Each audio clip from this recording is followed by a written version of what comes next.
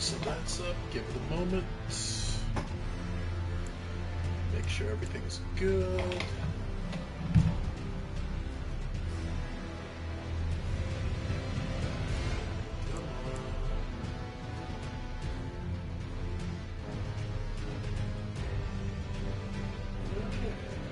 Good there. Good there. Just making sure everything's up.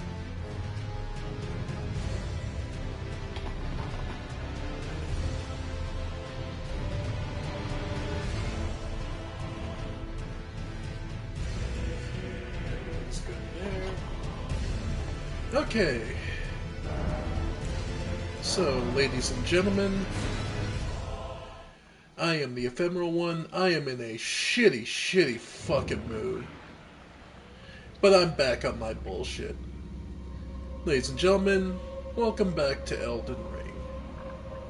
As you might have caught when we were loading in, we're very far from where we were. We're actually at the bottom of the Fringe Folk hero's grave.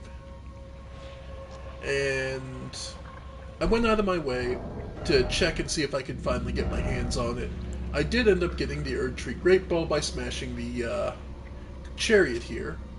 Great Bow featuring Erdtree styling. In times of old, when faith and battle went hand in hand, this weapon was created in tandem with the Golden Great Arrow.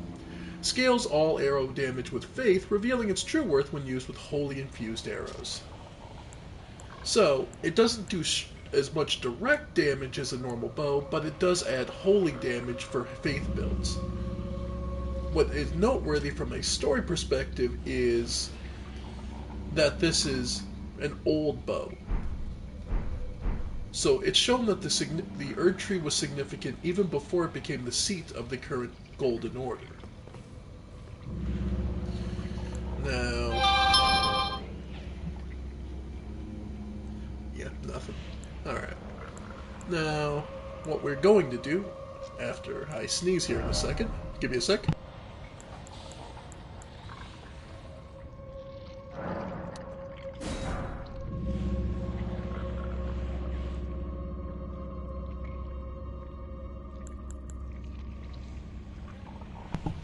Excuse me.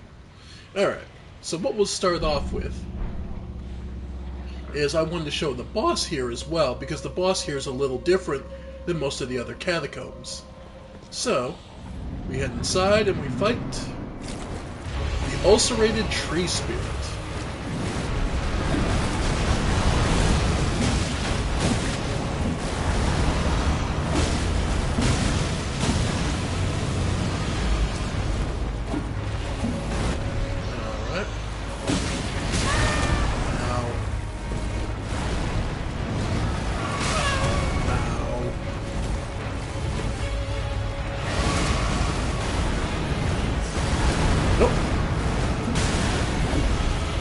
Okay. Now, you'll notice it's a bit of a mix of things. I see dragon, I see the tree, of course, it's...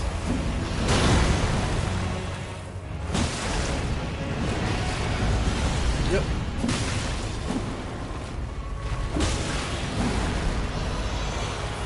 But it seems to be something living. Almost as if the tree part of it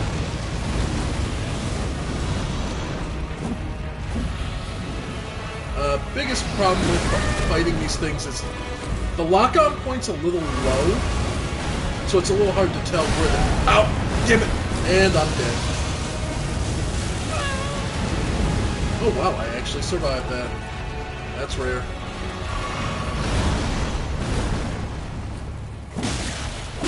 It's a little hard to read what he's doing, so... yeah.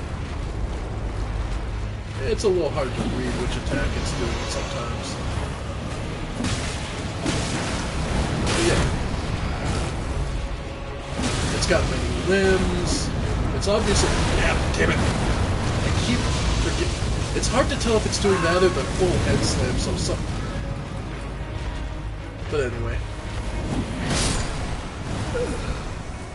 there's a couple different bosses from later games that this very much reminds me of.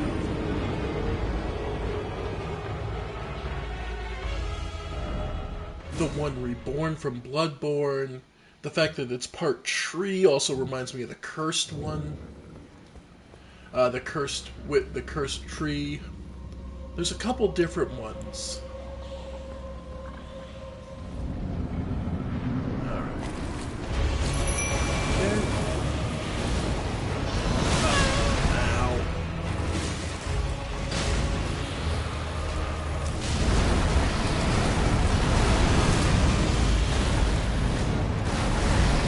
Yeah, this thing is rough. Enemies that flail like this can become real pains.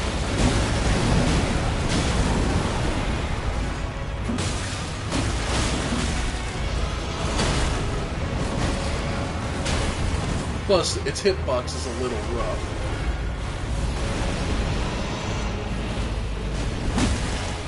Okay. I'm just trying to take advantage while he's more focused on that call. Nope! Got him that time. Move away from the fire. Damn. I was trying to get away, but... Alright. Okay. When it's gold like this, it's going to be going berserk. I believe it does more damage. Yeah. Okay. Upside to it being like this, so wild and swingy. Okay, yes. The upside is naturally that he's not really aiming. Oh, got the melee, got the stun.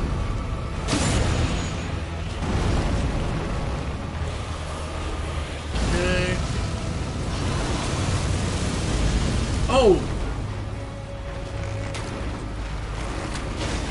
Yep. Oof. Okay. As ever, though. If you can. Yep. Timed my roll just a second too late. Okay. We did better that time.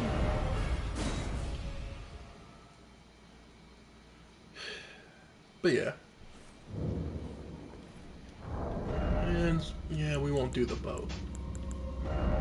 We'll go back to the magic. Okay. We're still at medium load, cool. Wonder if we're better off just trying to make him bleed a lot. Yeah, I think we're better off just trying that. Straight damage. As far as shield, armor, don't have anything else really good. I do have the Banished Knight set mostly, but that's going to throw me down too heavy, I'm almost guaranteed. Let's see. Like, yep. Chest piece. Get away with the gloves, maybe? The gloves, theoretically, I can get to.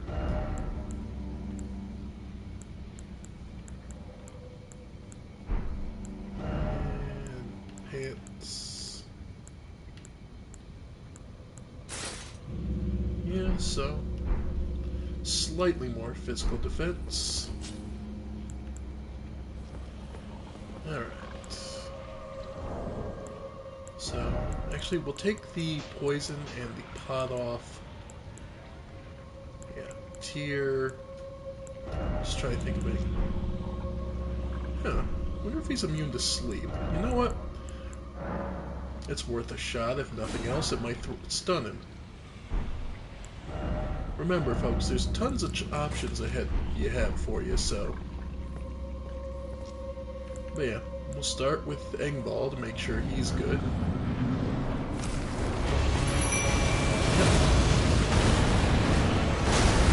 Oh, that's something for it.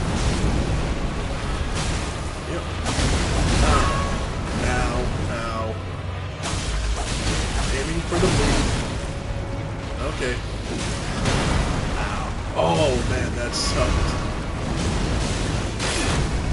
Oh, man. Okay. And while Angball's out, might as well blow all my MB.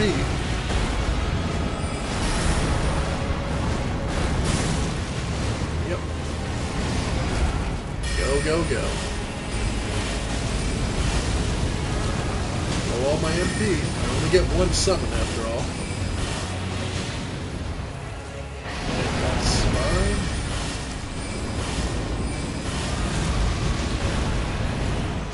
Nope. Okay.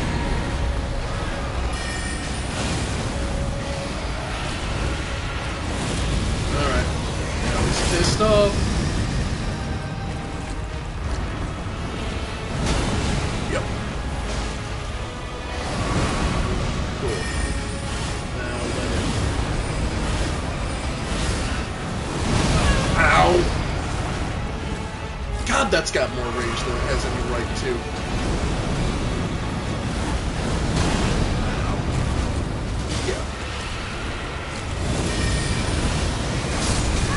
Oh, screw you.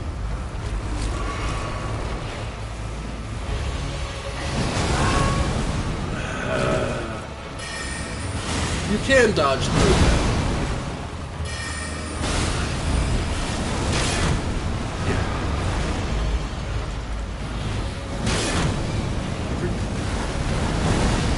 Okay.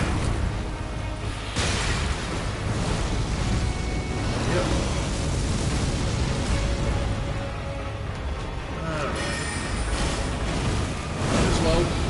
With everything I got. Wow. I don't think I've ever gotten it to actually do the two-hand.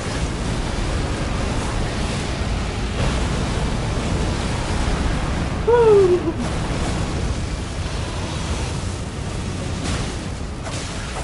I'm gonna get killed, but oh well. Yeah.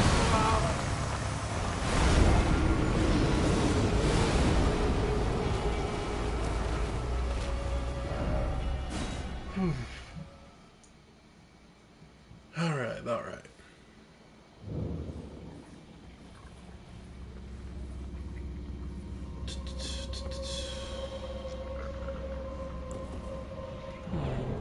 Because the sleeping pot requires FP, right? Yeah, because it can still stun some bosses, so... Then we'll... Alright.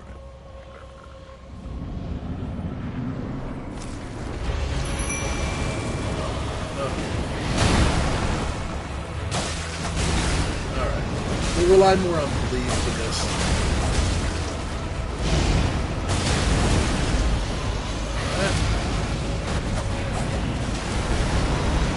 Dodge out of that one. Nice. Ow.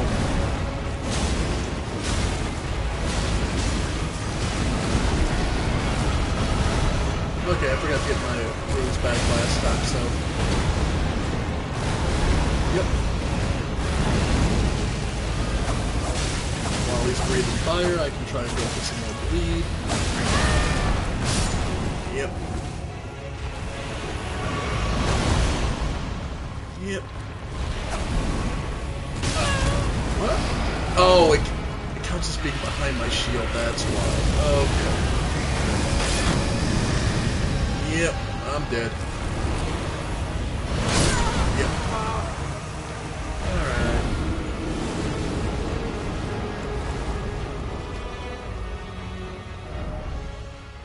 One last time, and then I'll go back and actually start to power myself up more. Mostly because I'm not quite properly equipped for this fight. Just trying to think. Anything else that would... I mean, obviously fire would help.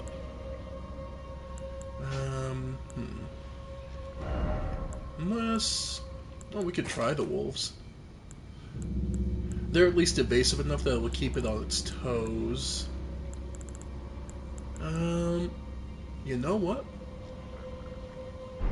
Yeah, the kukris. I got anything else for... Crystal Dart. Go, said the Golem Crafter.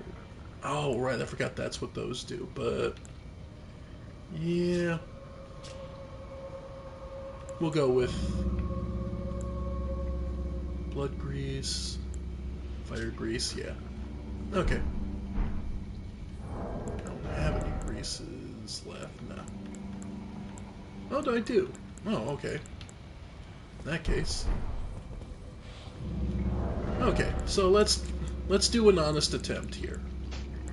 Okay, empty out everything. Let's think about this. Okay, so what am I gonna need is that, and my extra healing, basically. I do have... I will go... The wolves have less HP, so they tend not to hold up as well as the big thing, and he waves around too much. No, I'm better off with the single, more powerful knight. Then, as far as greases go, it's a tree, so obviously fire would be one of the more... but it's fast enough, we're actually going to want to do the drawstring grease. However, one thing to note about the drawstring greases are they don't last as long, so you'll typically want to use it quicker. So, and you know what? Yeah, this is as good a time as any. Drawstring grease and Baldachin's blessing. Why not?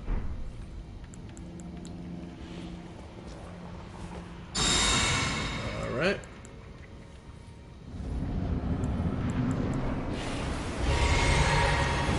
Okay.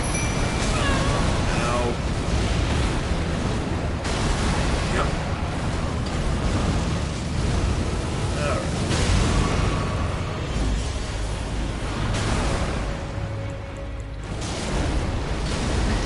Nice. Alright. Lead and fire.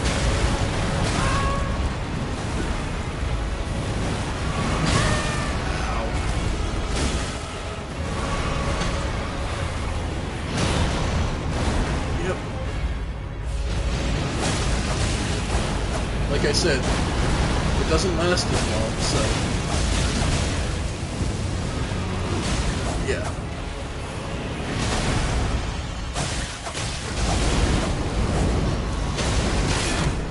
Yep. There we go. First major bleed. Yeah. I really am just taking way too much damage with this. Oh! Okay, got caught on the...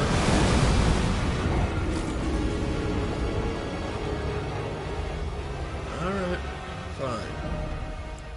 Last sight of Grace missing him. We're gonna have to come back.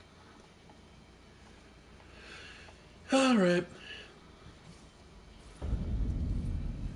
Because there's several things we need to do.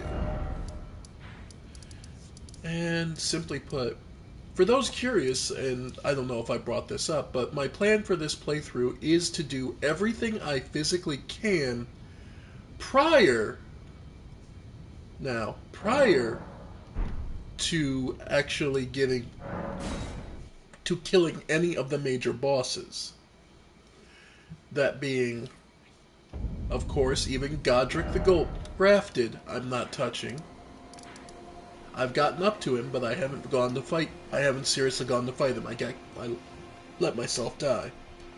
In addition, we're going to be we'll go through much of this, but we will not actually finish off Rhea Lucaria.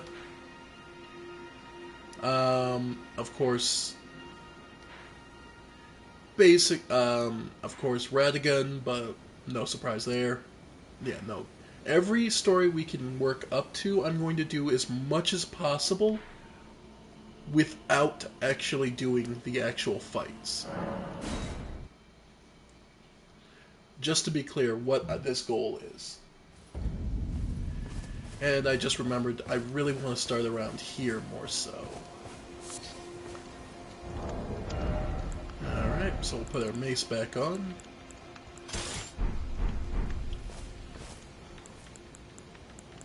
And I did end up using Baldachin's blessing, so I tried. We'll come back to it.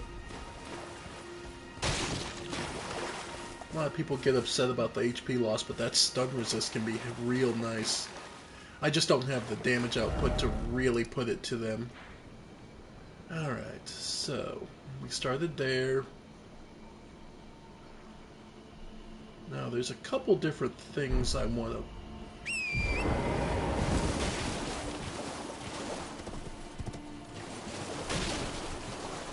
I want to take and explore.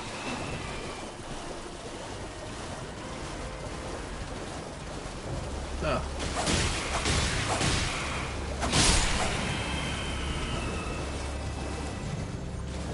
Yeah, we should be... Yeah, we're fine.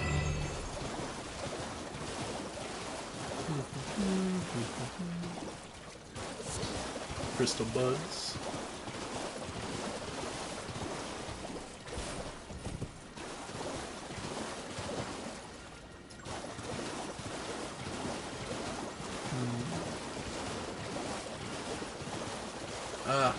Okay. Let's show off the new enemy of this, because the lobsters have been in every Souls game up to this point. Ow. Yeah, these hurt. Luckily, they get... When they do that drop attack, they get punished for that.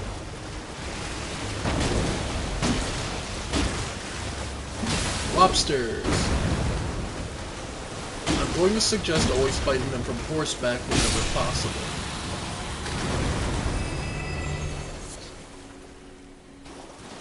Just being honest.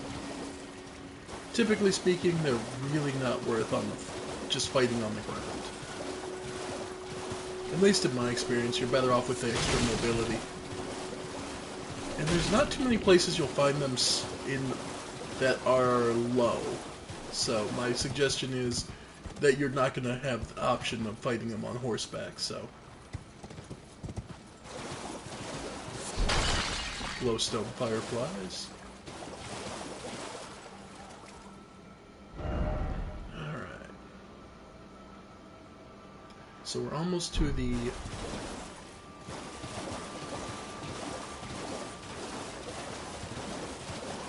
ruins that... By the way, no matter how many times you clear out that big guy in Laskiar, he will be back.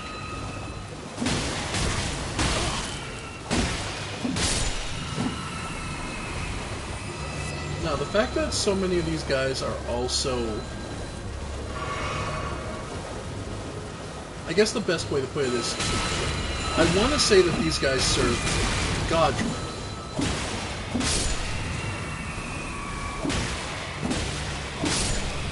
Due to the grafting. You know, them having so many arms and whatnot. Oh, give me a break. Go on.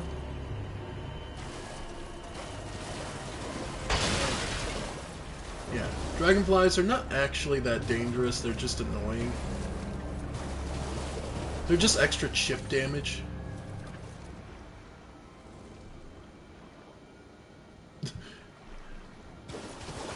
Yeah, they're basically extra chip damage for no reason. Alright. These ruins. But yeah. I'm trying to remember. These don't actually have a name. No, they do. They're purified ruins. Okay. So they've been purified of what? Anything that's here? Interesting name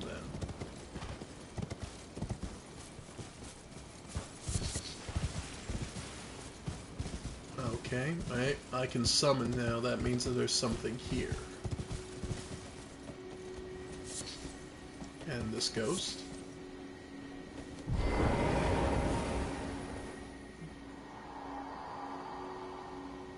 Come out one and all from the darkness underground, and offer us unto our maiden our eyes. Okay, this is one of the Okay, madness types. Okay, so it's purified because it's been purified from the Madden types.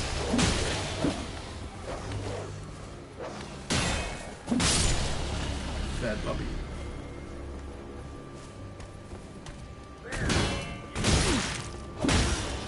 Unfortunately for you, I don't really care. You're not. Yeah, smoldering butterfly. That's at least nice. But these are the purified ruins.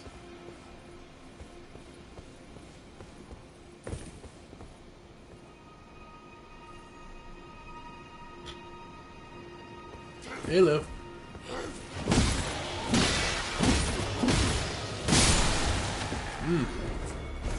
Juicy.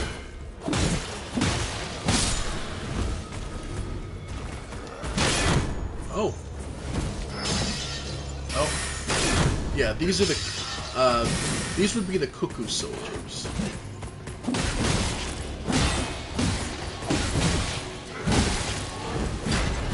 The enforcers for the Raya Lucaria. Basically, these guys are the peacekeepers for the area. Notice they're a little stronger than what Godric had, as far as grunts. But more importantly, what they are is able to use those little magic grenades, because this entire area is obviously more focused on magic, thanks to the presence of the Academy. As well as the Carian royal family. Yeah, Cuckoo Glintstone, that's what they are. They're the soldiers of the Cuckoo. And they're definitely appropriately named. But yeah. Everyone wants to warn you because... Ah, there we go. Down here...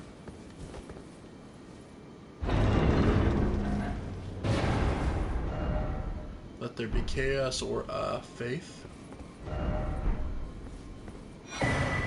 Shabriri grape. We had someone ask us for one of these. Where is it? There it is. A yellowing, oozing eyeball of the infirm. The surface is shriveled and the inside is squishy, not unlike a large, overly ripe grape. Give it to the blind maiden to guide her to the distant light. You'll note that the eye is... It basically looks like Eye of Sauron, let's be perfectly honest. The Two Fingers heirloom is next to it. Which I believe is just a talisman to... Yeah, just raises your faith. Talisman engraved with the legend of the two fingers. Fingers cannot speak, yet these were eloquent. Persistently did they wiggle, spelling out mysteries in the air. Thus did we gain the words of our faith. So, we'll get to see it eventually, but the fingers do just wiggle, and they are just two fingers.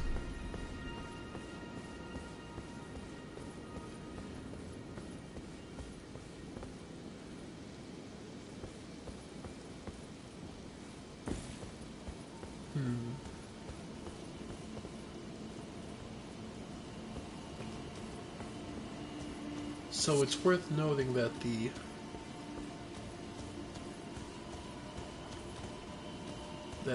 faith, the purified ruins, are looking to purify as well as they've been purified. They would seemingly have been purified of the madness. But the truth is, that's where we got a Shibiri grape,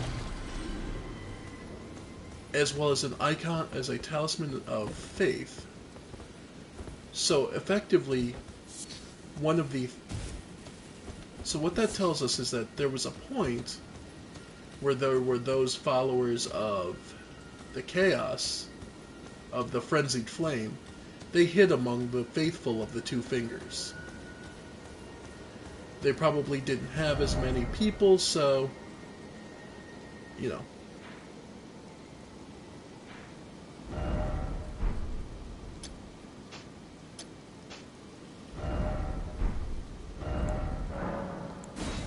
Alright. So they hit among the two fingers following, as the following spread.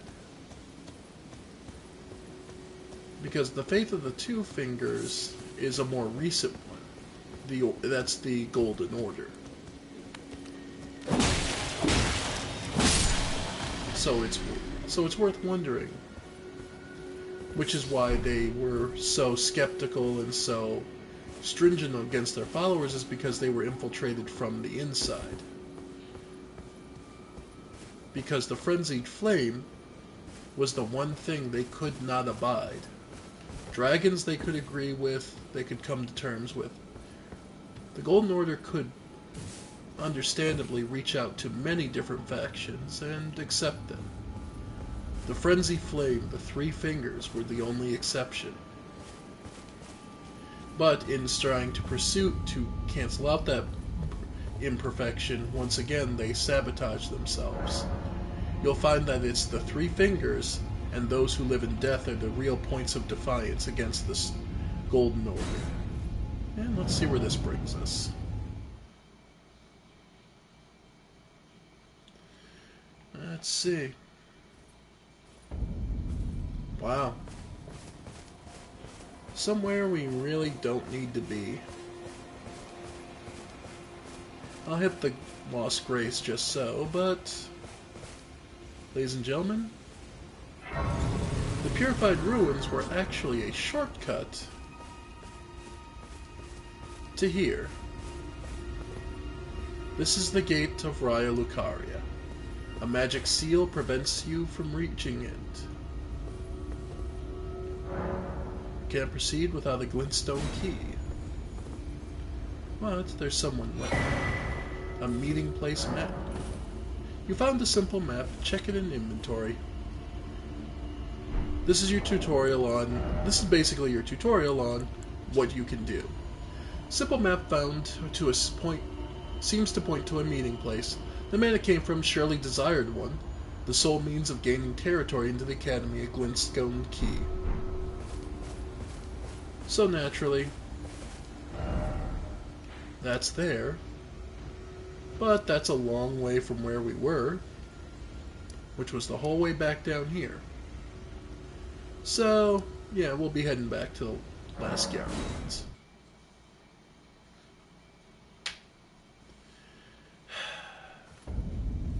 So yeah.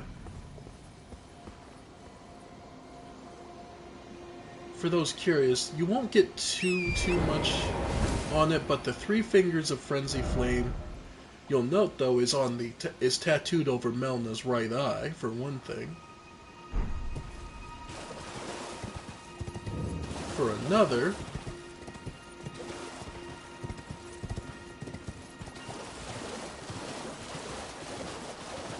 I see you.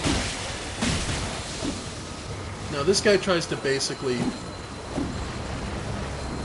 scatter miss so he can just ambush you.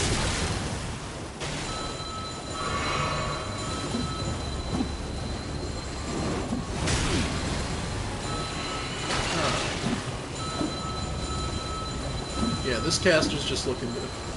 Okay. Okay, we'll do it this way. Ow. Oh. Yeah, this whole area just kind of sucks.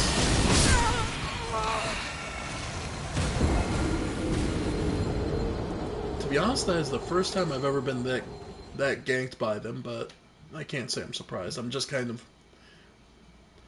I'm not in a great mood, so I'm kind of just... I need to do something, and this is better than just sitting here sulking and beating myself up, because... Yeah, fuck it, it doesn't matter, nobody watches this stuff anyway. I just lost a 6-year relationship with someone, so that's... So I'm sitting here sulking and trying to figure out what goes next. What do you do after 6 years are gone down the drain? because I just wasn't what they needed. Which wouldn't be so bad if it wasn't the same thing that it always is. I just never am what other people need.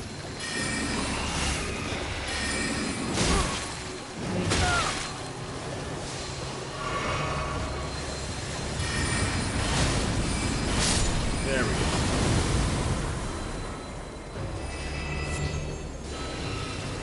And great violence. These guys... Basically, where do you think these guys are getting all the extra limbs and bits for themselves? They've been raiding catacombs.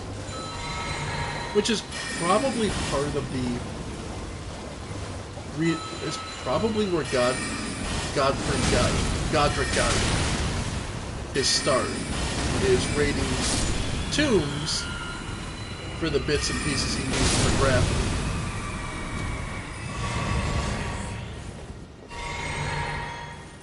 So, that would be part of the reason he got. He got booted out. But yeah.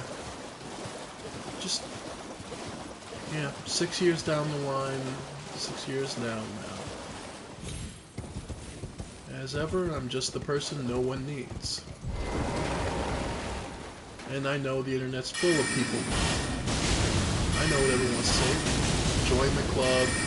The internet's already full of miserable, lonely people. Thanks. I'm well aware.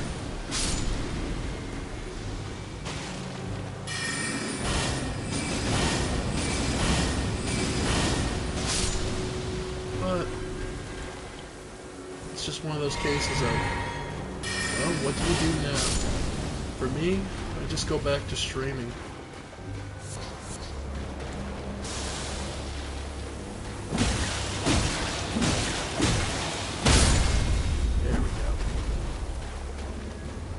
Something I enjoy doing, but...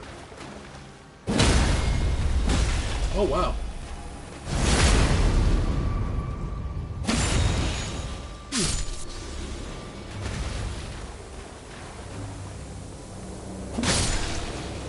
Yeah. Wow, I actually got through them all. Smithing stone. Yeah, because there's not much actually here. Honestly, these guys themselves, wiping out these guys is pretty much a treasure all its own, so... Wow. Nice.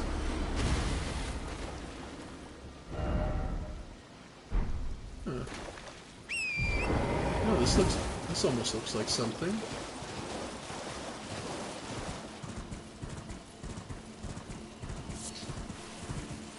Just an interesting formation of land. Still. Yeah, so... I don't know, I don't know what to do with myself anymore. Because there's a good bit of me that's just given up. I'm 35, I don't really have much going for me and never have. So, life goes on. Until maybe one day it won't. Death is a mercy.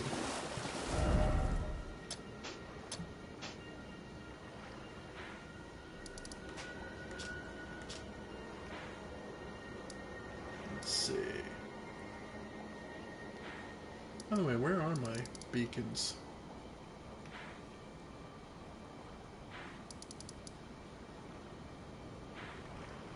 I sincerely don't know. West and northwest of here.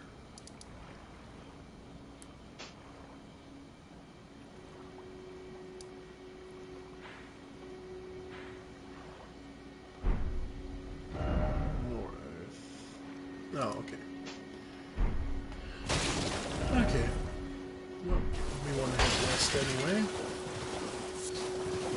Oh yeah, Woodstone Fireflies. I believe these are needed to make,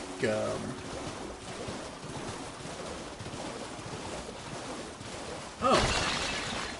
Yeah, I believe they're making some kind of magic, like potion or pot. What we do have interested is these little slugs. They're not especially powerful, but I believe they represent an adaptation of the glintstone by natural forces. Make no mistake, these little guys, they can hurt a bit in a group.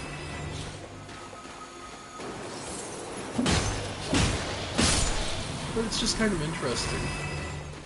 They're normally only deep in mines, so seeing them up here on the surface is kind of a rarity.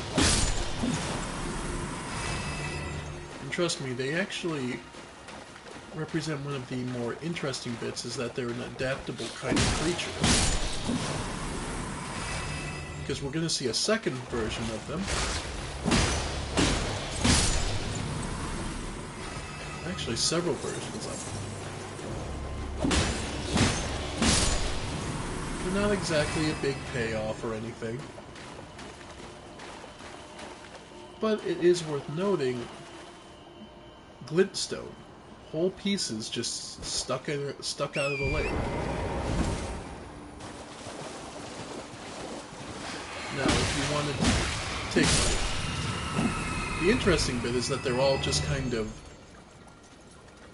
well, just sticking up. As if they just landed here. Which is what I truly believe. And I believe we get confirmation that the reason Raya Lucaria is here is because there was a Starfall event that basically showered this entire area with glintstone. And this Raya Lucaria was... Hello? Please. Over here. And they set up the academy to study glintstone and what it could do. Oh, hello. That's a pretty poor stance you have, you know. Hello. It's rather chilly here, isn't it? My mistress sent me off on an errand, but I was accosted by a ruffian. And now I'm in a bind. Could I ask you lend a hand? Perhaps. Okay. That thug made off with a precious necklace. I need someone to retrieve it. Only, he too is tarnished. If you've any qualms confronting your own. I'll hear the request. Oh, thank you dearly. What a blessing that we've met like this. The thug should be resting at an abandoned home down the way. Please, I must have the necklace back. Okay. The thug should be resting, please. But he's a tarnished, so he's potentially dangerous. And we aren't? Still. The Broil Prawn Shack. Still. It is worth noting that I believe that it makes sense with the glintstone having showered here. Showered down here, why they would set up the Academy of Raya Lucaria. But I guess the question would then become, why? Because... Oh yeah. I forgot there's also a bird's eye telescope, which basically lets you get the lay of the land. So, looks like there's another campfire, at least, over here. Surrounded by land octopuses. I believe that's that's another area. Those Laskia ruins. Oh! You know? Would you believe all this time I've played the game, I never actually bothered? Another one of these patios, I want to call them, that dot the landscape. And, of course, this great swamp area. Though, it's worth noting, I don't believe this area is obviously decayed now. But clearly, it wasn't always this way.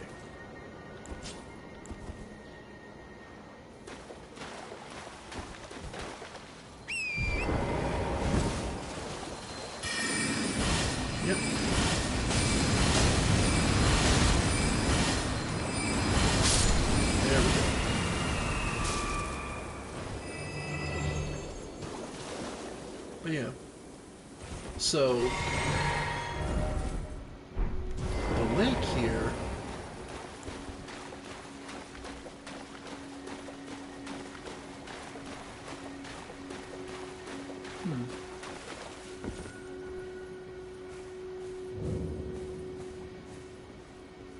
You know, I don't think I've ever come down to this part of the Laskyar ruins. I always get stuck on the idiot up there.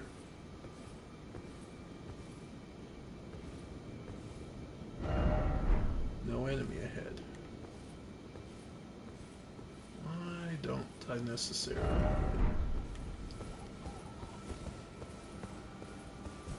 win? Okay. Probably because you're expected to... The Wraith Calling Bell. Oh! This is that thing they use. Let's see. There it is. Bell used by worshippers of revenants. Rings bell using FP to summon prowling wraiths. This can be done multiple times in a row. Wraiths are said to be vengeful spirits of those who died when cursed. Now, what makes that interesting is, if we apply what we learned from Bloodborne, curses are the domains of the gods. A curse is not a simple being angry at someone and lashing out at them. A curse is applying an effect that will bend the world around them to continue that effect. That's what makes curses so powerful. So if you've earned a curse, you've truly done something that a god is upset about.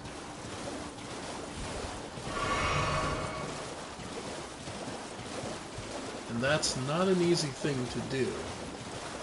You have to do something like kill them children, or themselves, or defile their home, or what they consider special.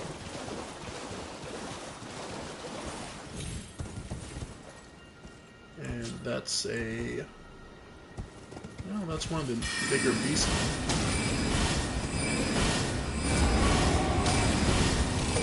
Now. Yep.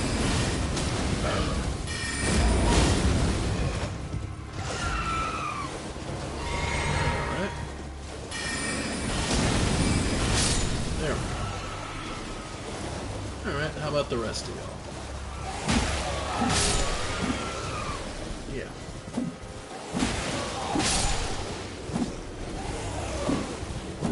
Okay, so demi-humans here. Well, demi-humans are just about everywhere, really. So, can't say too much on that.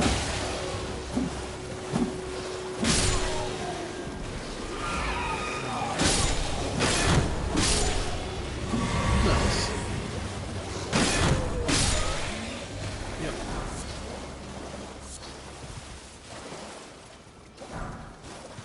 You're safe, little turtle.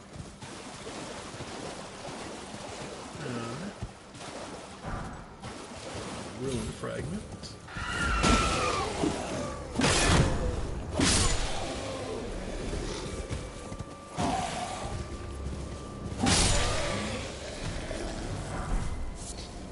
Hey, a falchion. They don't do bleed in this game, right? Let's say, just out of curiosity. Yep. Falchions in this game do not apply bleed. Curved sword with a single-sided blade delivers slashing attacks with its sharp blade, but isn't effective against thick armor and hides covered in tough scales. Wielders of the weapon employ a unique style that enhances this with spinning motions. Yep.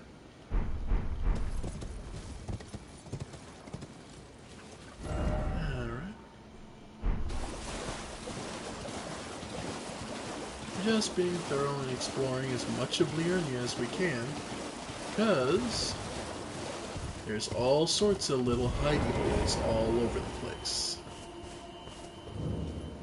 The Lakeside Crystal Cave.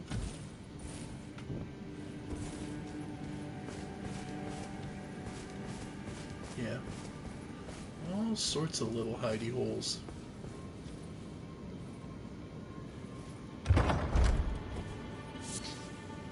just Arteria Leaf.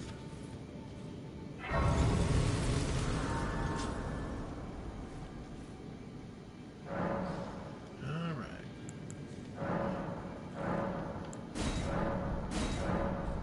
Okay. And we can definitely improve it. Sweet.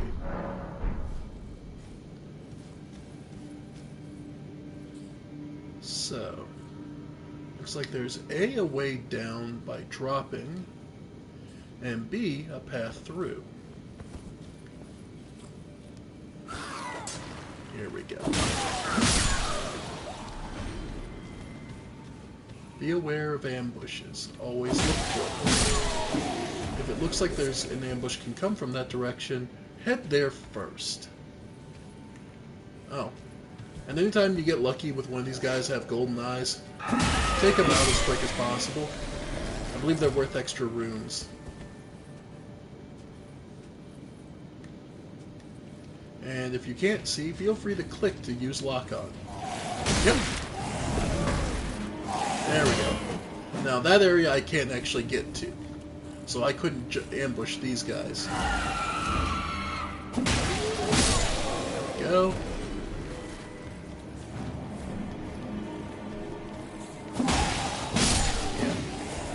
Yep, nope.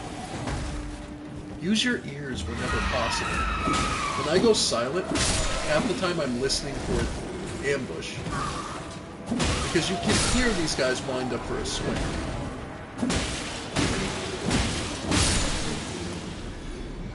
But I'm also the sort of player who uses all their senses. Effectively, I tend to get immersed in this stuff. Alright, let's begin. Now you have two choices. You can take the drop down to the lower area directly, or you can take the path, the longer route through the tunnels. If I'm remembering this area right. And yeah, that's a trap. I believe that floor falls out from under you. So just take it nice and easy. Alright. Yay. One of the big guys.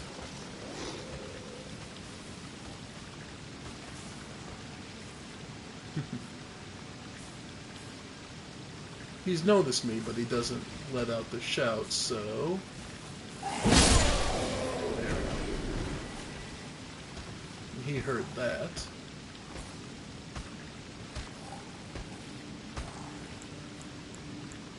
But, as we saw back on the overworld, these guys get stun locked by spells pretty damn easy. Luckily, our... basically... Yep. Taked him out. Got him to jump up there.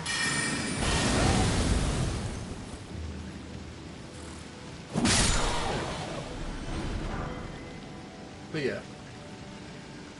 A good hit for spells will do wonders.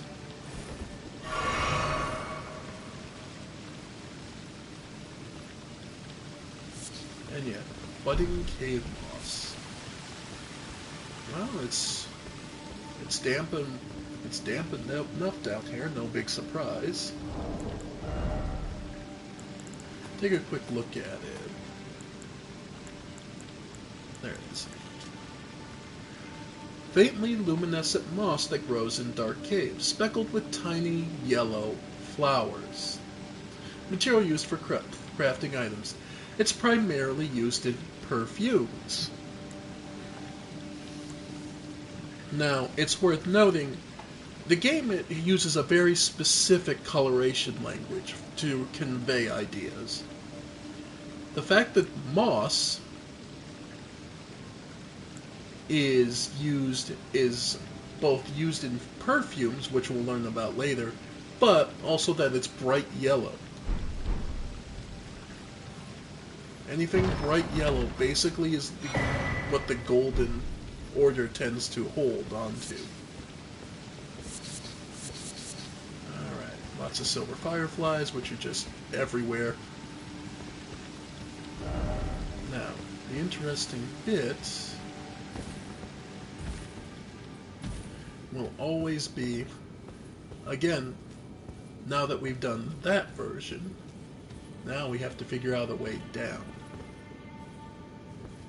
And that's not so hard to get down, but it's just going to be aware of how you want to do it. Now, if I'm not mistaken, you can make, with very simple resources, row of fruit and smoldering butterflies, you can make soft cotton.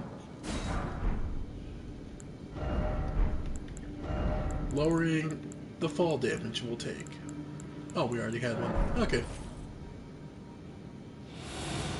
And making us quieter for a bit. So, let's head down, little by little. After all, if we don't have to give away that we're here, it's probably for the best. Oh, it wore off. Alright. But looks like we should be alright for this.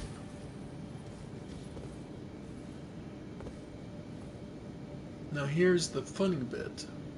Remember how I said how it looks like that fell here?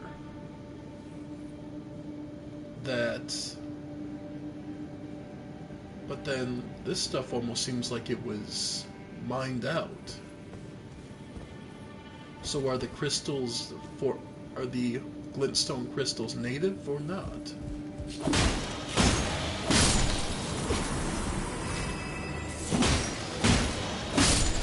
Well, what if the answer is both yes and no? After all, everything is space dust. The same materials that compose the stars compose our bodies.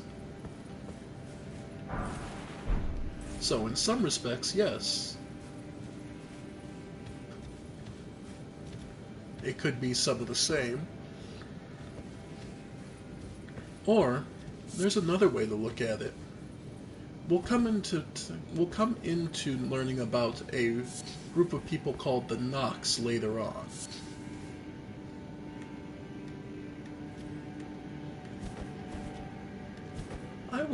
I would hazard a guess they probably have something to do,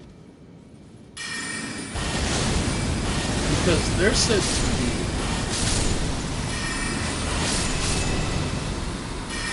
upset the greater will and were banished underground. What if... Ooh, Golden Rune 5. What if by buried underground they don't mean figuratively, but literally that the greater will threw enough rocks at the planet to bury a city, their city?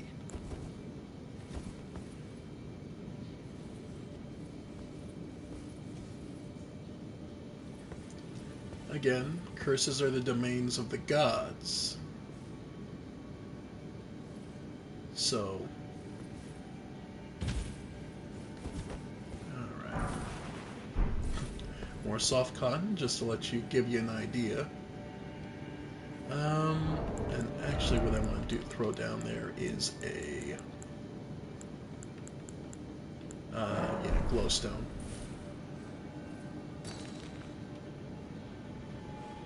Alright.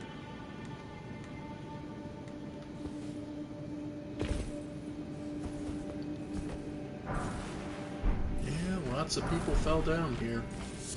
So yes, this area was excavated. But yeah.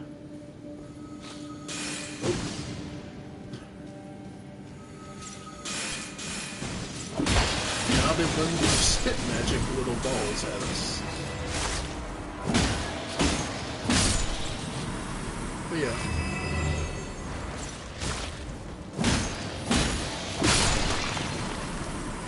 Like I said, I'm of the belief that the empire, let's call it, of the Nox was in fact... Oh, Bloodhound Knight. I didn't think it was... I didn't mean to come this way, this far forward already, but... Well, nothing for it. We're locked in. Yep. Ow. Okay. Heal up. Got nothing left in the magic tank, so we're doing this the hard way. Yep. He's not a... Yeah. He's not especially overly dangerous, but he is still... If you're not a huge physical fighter, he can still be a real pain. Nice. Thank you for the extra chip damage. Ow. Yep. Alright. Luckily, he's still rocking. I'll say, luckily... Yep. Yep. Note that he's also... Ow. Ow! Yeah. Yep. It sucks.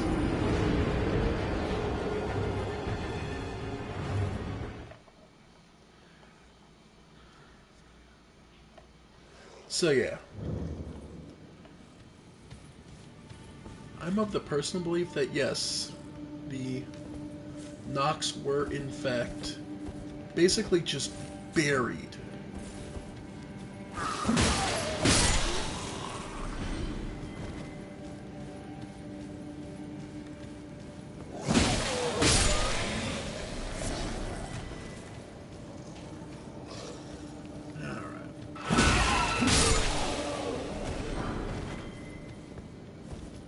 Yeah. I'm truly of the belief that the Nox were effectively just buried underground.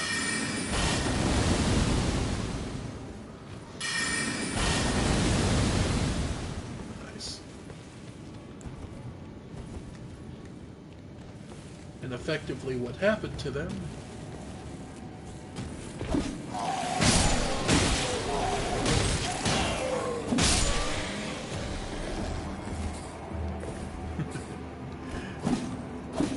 It's really... Honestly, with just the ability to jump, they gave us so much mobility in this game. Hefty beast bones. So they must have gotten their hands on something really nice to eat one day.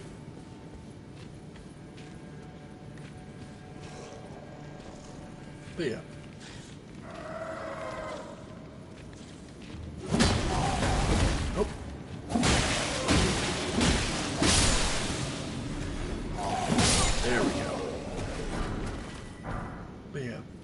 So effectively what happens...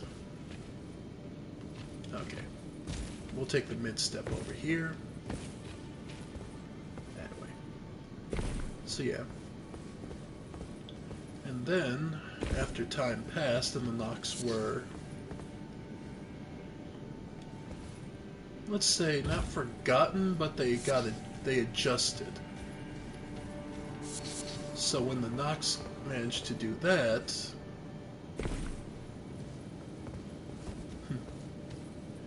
And in the process of... Yeah.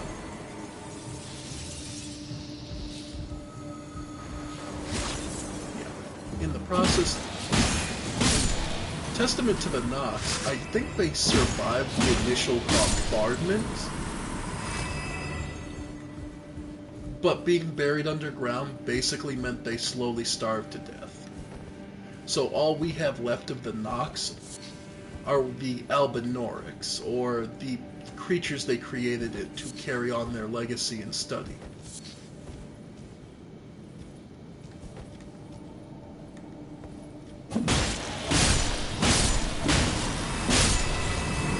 Yeah. To be fair, leaving behind several species is a hell of a legacy to leave behind.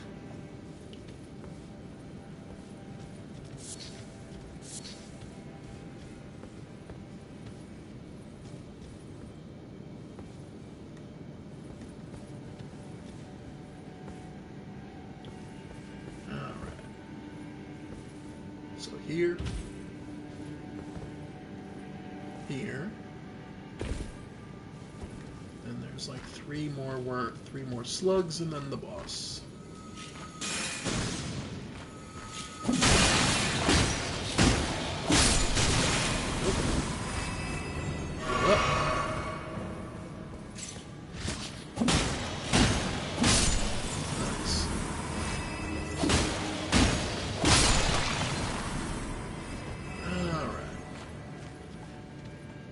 I wanted to stop before we got into the Bloodhound because I wanted to make sure we were all good. Nope, that's what I thought. We're on heavy load. Okay, I'm not going to be able to hit him with that. I thought we were on kind of a... Yeah, so Kaiden Helm. That'll put us back at medium. Perfect. Medium is the nice one. Light is really rapid. You can repeat, but I don't think it's worth the loss of protection. I think medium's about where I draw the line. Alright, this isn't that useful, so we'll switch to there. Just trying to think of anything else. Nothing that's going to really help.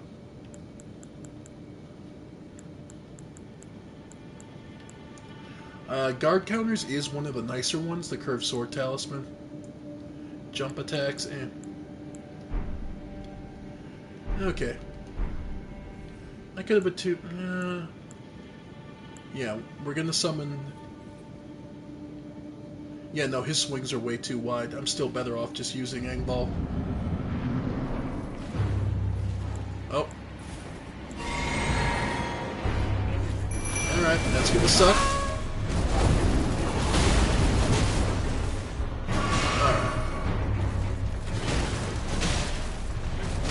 Yeah, we're really going to be better off just trying to melee him. At least for the beginning. Nice. Yeah. Nope. If I can, I'm going to try and get my runes back real quick. Okay. Hey, Rush. How's it going?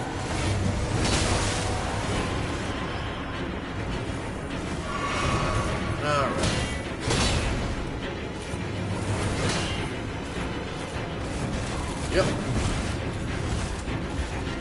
Alright. Okay, we're just gonna see if I can't get away with spelling him. Nope. Yep. Phalanx. Ah, come on. You can do it. Of course, the DLC got announced. But bear in mind, remember, that was only announced in development. That's all they were saying. Alright. Yep. Nope. Yeah, no. I need a faster weapon. Alright. Yeah, no. Okay. Alright. Fuck it. Stretching. I'm not giving up on this guy, because this guy is not actually that difficult. But we do need a faster swing for him, so we'll probably be going back to the claws when we get to him. Because I don't have any other good spells off the top of my head. Let's take a look. What do I... Actually, you know what? Good old Glint Blade.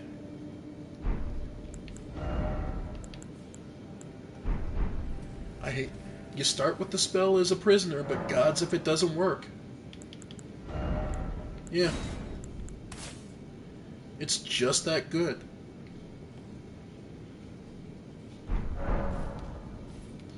And the fact you start with it, man. Okay. He's mobile and there's a good chance for it to not work, but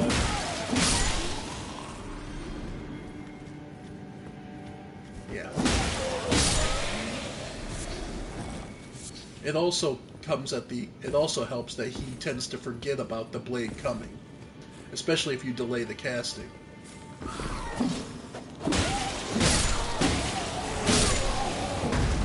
Yeah, these guys ain't much.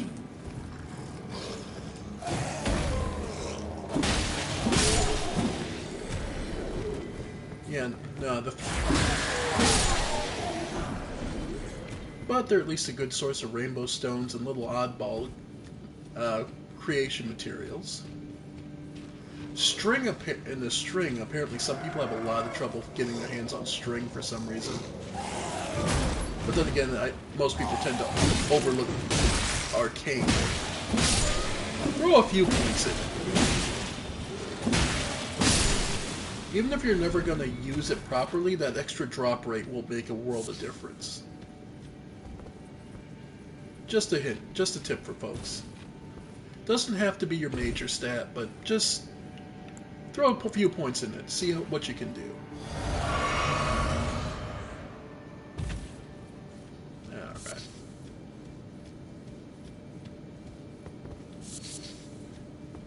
And again, pick up materials even when you die, because worst case scenario, you can sell them. There's merchants all over the place. And trust me, they're more than willing to buy up this stuff for runes. So you need a couple levels to be able to. Take a look, see how many of your extra materials you're hoarding onto. Empty it out, and grab a level or two. And it definitely helped out mine. I've been...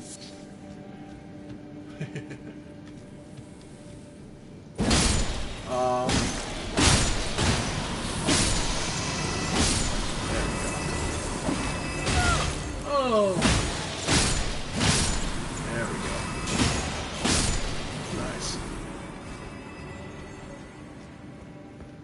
But yeah, as far as the story of the game world goes, Crystal Cave is obviously a place that was being mined for...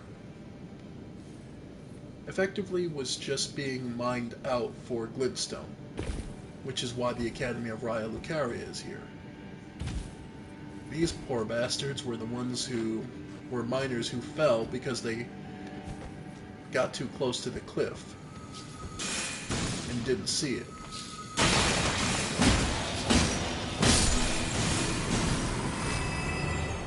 Now, the interesting thing... Now, that being... Okay, the only other thing... I won't take a whole video, because I'm not Body Vidya, to say it. Looking at what I saw for the picture for the DLC, folks, my guess is we're taking a remembrance of Melina. You know, our fake maiden, the one with the 3-finger tattoo over her right eye. I'm almost guaranteeing what we're going to do is see her perspective on going back and seeing what Marika's ascent to power was like, which will give us context for the rest of the game and help it all make more sense. Because from that picture, one thing that is extremely noteworthy is the fact that all... Michaela? No. That's Marika, man. That's Marika sitting on Torrent's back on the DLC picture. Take a closer look. That is Marika. She's not wearing the black star-like robe that we see her depicted as. I can almost guarantee that is Marika, because that is the only character that it would make sense would be there. Michaela is far too small. That is a grown woman. Now, I'm going to switch over to the claws, because I need something faster.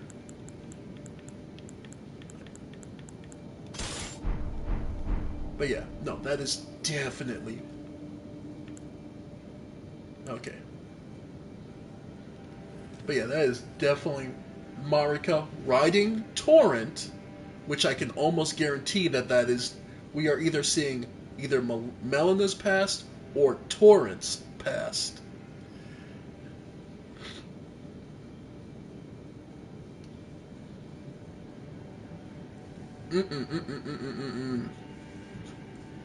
No, they're being literal with that. This is the shadow of the Erd Tree. What we're seeing is how the Erd Tree, how things began. No, this is far, far back. Rosh, you missed the fact that those gravestones are all ethereal. What causes those gravestones to be ethereal? The only other places we see it... Well, here. Okay. I'm going to get off of this character for a second. My official lore run through. Because I'll load up my other character just to give a point. Just so I have full access to the map so we can get...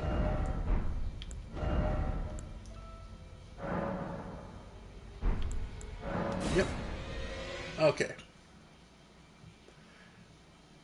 First off, the gravestones are all ethereal. Why was I up here? Oh, because I was talking a story bit before this, too. Which, okay. Nah. No, Hauling Tree... Remember, there's a lore bit that says the Hauling Tree never became an official Erd Tree. What we're seeing, and I can get where people want to go with, it's the shadow of the Erd Tree. So it's the Hauling Tree. And no. The shadow of the Erd Tree is down here. The Deep Root. The Nameless Eternal City.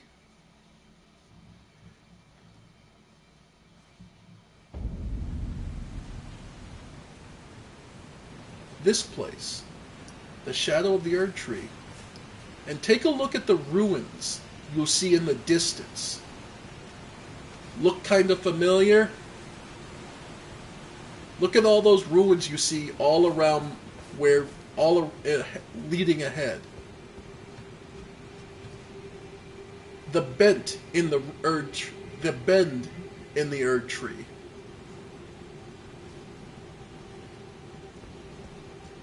Down here, this is because what my guess is we're going to see something related to the origins of the Erd Tree. Because this place is at the base of it.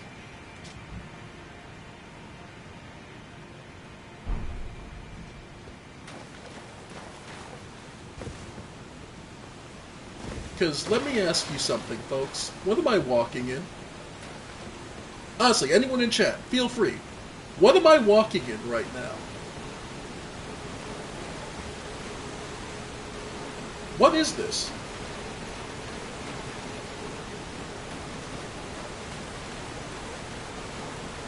Any guesses? Anyone? That looks like water to you.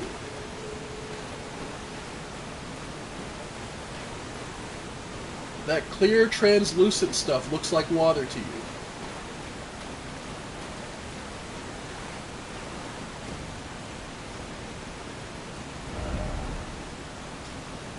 Okay. That looks like water.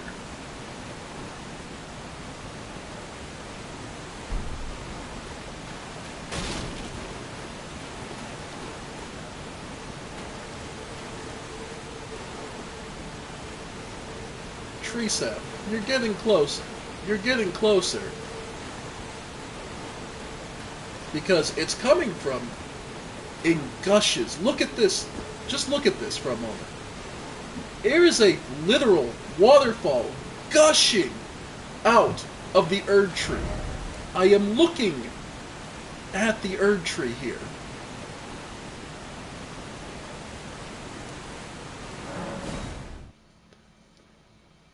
Just to save me time. –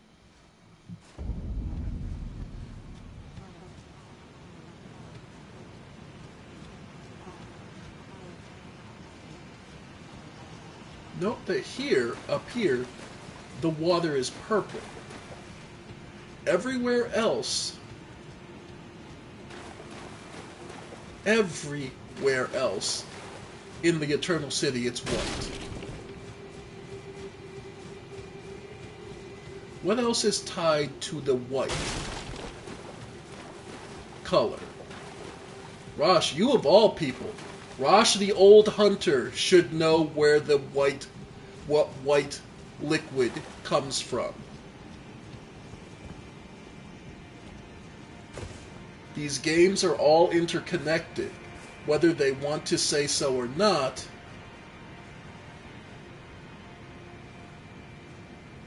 Thank you.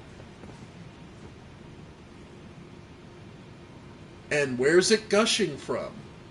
The Erd Tree. More specifically, the roots of the Erd Tree.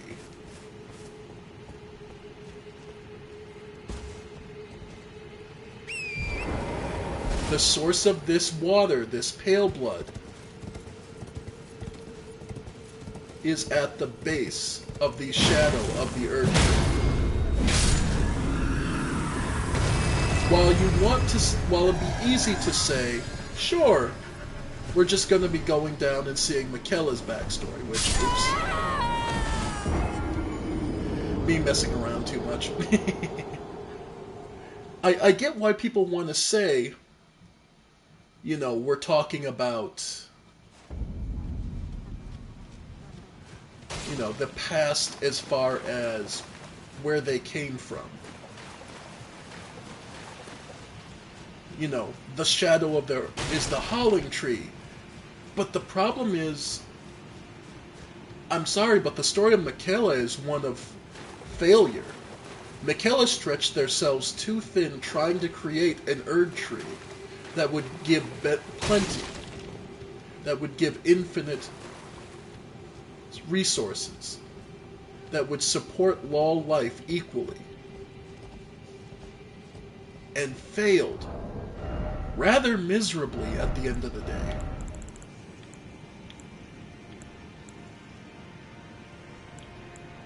Let's see. Yeah, that's my actual buff. Okay.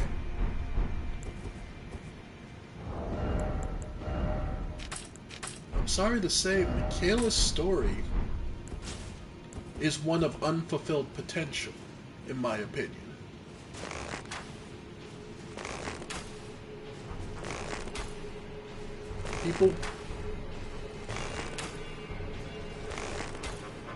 No, I believe it's set in the far past.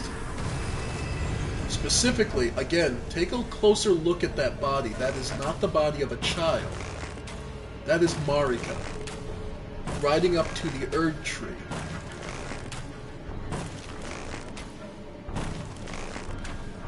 Whether actually dead or not, they've effectively been removed from the story.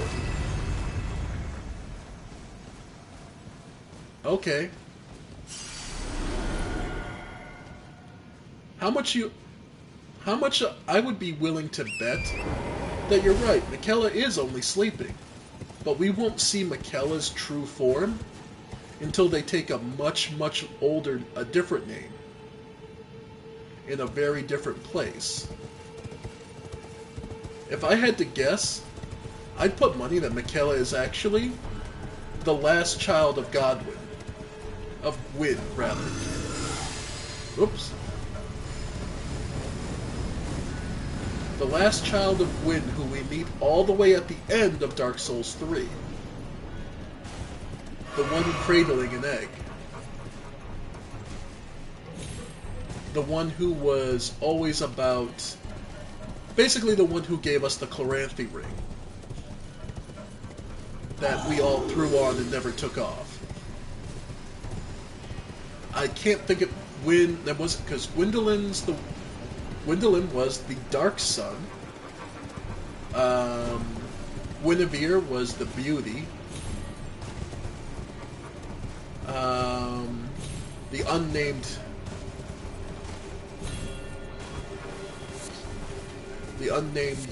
king, who we eventually finally met. The fourth child, the one you meet in the DLC, 3's DLC. But yeah. Again, I stand by the thought. Well, yes, but my point is more, Michaela sleeps. And yes, I don't believe that this is all Pale Blood, but I believe that this is where Pale Blood starts.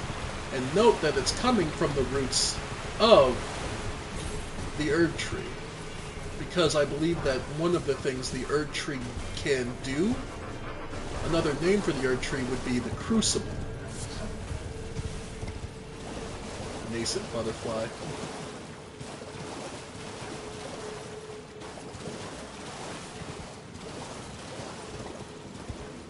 Because remember, this is the city of Nox. And the Nox were, again, buried for upsetting... The Nox were buried for upsetting the Greater Will.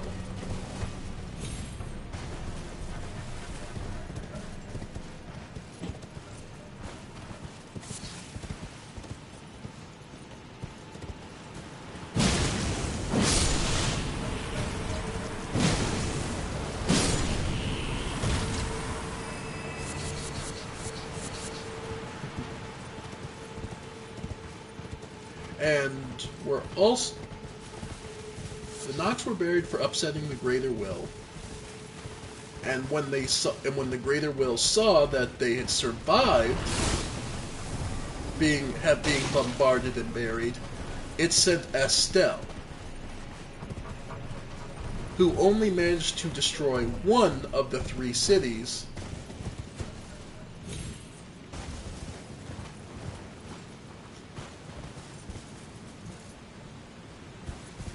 Of the tree is the Death Root. Death Root, which is why people think this has to deal with Michaela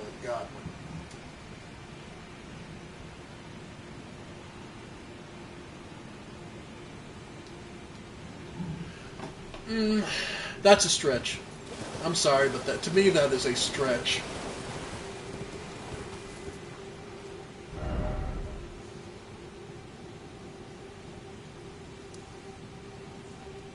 Yeah, but here's also the question then. The Crucible Knights.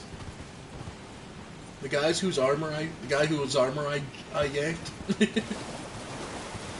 The Crucible is ancient. Ancient beyond all belief. It's actually probably the oldest part of this whole game, of this whole world. What are the chances that it's a physical thing? Because one of the interesting bits is, speaking of Deathroot, if you want to bring that up,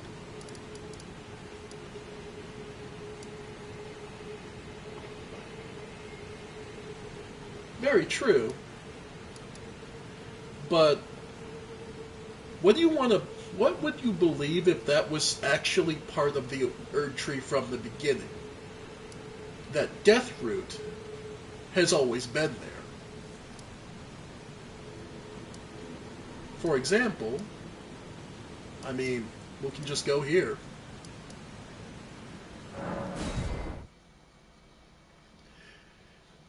This is about the oldest area, Crumbling Farum Azula. One of the oldest areas of the lands between. And it is here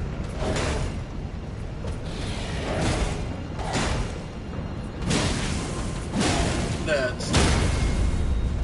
the beastmen of Farum Azula, I can get these guys to go down for a minute.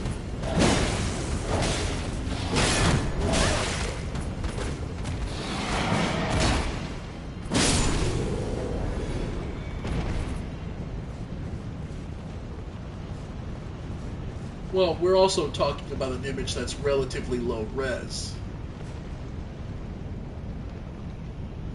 Note the patterning on these guys.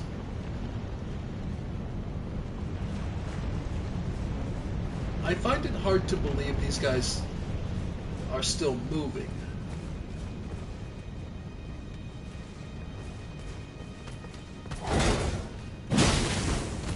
They're skeletal faces, after all. An exposed bone leads me to believe every one of these guys are more of those who live in death. Which I truly believe, which means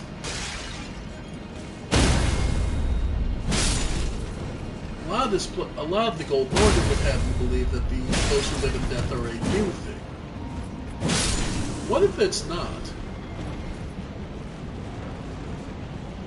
Because these guys sure as hell.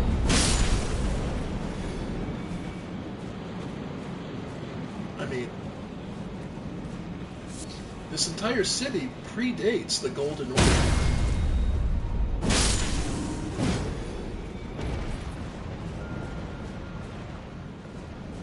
Like, so to tell me that that Deathroot is the chosen appearance of Deathroot, I will say, is very much Godwyn. Is very much currently inspired by Godwyn being taken by it, becoming the Prince of Death. That I will agree with. But I don't believe Deathroot started. If anything, I think it's always been there. And what we see as the Erd Tree in modern times is simply a transformation of the tree after it was taken over after having the Elden Beast attached to it. Because you have to remember, the Elden Beast was sealed by Marika into the tree. A lot of people forget this. Marika sealed the Elden Beast in the tree.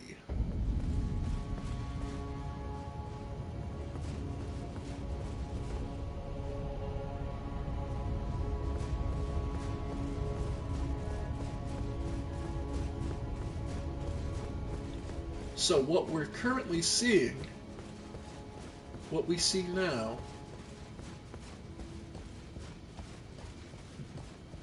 you can't go back in. Nope. Once you beat it once, yeah. But yeah. So if the Marika sealed the Elden, okay, let's step back.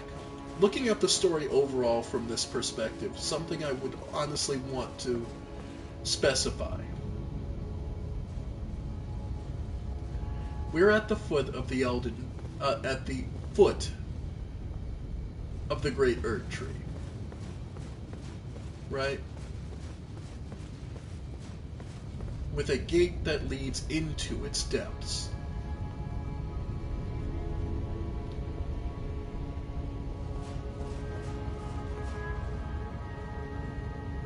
I still truly don't believe that I still truly don't believe that that's the Howling Tree. Because there's too much land around it, for one thing. Look at those waves in fields of wheat. Honestly, it feels like we're closer on the Atlas Plateau. An underdeveloped Atlas Plateau than anywhere else near the Howling Tree. I mean, just... Where? Where are these fields of wheat I'm seeing around it? Not just that, we wouldn't see it. It's further north than the Frozen Mountains. Where is... No.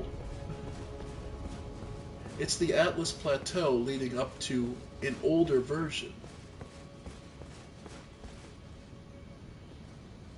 Let's see. I forget what this is called specifically. Yeah, the Queen's Bedchamber. That's right. And Marika had to stay here. When she sealed the Elden Beast, she could not afford to leave. Just so she read.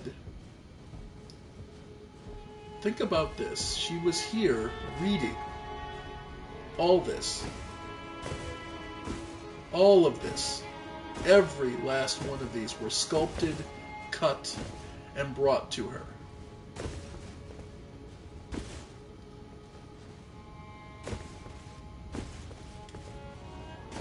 Because every scroll, all of this,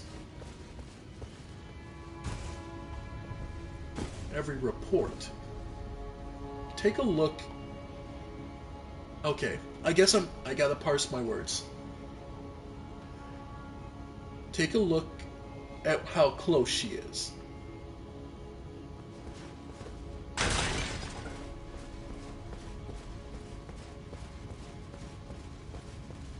She could not go far from the tree because she sealed the Elden Beast in there. The Elden Beast, which is a per the weapon itself used, when I pull it up, sword wrought from the remains of a god who should have lived a life eternal. Thoughts on what the weapon portends are many and varied. Some consider the mark of great sin, others the sign of a devastation. Some think of it the end of an age, while others the beginning.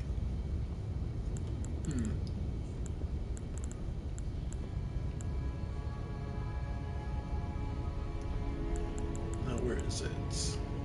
Stone hammer made in the lands of Newman, outside the lands between, the tool with which Queen Marika shattered the Elden Ring, and Radagon attempted to repair it.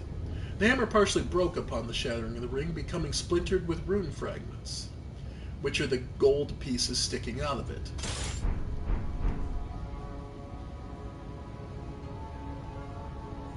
So Marika used the hammer to smash it. It was made outside of this area, though. So it was made from things beyond what they...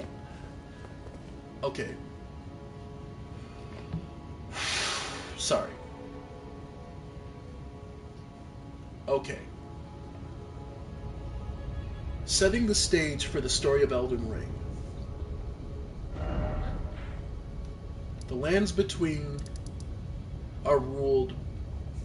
The lands between had major powers all over the place. The Storm King of Stormvale. The underground eternal cities. Noxtella. Another third one. And I forget what this one was. Nokron, my bad. Nokron, Noxtella, and a third one. There's also the giants to the north with the Flame Monk servants. Well, all these powers at play. And Marika is an outsider who came here by fate, by chance, what have you, doesn't matter.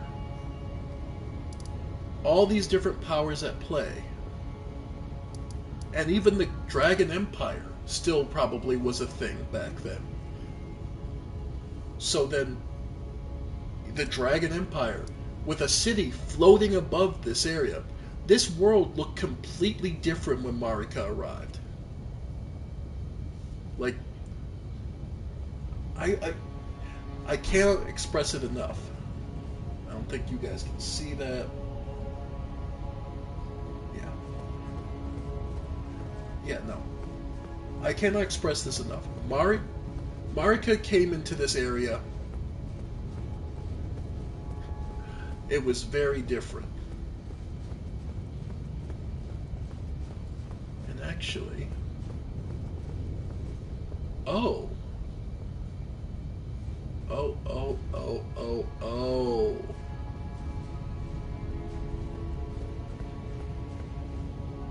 I never noticed how much this burned away to reveal the pillars underneath. Which is actually an interesting detail.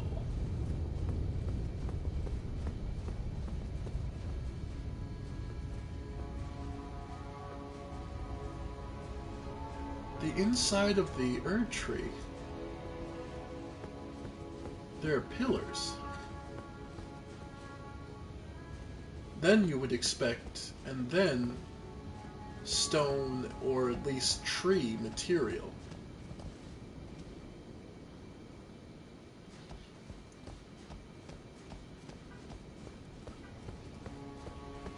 The Erd Tree is smaller than we think it is. And that's partially... I knew something was bugging me. Look at the stone pillars. Much like how the Halig tree has that whole outside, this is nothing more than another brace. So the Erd Tree we see out here standing purely erect and up, no, that's a brace holding it up. I'm willing to bet that's the Erd Tree, and that it grew, it altered it. It was altered and straightened when the Elden Beast was sealed within.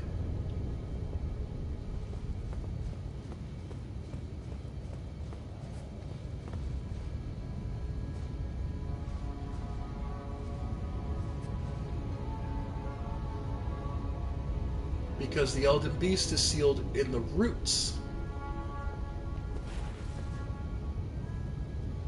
That's this depiction. The Golden Order's control and ability to change the world to suit their rules.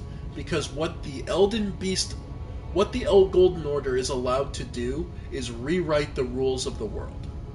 It is basically given literally godlike powers to certain beings, specifically Marika. Where Marika, and then by extension the Golden Family and such.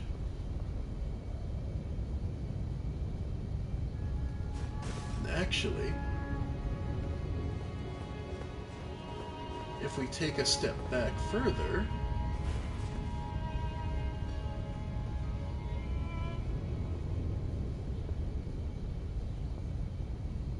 the runes, the roots. So what if that's a depiction of the Erd Tree in the past, now, and what rules, which is the Golden Order? Seeing it bent and decayed like at the very top of this would make sense then. That would be closer to what we see in the image for the shadow of the Erd Tree. And it would explain the Erd Tree needed support.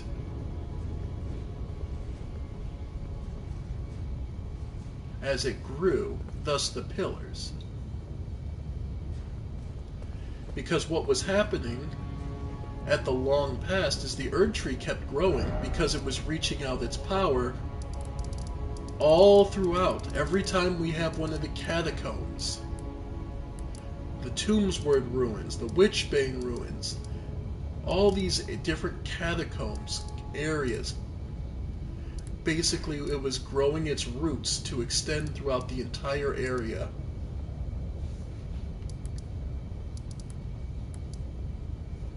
I'm willing to bet.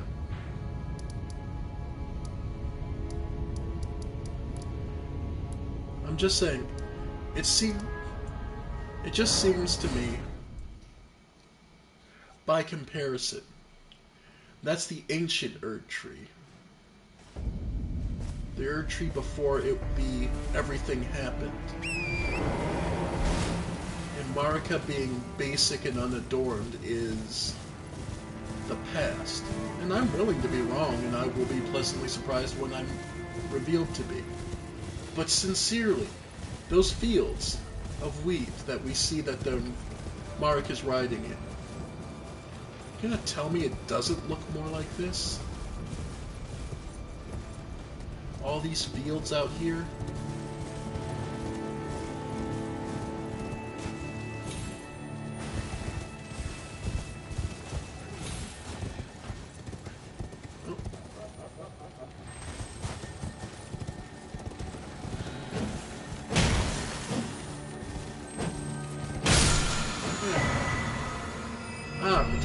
Erd tree. Yeah. Let's see.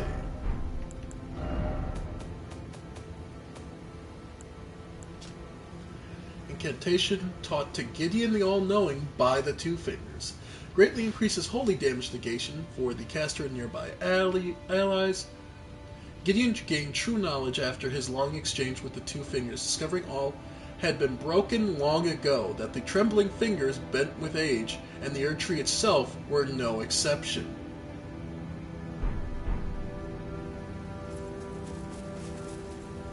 Like, okay, look at the Erd tree from this angle. Take a look at the angle it's bent at. It's a tree. It still grows in certain directions because of the way things go. The way growth has to take place. So, yeah, no, I can't believe that that's not anything other than the ancient Erd tree before it grew this large. Remember, Marika got eternal life from her deal. What should have been eternal life. But, well, when everything went to crap, because effectively, to me, what had happened is, yes, she got control, because the deal she made was both her, the two first Empyreans we know about are Marika and the Lomide Queen. The Lomide Queen chose the power of death. And faced with that, Marika was wondering, well, I can't kill her. She controls death. But she can kill me. So, what power can I pick that will give me a fighting chance? So Marika decided on control. Well, if I die, I'll control what happens to me. Only, she learned that there are limits.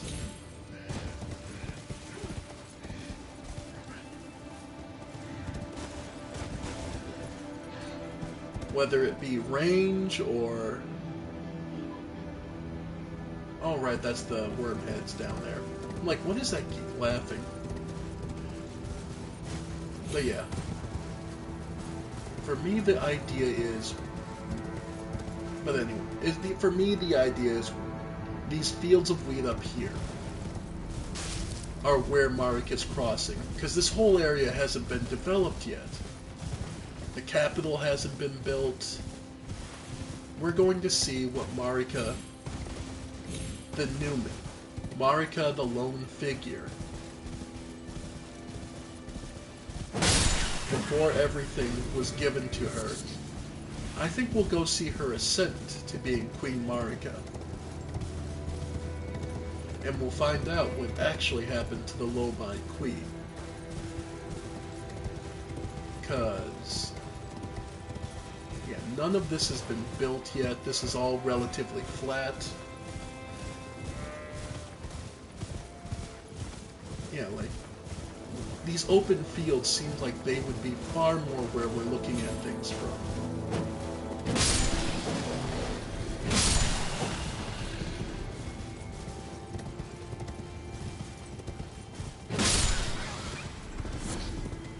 Yeah, no.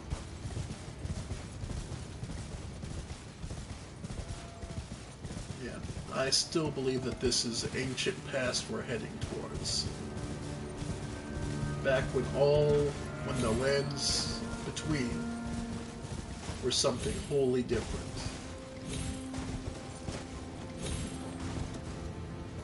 And seeing the difference between what is now and what was will be what would give us a lot of perspective. If I had to guess, we may even learn why Melna is in the state she is. She tells us point blank that she's bodiless. She was burned long ago.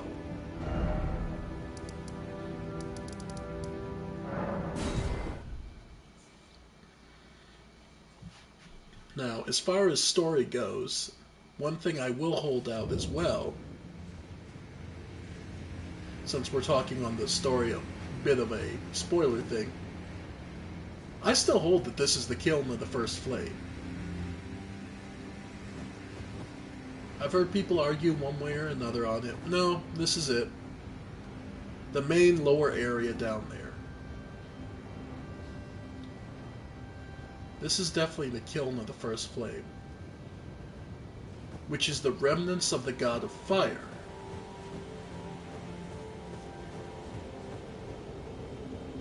It's capable of being utilized by the frenzy flame, but I don't believe it is specifically the frenzied flame. Hmm?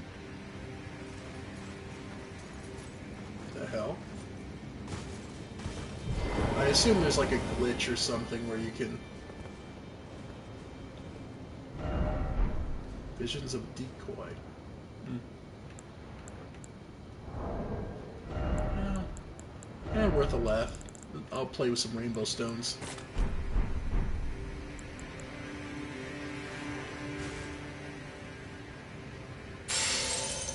Yeah.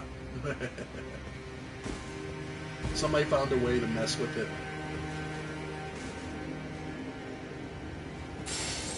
Yep. But yeah. As far as the story of the game goes, I'm convinced the games go. This is the origin of the kiln of the first flame.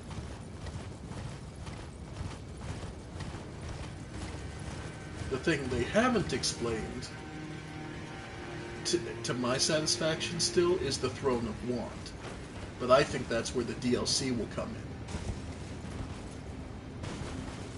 The kiln of the first flame and the Throne of Want. Both of which are significant sources of power, or statuses.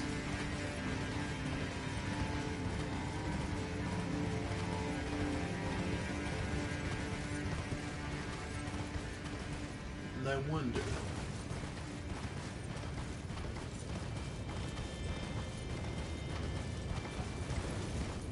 And remember, the domains of the curses are the domains of the gods. Only a god can imbue a curse.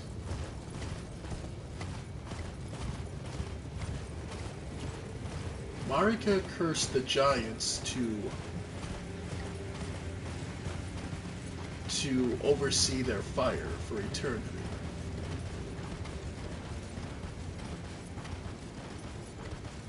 Which is why we would require the giants' kinship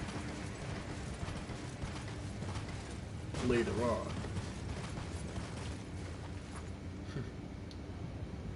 Well, and the great... And it's clear that it was a mixture. The bolts, the giant bolts that we see stuck out of all the giants.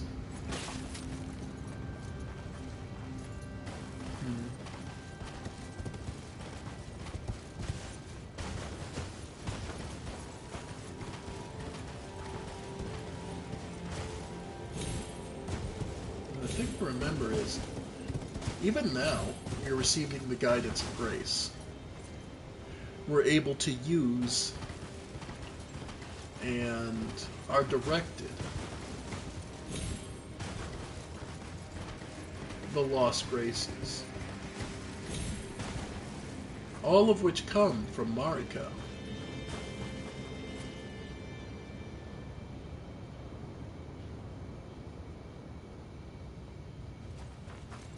Giants. So, by virtue of having that guidance, I wonder. Anyway, let's go back to where we were. Yeah, no.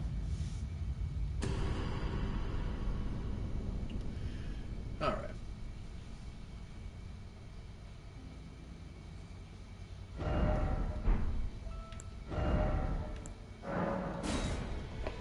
getting back to where we were.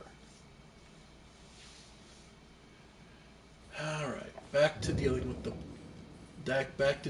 hound.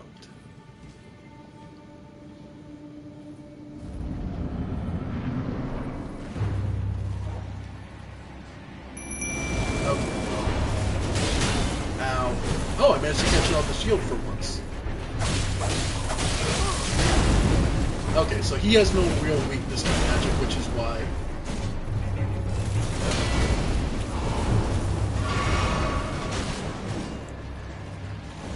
Okay.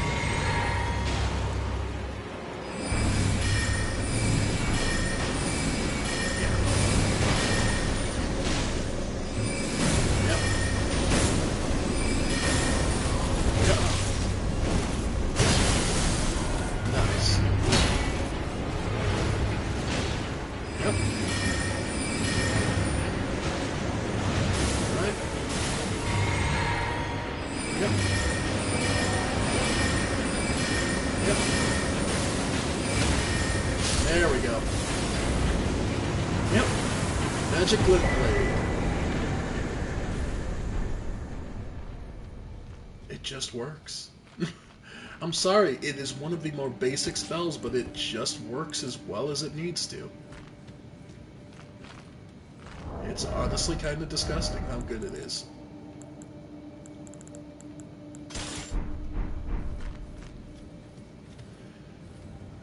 And as far as the Bloodhound being down here, well, he was obviously protecting something.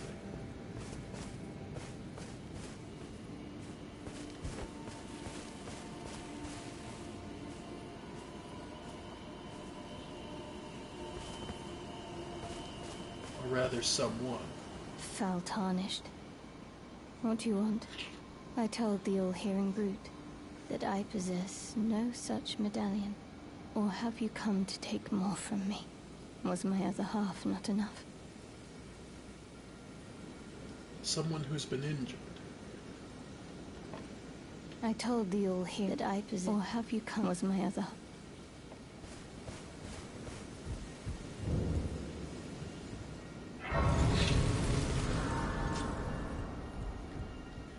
It's a bit of a cruel title to call this the Slumbering Wolf.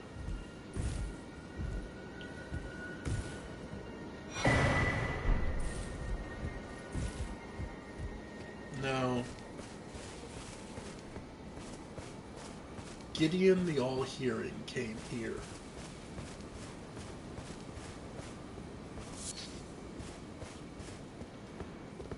Gideon the All-Hearing came here and interrogated this woman, looking for the half of the medallion to get to the Atlas Plateau.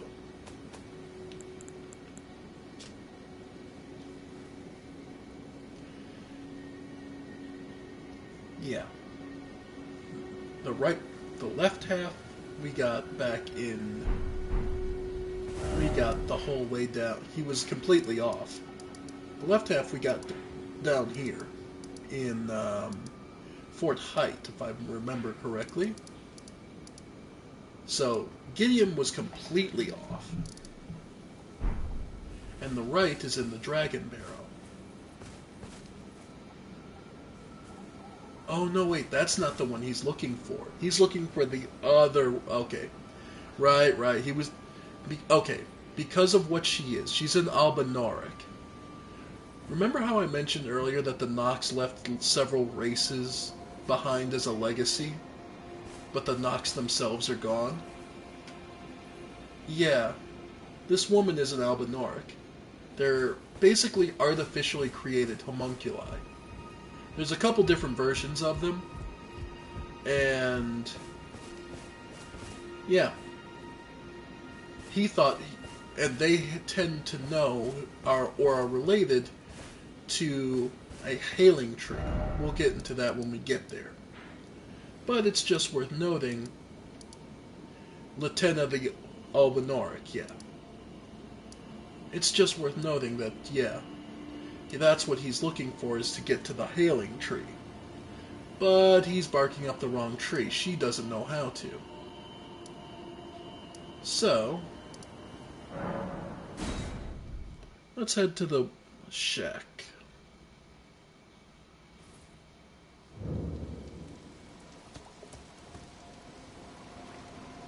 Hey, man. What the hell is wrong with you? You trying to start something? Piss off before I crack you in half. Look, just give me the necklace and I'll leave. Ah, that necklace what you're after, is it? Alright. Well, show me what it's worth to you, and I'll consider parting ways with it. Okay. I'm not in love with it or nothing. Okay. You're a shrewd one, Chief. First, you hand me the runes. Alright. Raya's necklace, stolen by a blackguard. Necklace stolen from Raya by the blackguard features a relief of a dignified-looking woman from a foreign country. It appears to hold great significance to Raya. Oh, why not? Alright. Take it. Thing's no damn use to anyone anyway. Your bloody idea, mate. Yeah, that's fine. Oh, piss. Oh, I see. You want some of me prawn? Yeah, Freshly cooked it is. I can tell. All right then. It's yours. If you can meet me price. I could be persuaded to sell you some other bits too. Alright. Well, let's see. He's got boiled prawn. Boost physical negation for a time. You really can't go wrong with the stuff.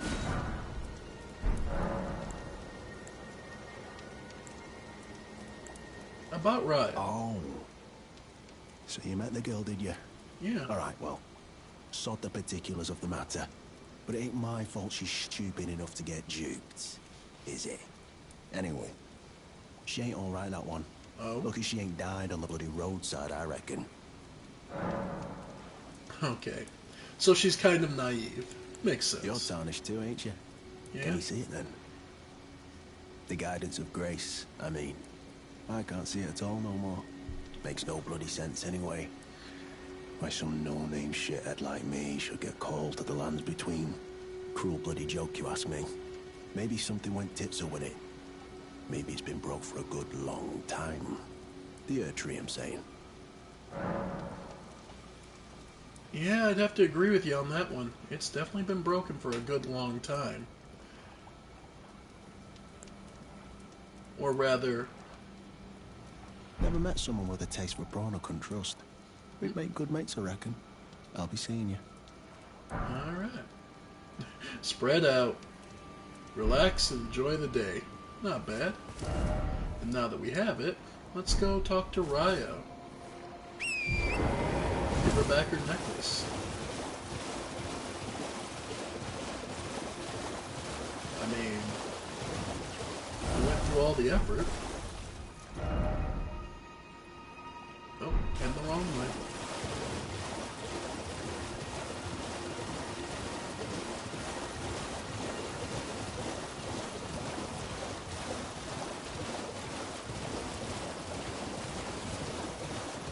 Might as well keep going. So, but we did also learn that Raya is a little naive. So she's a sheltered little noble. So was Kenneth Haidt. Seemed a good enough sort in the overall, but hey. A little arrogant, a little self-possessed, but nothing that you can't deal with. So, here you go, Raya. The thug should be resting, please. Here you Oh, go. yes. That is my missing necklace. Thank you kindly. I am in your debt. Did I forget to announce myself? I am Raya, in the service of Lady Tanith of the Volcano Manor. Oh. I seek stalwart Tarnished, who might join our house. You are very brave yourself. Not only a steady hand, but a steady heart. Merciless, even to your own kind. Such strength is precisely what my mistress seeks. Please, take this. An invitation. Brave Tarnished. Seek the Altus Plateau, the realm of the Hi, Erd Rosh. Tree. Most Tarnished are doomed to wander the outskirts of the lands between, peering wistfully at the towering Erd Tree. But you are no ordinary Tarnished. And once that is proven, the Volcano Manor will fully extend its invitation to fight amongst a family of champions. Well, she's not lying. Oh yeah, no, yeah, Raya. Raya's not lying. But there's a bit more to Raya's... Yep, don't. We'll get there. But now, I wanted to also... Now that we've seen what's on the other side of the Crystal Cave, I kind of... That gives a little more context to Gideon's actions. Because Gideon is looking for a particular item. And he is barking up the wrong tree on the way he's going about it. But we'll get to that when we get to that, because there's one more place to really expound on that idea. Ah, here he is. Another lost grace.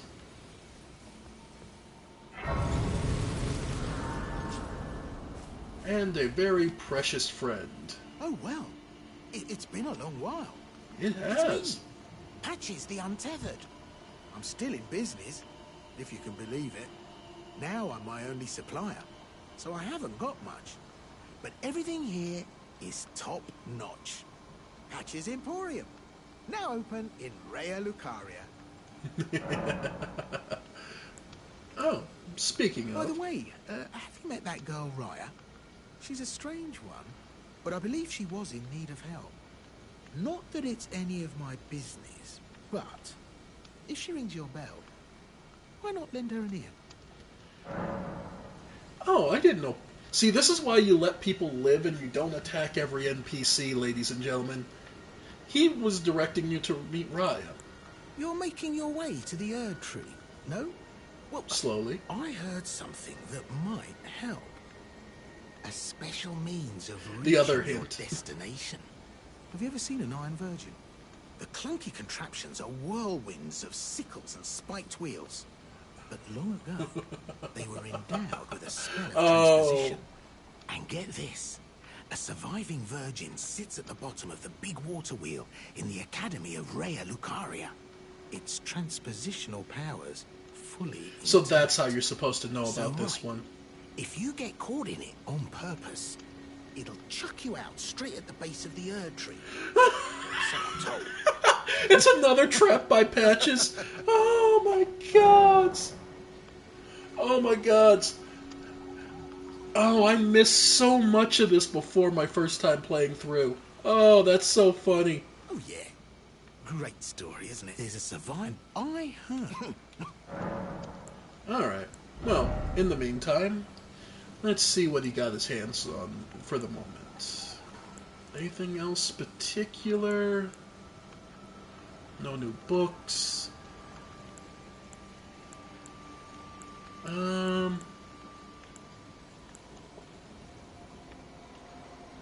I don't know. If I'm honest, the only thing is the sacrificial twig would be kind of nice, but Cheers for that.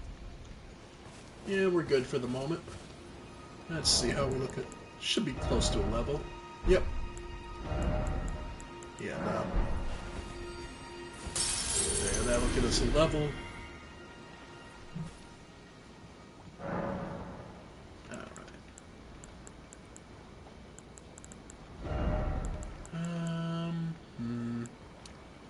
Get dexterity up to 20. Some more health never hurts with the way things go. Intelligence. Oh, what the hell. Pumping int is always going to come in handy. But alright. So our current goal... Well, I'd love to be able to go up on the top of that mountain, but that takes forever to get to, so... What we're going to settle for is underneath that hill over there to the west.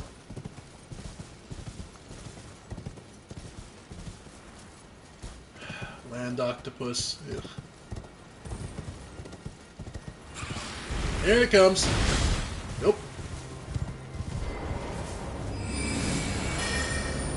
Yep. We can go a couple chunks of this.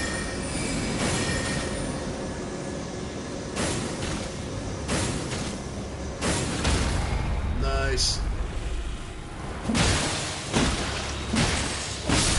There we go.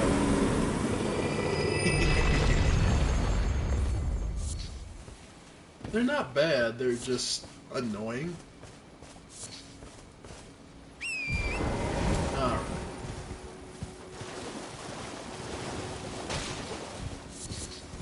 Because Albinorics... Okay. Albinorics are artificial people effect. They're quite literally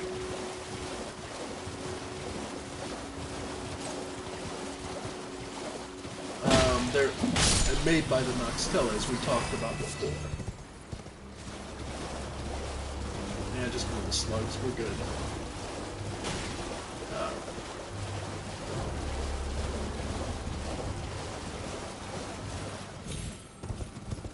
Let's see. And yeah, giant crabs. Luckily, Torrent is immune to most status effects, so just be on your way.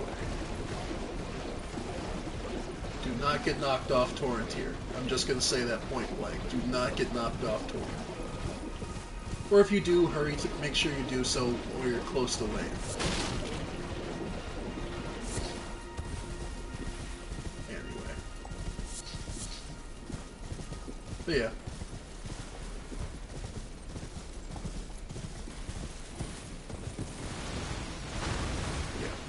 Where we're after is over here. It's a little hard to see.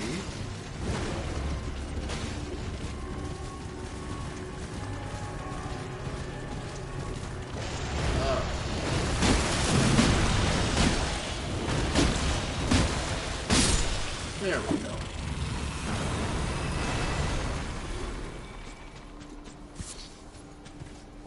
It's a little hard to see here.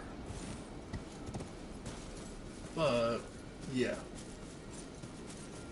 These are also Albinorics. Yep. They lived here under the shadows.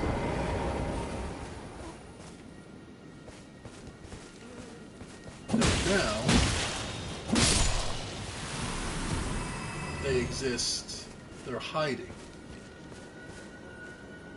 They will attack you, don't get hit to try and prove that they might be peaceful in this case.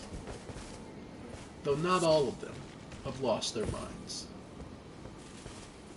But yeah, someone came through and was killing them, hanging them, torturing them.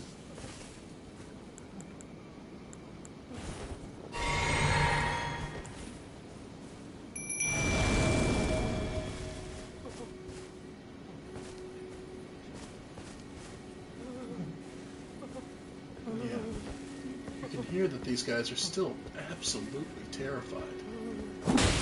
Appropriately so.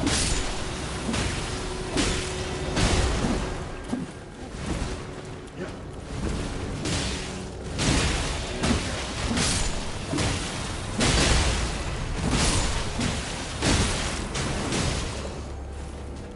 Again.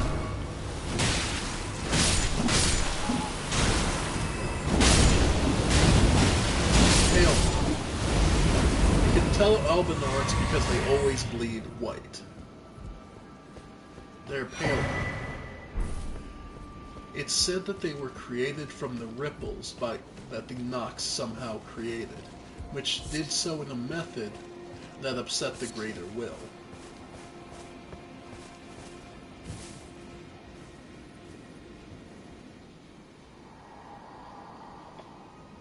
this village is done for. Please, even if it's just you, old Albus, hide well and still your breath. That's a hint that there is someone here you were looking for. Old Albus.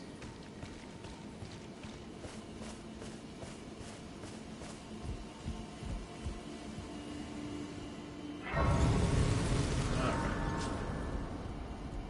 Okay.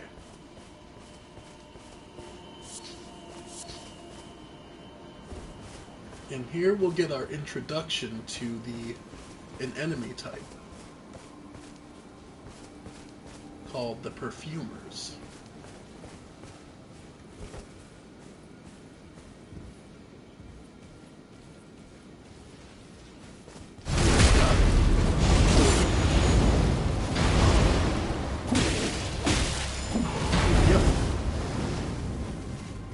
This is a perfumer. They're able to use a very specific style of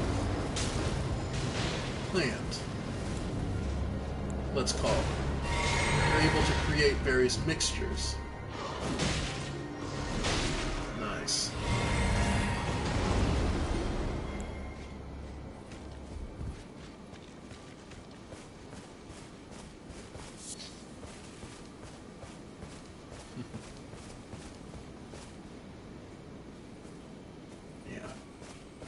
We'll deal with that momentarily. An ivory sickle.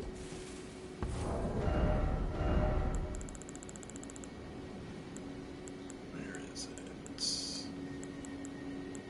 There it is. Sickle fashioned from ivory, which is not a very hard material, which is a hard material, but it's bone. It's more of a natural, so something sharper like steel would be favored. These weapons are evidence of their dedication to the Howling Tree, despite never having entered its presence. Again, because they're whittled slowly and meticulously. They're not something that one would use half-heartedly like any common warrior would. They're symbolic as much as anything else. And here we have Makilla's lily.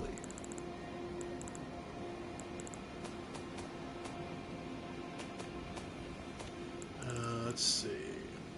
There it is. A delicate water lily of unalloyed gold that has started to fade and wilt. A light purple water lily that is on the verge of wilting. A symbol of faith in Saint Trina, dull the senses, preventing agitation. Faith in the Howling Tree, thought to be beloved by the Imperium Makilla in his youth.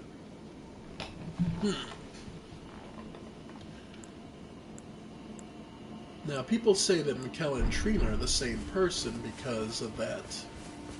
They're both lilies, which I won't argue against that necessarily. Don't mind me, I'm just coming down here to see if the perfumer dropped anything. But don't see anything, so don't think so.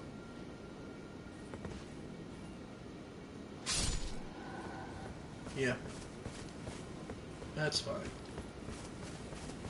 I would have to resummon you anyway, so... But yeah. It's not just the corpses in the trees, by the way. It's... The Albinaurics and the people were buried under the roots of these trees. Which, again, is a habit of those who follow the Golden Order.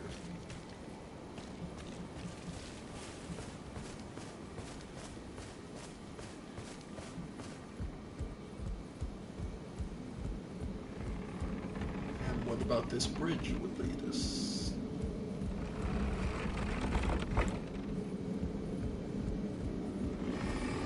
Here we can see Albinaurics actually ready to cast.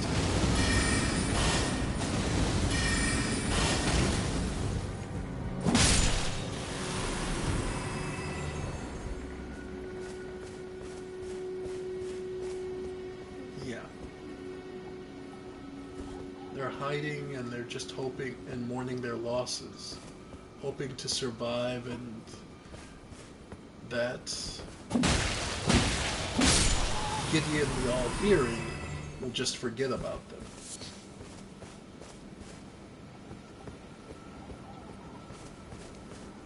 Unfortunately, such is not the case.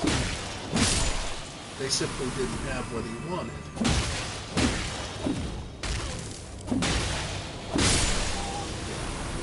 These guys were all waiting in ambush, hoping this item would lead them. A crystal sword.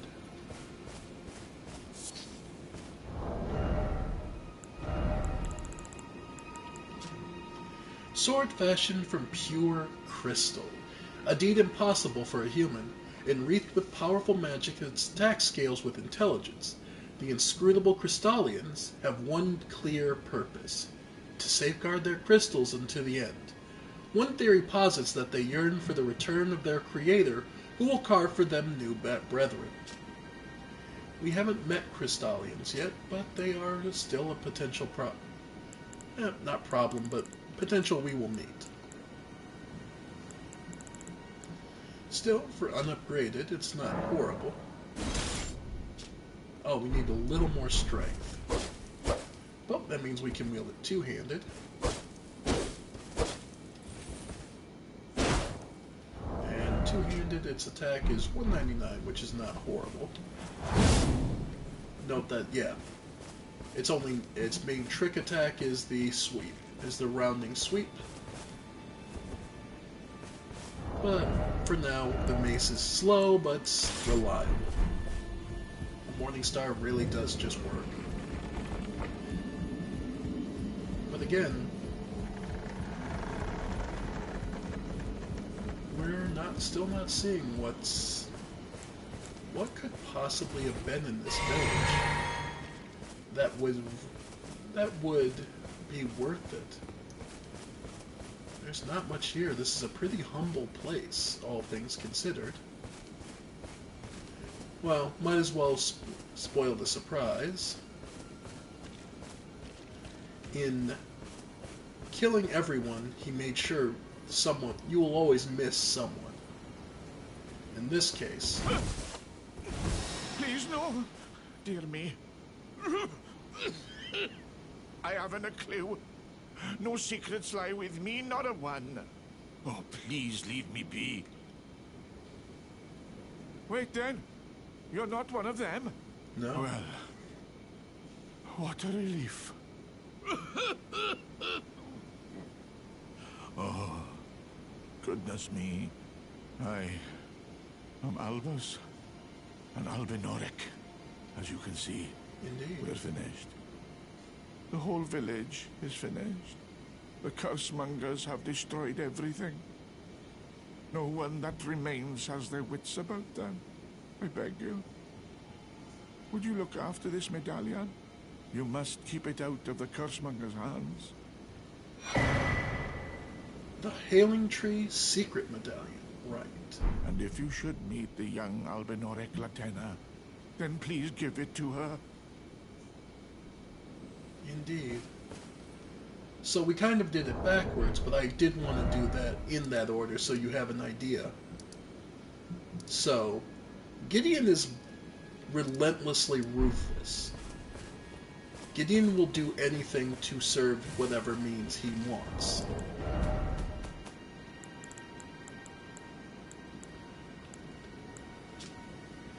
Right half of a split battalion depicting the Hauling Tree. Brandishing the medallion with both halves conjoined will activate the Grand Lift of Rold, granting access to a hidden path. In other words, this secret medallion will guide the bearer to the land of Michaela's Hailing Tree. So, that's one half of that job done. Note that unlike the deck disc one, that doesn't tell us where the other half is. We're going to have to figure that out for ourselves.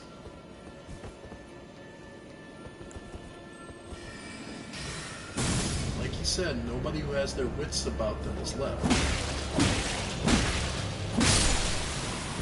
brutality of this attack was such that these guys are just going to attack whoever comes near. They're like wounded animals.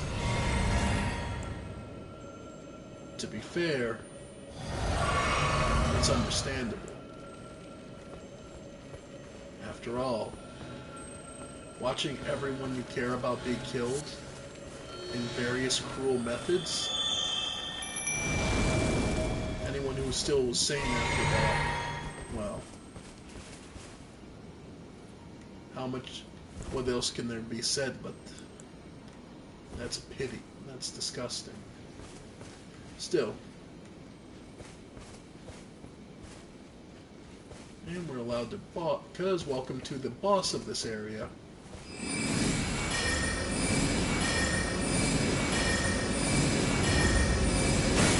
Omen.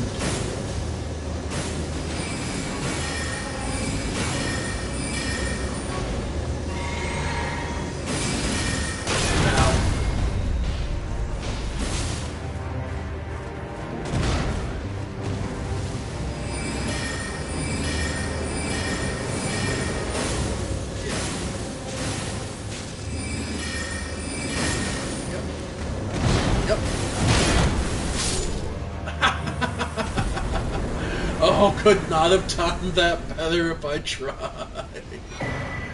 Ooh. Oh, man.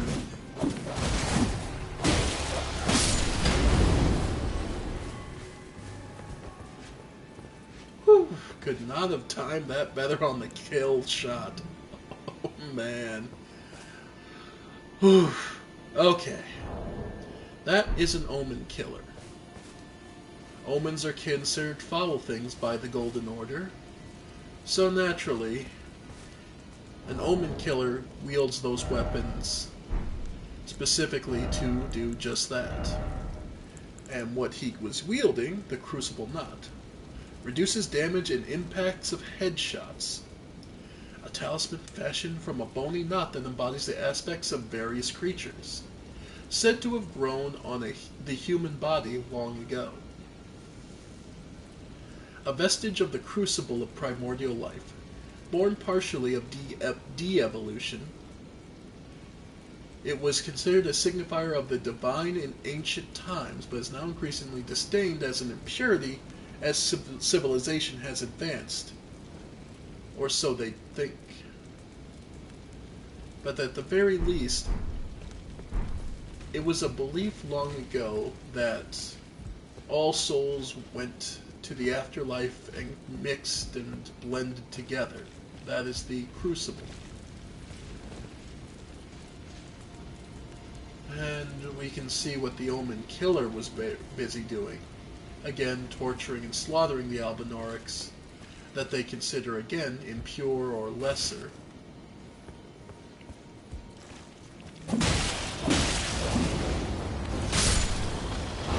Specifically, so that was the last one. But they're basically torturing them for the Howling Tree. And so sacred is the Howling Tree to them that they wouldn't give it up. And old Albus remained behind.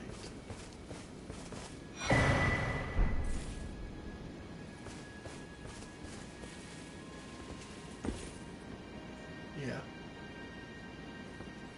But yeah, that's the story of this area, of the village of the Albinaurics, is old Albus basically, and the rest of the village, holding out against the forces of Gideon, the all-seeing, all-hearing. Well, the least we can do to honor their wishes is to give it to who he desired. I told the all-hearing brute already that I possess no such medallion. Or have you come to take... Was my other half not enough? Show the secret medallion. Do you speak true? So old Albus entrusted his medallion to you. Then I've no choice but to trust that this was his dying will. Let's try again. I'm Latenna. An Albinoric, the same as old Albus. My apologies for my coarse words earlier. I presume the worst. Seeing that you're another tarnished like that all-hearing brute, I hope that you will forgive me. Of course. The medallion's better off in your hands anyway. Would you consider doing me a great service? Such I as? must go back. There is something I must do, even if I must say farewell to my wolf Lobo. Will you show me the way? To the land of Miquella's Halig tree. If you accept, I would gladly apprise you of the whereabouts of the medallion's other half. Of course. Thank you kindly. They say the other half of the medallion is beyond the Forbidden Lands, north of the Erd Tree, in Castle Sol, on the mountain tops of the Giants, accessible by the Grand Lift of Rold. Okay. Then I suppose it's time. Farewell, Lobo. My faithful wolf. My better half. I will go with the Tarnished, so that our journey will not have been in vain. Forgive me, Lobo.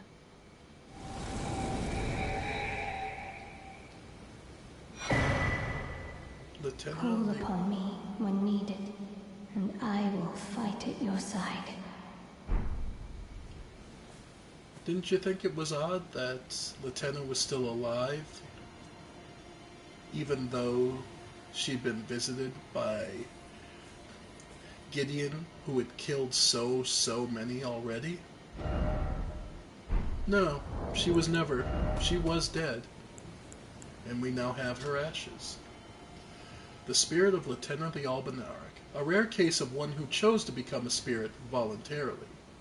Latenna was renowned as a deft magic archer, but having lost her beloved wolf companion Lobo, she cannot move from the place where she was summoned. Yes, that's the constant with every Albinoric in the first generation. They resemble humans most strongly, but their legs don't work anymore. If they ever worked at all. The female ones that we see, like Latenna, all can some ride wolves. Hey, buddy.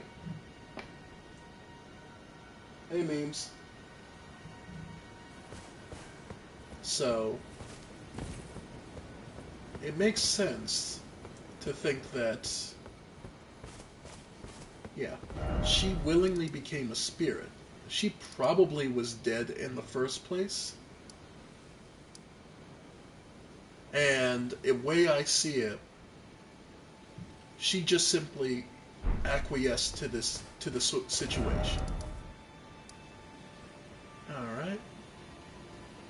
So we have there the village of the Albinorics. There's still quite a few more places to explore on the Lake of Liurnia. So let's see. We'll go to Scenic Isle. Actually, we're close enough. Yeah, 1186. Do another level.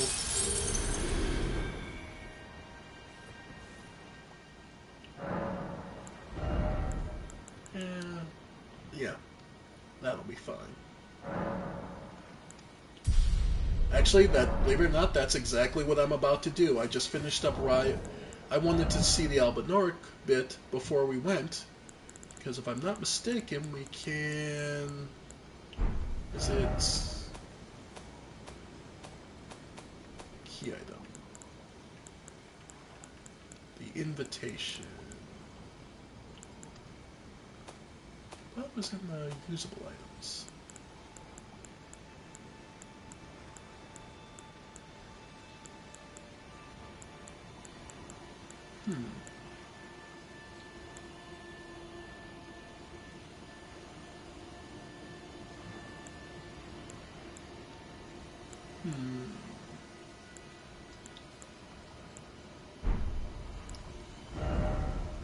Alright.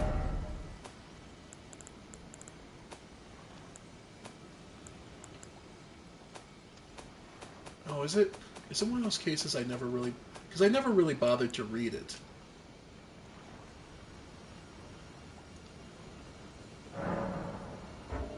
Yeah, letter given by Riaz. Thanks for retrieving the necklace. Contains brave Tars. Seek the Atlas Plateau in the realm of the Erd Tree. Prove yourself by making this journey, and the Volcano Manor will fully extend its effort to fight amongst the family of champions. Huh. I thought it was an... Huh. You know, I never really bothered looking. I always thought it was would take you straight to Caria Manor. Okay. Well, there's still a few more points to check out, so let's start with these two. These little shacks on the water.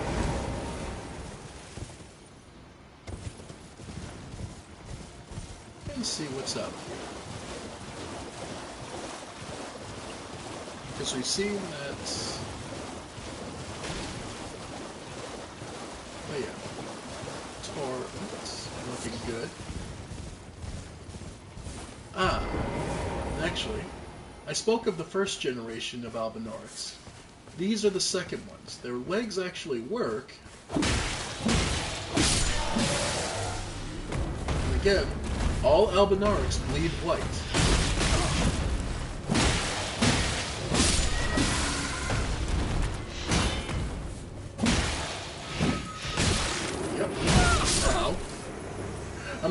I'm sorry, I'm kind of being lazy because I kind of wanted to show... I saw him doing that, and I'm like, it's so rare these guys live long enough to cast that.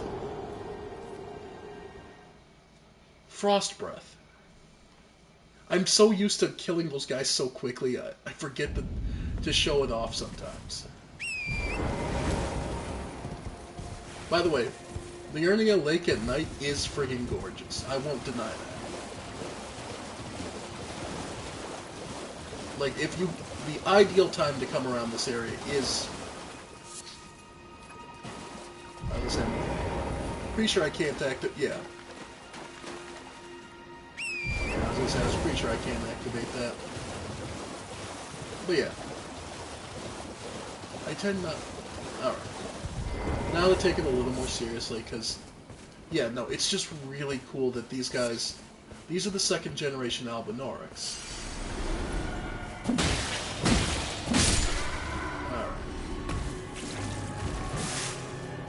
Again, they're able to spit that like acid, not acidic, because I don't believe it does any kind of bad. But take a look at that. They're obviously inherently magical, and their weapons are just made of whatever they can grab. Large pieces of wood.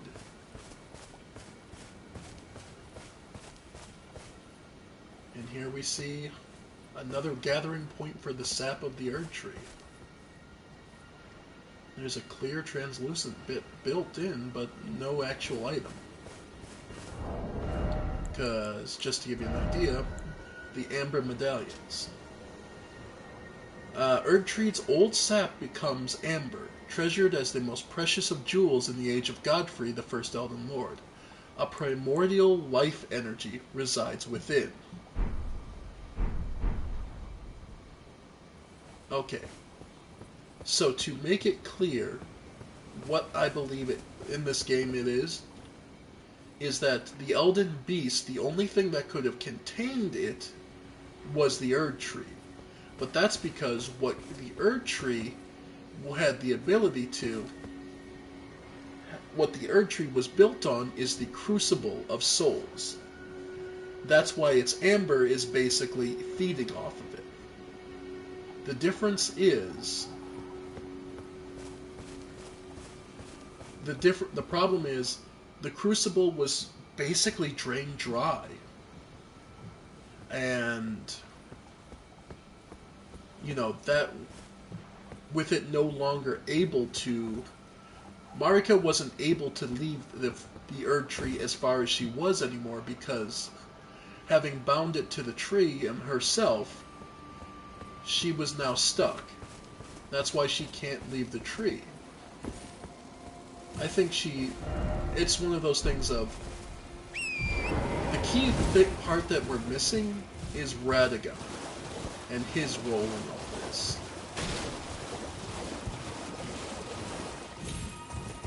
Radagon tried to fix the Elden Ring.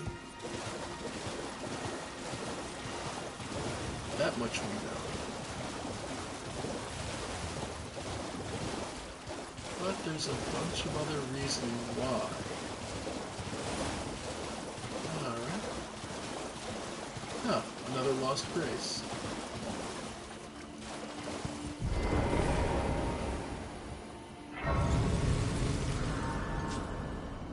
Alright. What's this one called? Hey! Hey, Enzyme. How's it going? Folly on the Lake. Interesting. This is Folly on the Lake. Folly being a foolish or misguided thing? Well, there's that acid, so we can't touch that.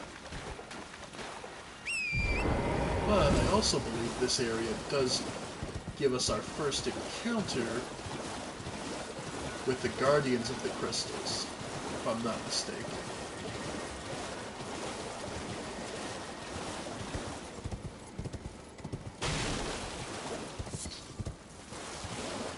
Let's see. Nope, not too far. I think...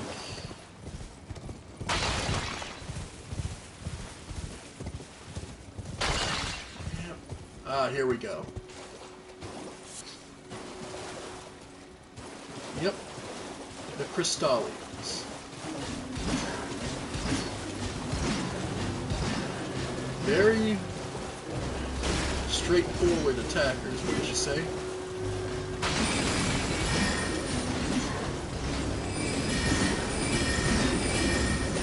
Yeah, they're very straightforward. They hit hard, but the bigger problem is they take no freaking damage. 2, 3. Yep. Yep. Yeah. Crystallians by themselves are not that bad. Crystallians in a group are a pain. Basically, anytime you get more than one, it's annoying. Because they don't have stamina. They just have an attack pattern. Just to be perfectly blunt. They don't have stamina, they have an attack pattern they follow.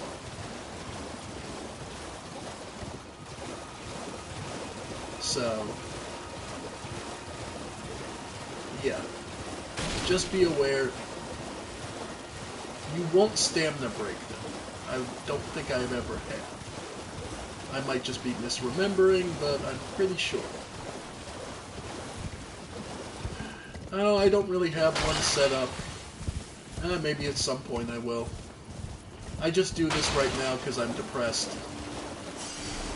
And I would like to make a career out of it, I suppose, someday, but... Alright. Let's see if I can get one of these guys by themselves.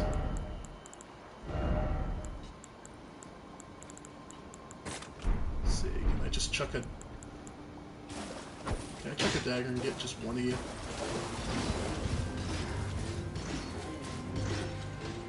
Okay. There we go. You'll want to use blunt damage, just point blank.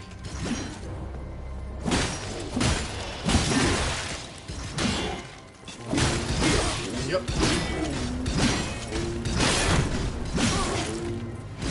Oh! I was caught on the rock, so I couldn't roll properly. Alright. Well, if we're going to seriously try and take them out, then there's one other thing I have to do. As you might expect of them being made of solid crystal, they don't really take much in the way of magic damage. So, and enchantment isn't a thing in this game. So, we'll use that. We'll move to quality. Yeah, we'll just go quality. Keen, maybe? Yeah, keen.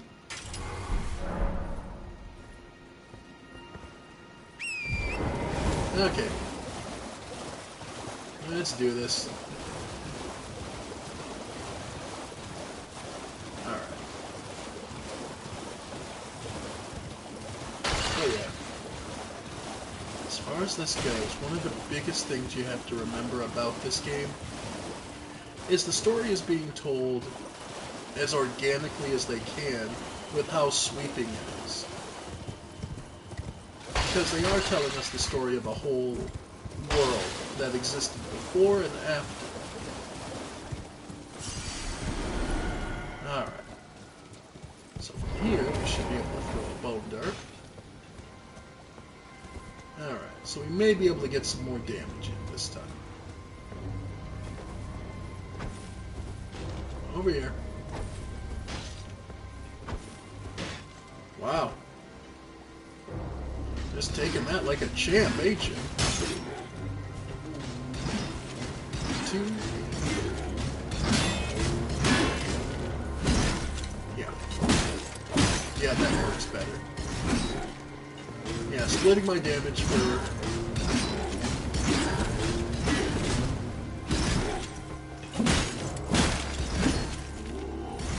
Oh, he actually swung wide for once. That is so rare.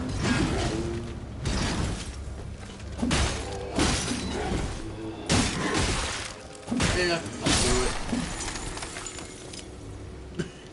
Yeah.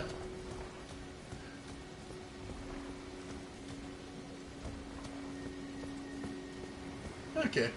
That's one down.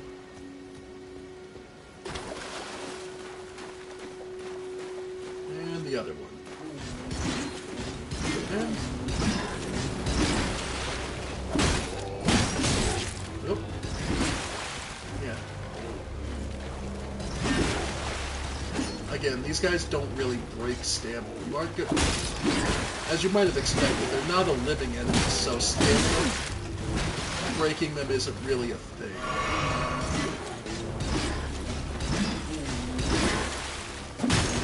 Oh, but trust me, you're going to see a lot of these guys. There we go. I was kind of hoping to get one of the crystal spears, but oh well. No luck, no such luck. But yeah.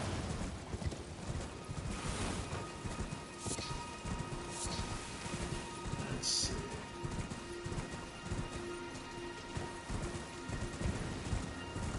Don't think there's anything really left over here.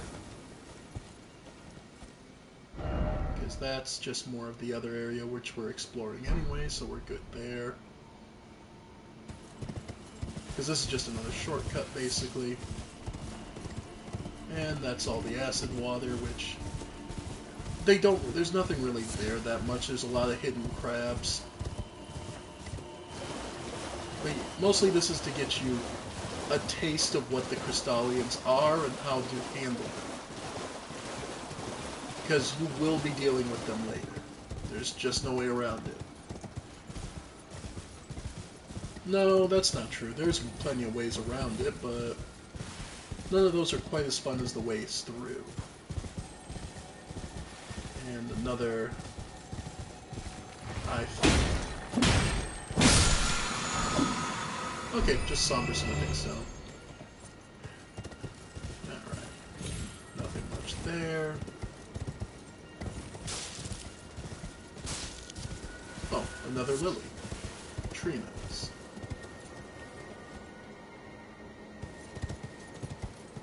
Alright. Nothing else here.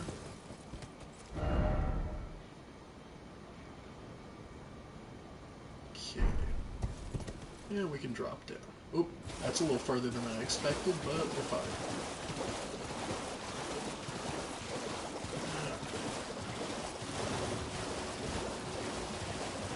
Another forested area.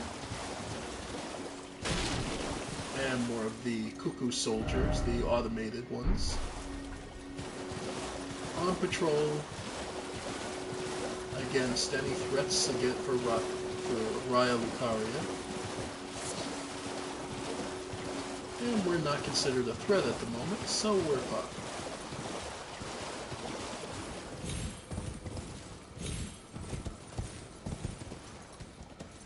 fair. Alright, not too much else around here. Yeah, just more crystals. This area is hauntingly beautiful at night, though. If you get the chance, feel free to go through. It is actually oppressively beautiful. Alright, and the second of those little shacks we were after. Also, every time I see these trees, all I can think of is freaking arch trees in the rest of the Sill series. Though that's what they are. Oh. Okay. Can we avoid the shrimp lobster? I keep wanting to call them shrimps. They're lobsters. It's crab and lobster's revenge. You guys who eat sea...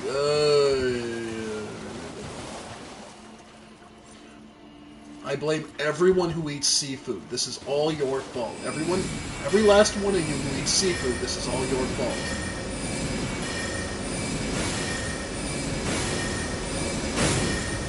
Yes, I'm going overkill. I hate fighting these things. They're annoying. Yep, here it comes.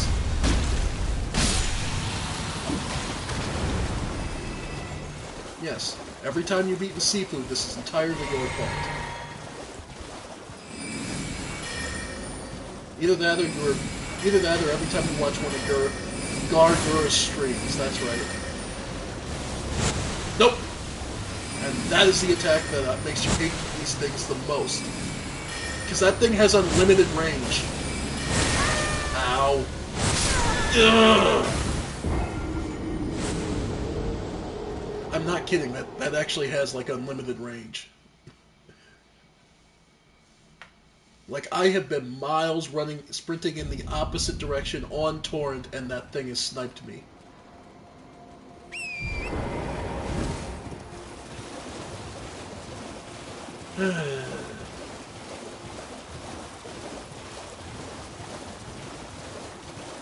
But yeah.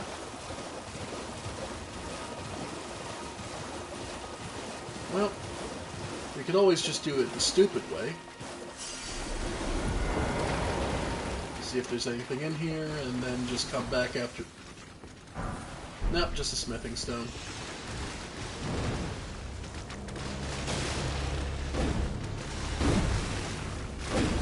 Okay.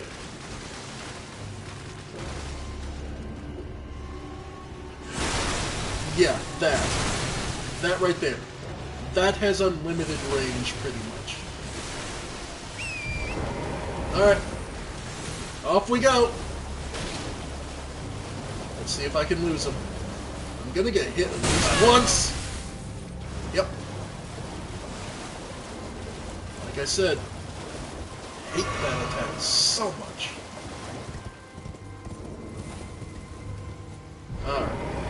Luckily, I found another grace point. Yeah, they're actually fairly generous out here on the lake. Let's see. Now, there is the Academy Gate Town to explore, but let's get to the western. Let's do the western side more so before we start looking up, because there's still plenty to see. By the way, if you look at the map and then for the secret meeting point. Okay, I'll just spoil what this is. The map is exactly what you think it's for. It's a glintstone key. And it's right there. Trust me. Don't go there straight away. You're going to regret it. Okay, so we've taken those off. Okay, those are all done. We're finished with that. Ah, screw it. Let's go to the temple over here. This one ought to be worth a laugh.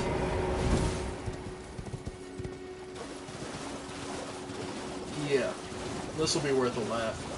Okay, more of the patrolling and looking, the scouting Albinoric second generations. Though, truly, we don't know what the Albinorics really want. What the Nox left them with. Hey, a temple. Doesn't it look kind of screwed up, though?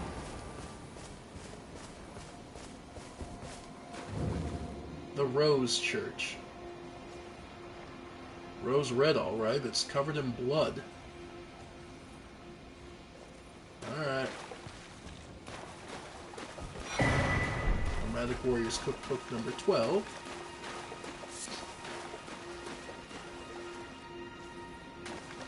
Yeah.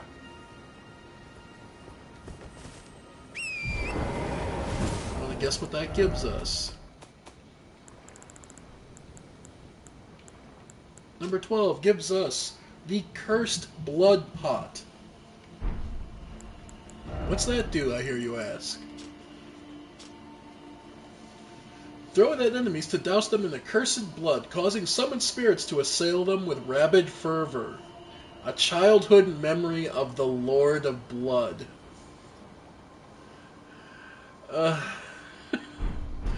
You know when you summon the spirits for ashes? This just pisses them off and makes them attack more. It's really kind of a fun. It's kind of a funny screw you button. Oh, there he is. Managed to trigger him. There he is. This is what they call a Noble of Blood. One of the followers of B.O.M.B, Lord of Blood.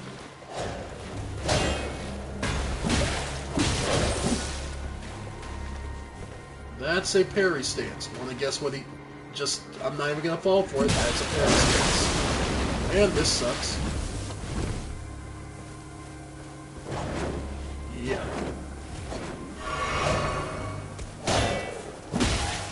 Note how big these guys are on attacking and not defending themselves. Because for them, any shedding of blood, their own or their opponent's, is a good thing. Psychopaths. Anyway. So yeah, that's the Rose Church.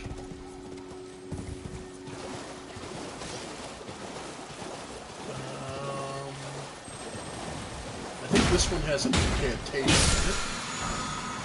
Nope, the Blood Flame Blade. Yeah, that's an incantation. Okay.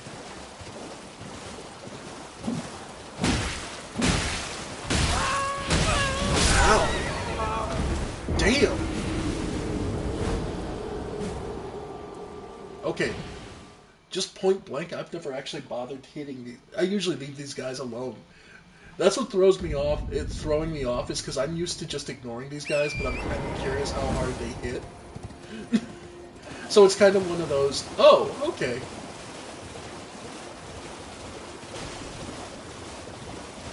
I don't know if you guys know this, but from earlier when I was playing my other main character, I'm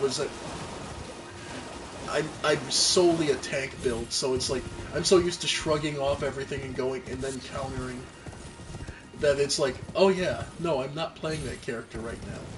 I actually have to try. Anyway.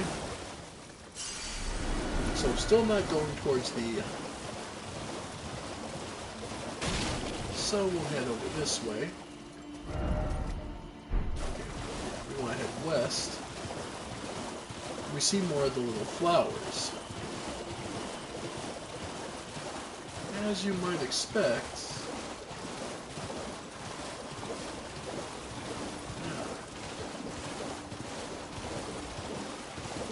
This one, this little outcropping, just another smithing stone. Truly nothing here of exceptionally noteworthy. Oop. More land octopus, nothing new. Patrolling Albanorex. There's not much here. But we've reached the temple core, where we're allowed to summon more of these, I guess, Mandragora plants?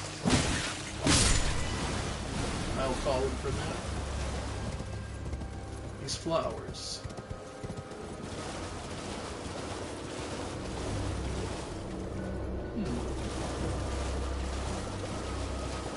Temple quarters. I guess what's interesting here is the flowers aren't attacking the Elden ones. Does that mean maybe the flowers themselves are not, unsurprisingly, aren't natural, and maybe are another form? Something that I think I don't see a lot of people come up with is that the flowers that we see dotted all over the land that can move might also be another form of Albinoric.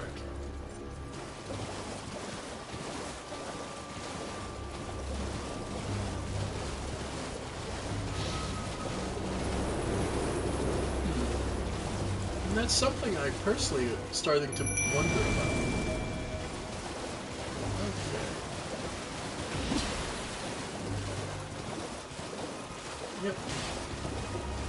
Because Albinorics are inherently magical now, from their very nature. So, at least this explains why they allow me to summon out here. Because, yeah.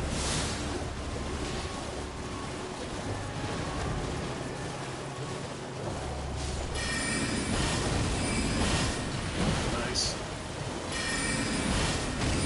Nice. Ow.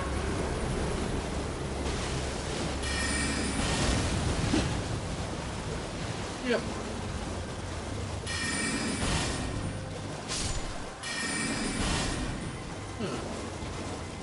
No, I truly didn't understand why they would let you summon that here originally.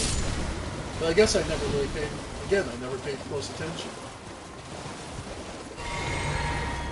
Okay.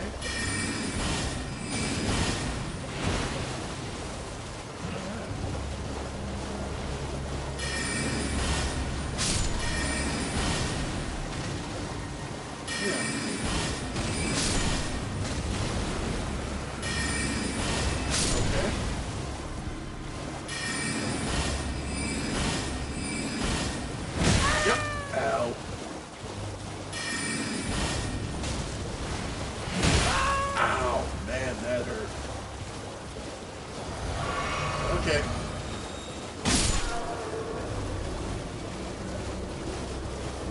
Yeah. Yep. Yep. Ow. Ow. Yep. This got more dangerous than I expected. Yep. Got one last heal with me. Man. Okay, that's the big one done. Current break. Oh wow. Actually got one of the clubs. Alright. Got you. So now, what's this item in the middle that they were protecting? Rhymed crystal core.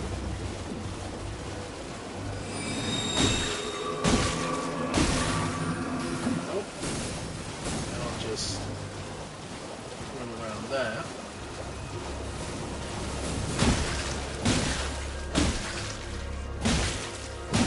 Yeah, obviously I'm not getting much.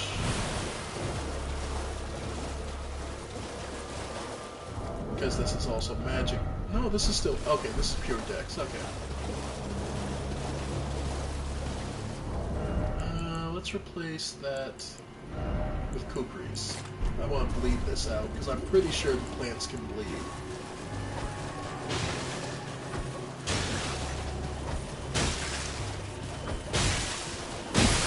There it is. Okay.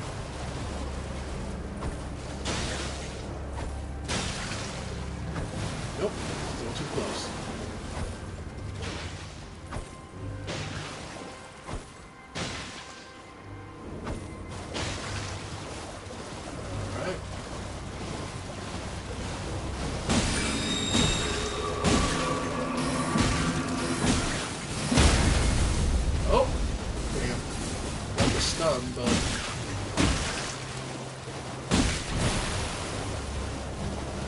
Come on.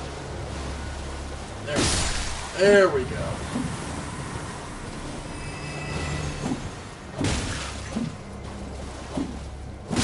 And I think that's one basic flower. Cracked crystal, Miranda powder. Yeah. Alright.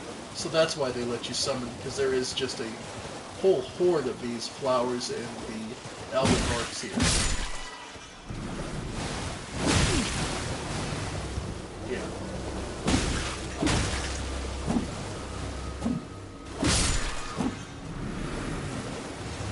Actually, yeah, no, it would make perfect sense that the plants are actually a form of Elden Orc.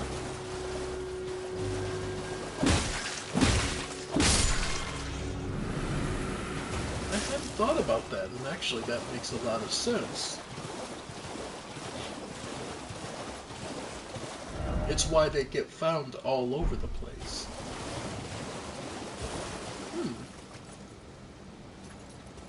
What if these plants are the food source for the... All the Albinorics are vegetarians? And they've grown a food source that can adapt to damn near any situation and defend itself? In a world like the Lands Between? I could see it. I can very much see it.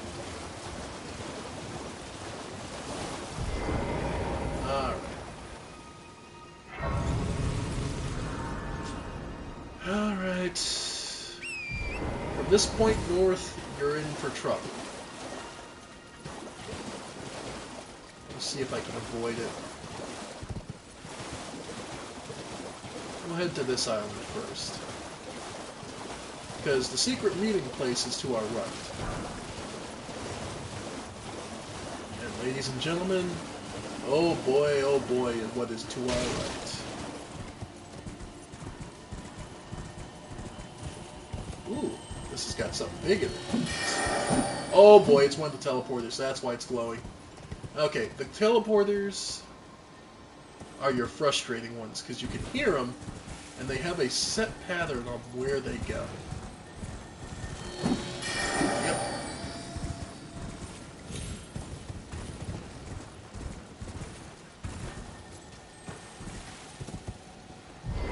Like, I can hear it. And I'm out of shots, so...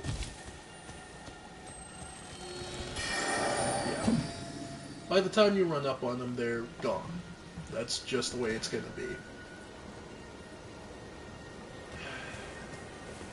I really should head back and refill. Yeah, it's only 4,000 souls. Runes, rather. Yeah. You can see it better from here. You know that key you want for the Academy of Raya Lucaria? Eh, guess where it's sitting at? Guess what's sitting on top of it?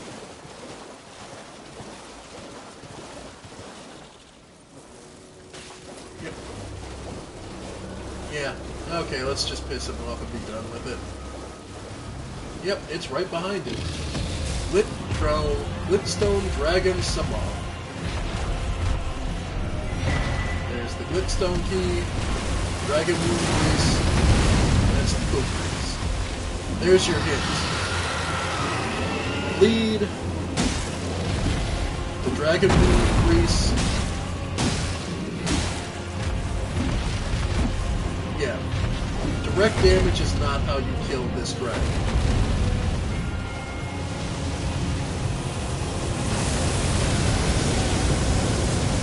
By the way,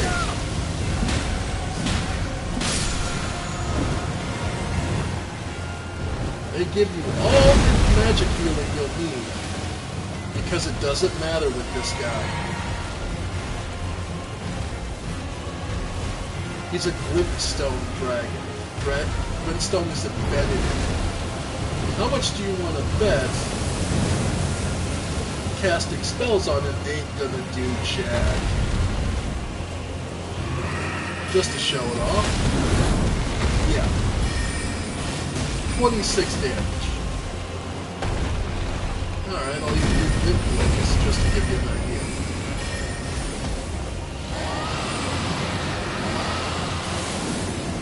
Yeah.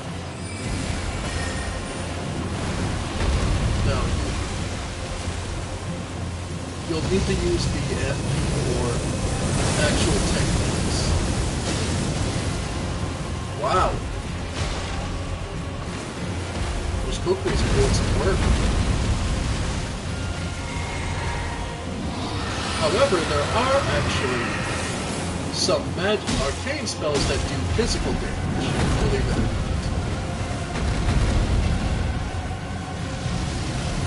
But yeah.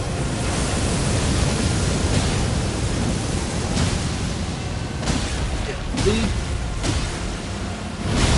Ow. Yeah, lead is your best friend in this. I don't expect to win this, so just so we're clear.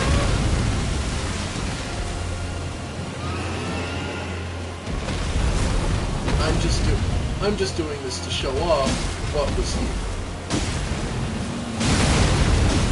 Yeah, that was a good chunk. Here it comes. Smaragd's next big attack. Flame Breath! And as you might expect, Flame Breath does a good amount of magic damage. Oop! It's too close.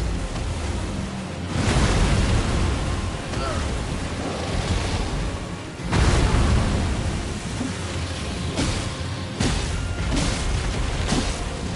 Yep. And that's gonna be it. Yeah.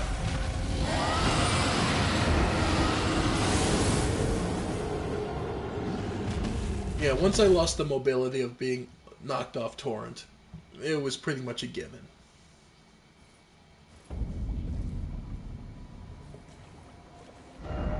But yeah, ladies and gentlemen, that's waiting for you in the top, for the left portion here.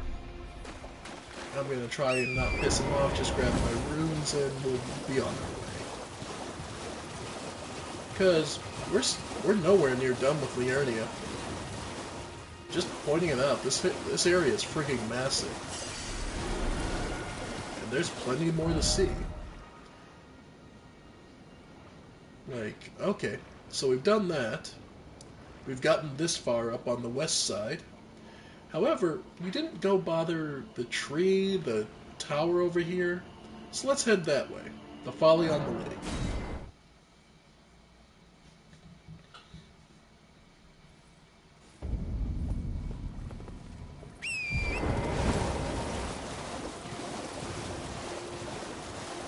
So let's go. Let's go.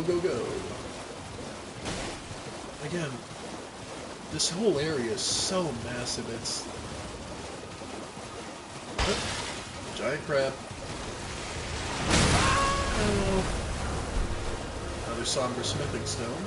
Two of them for the one side. Somber and regular smithing stones actually work differently. You only need one somber smithing stone for each level. Other smithing stones you'll need multiples for, depending on how many. Because there's 25 for the maximum level for regular smithing stone, for weapons that use regular. And then for ones that use somber, there's only 10 levels. Alright.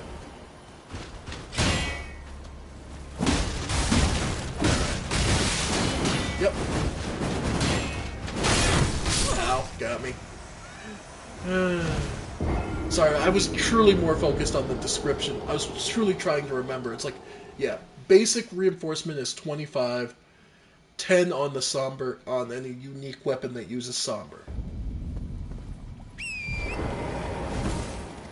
And like I said, it was only 4,000 souls when I originally died, so nothing major.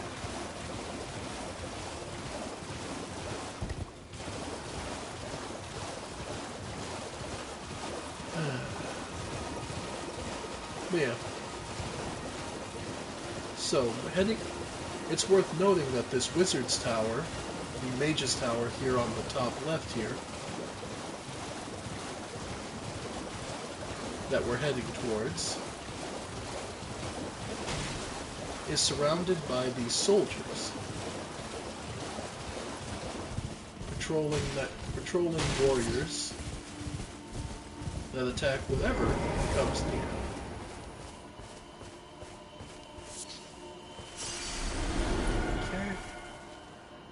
And yeah, he's just there as an ambush. Oh, what the hell.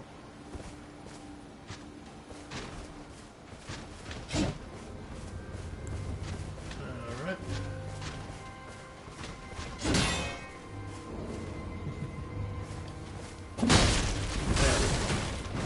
Nope, when they get thrown off.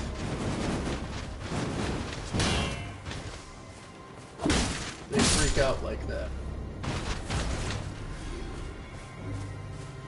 So hitting them hard, oh, isn't always the best option.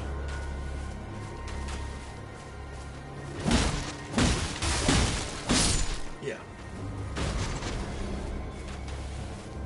Luckily, they still have the Dark Souls bow problem of... Well, they have the buff of that it homes, but it's also debuffed that the arrow flight path is actually slowed down enough that you can physically walk around it.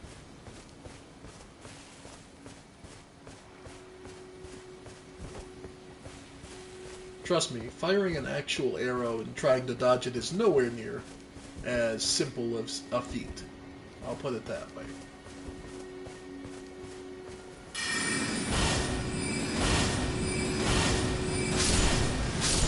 Nice. Freaking out.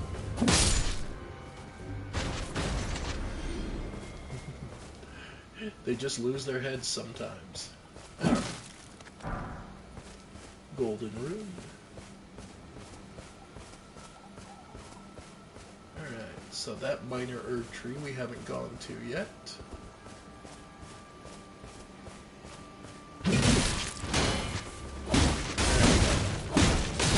Oh, there it is. The hell away from it when it starts spinning like that.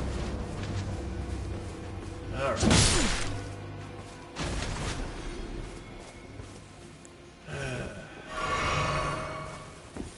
Even if it's a cheap trick, it still works, so it is what it is.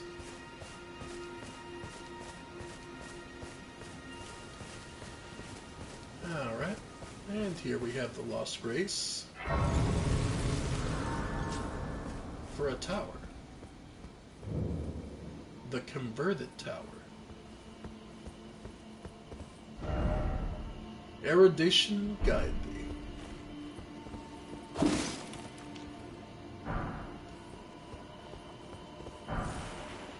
Cuckoo glintstone.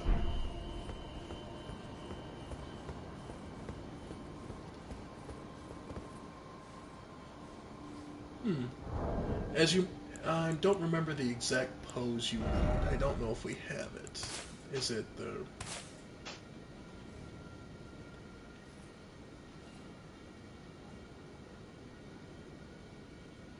I don't think it's the ring. I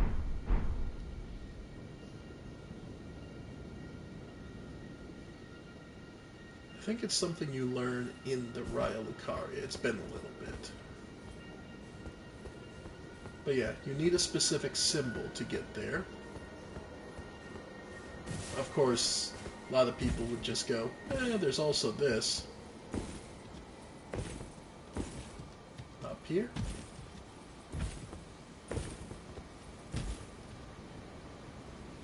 I don't believe you can get the whole way up, but you can at least... No, you can. Okay. Because then...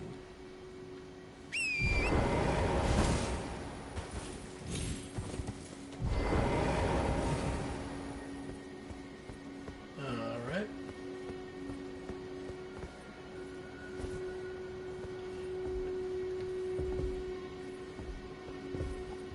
Alright. Another memory stone.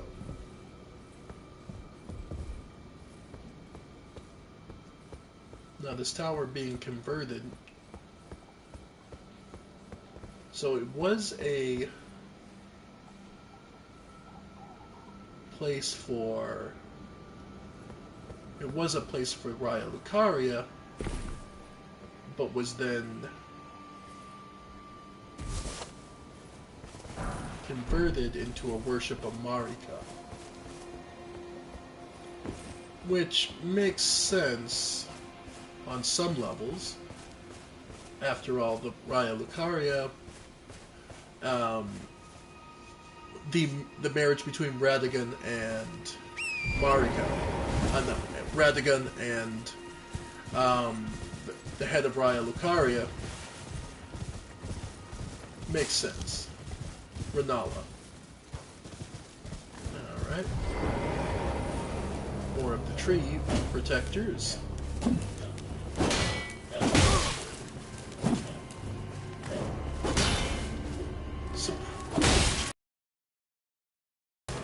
Alright. Screw it. I was trying to be nice.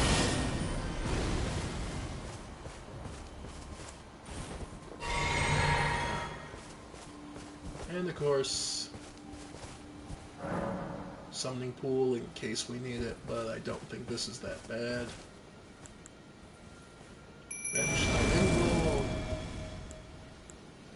I can't make one of those. No, I can't. Okay. I don't have a ritual pot, right?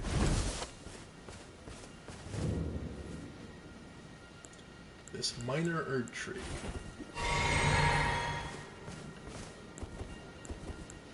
Alright, let's do it. This one doesn't have Scarlet Rod, so this one's not going to be as bad. There we go.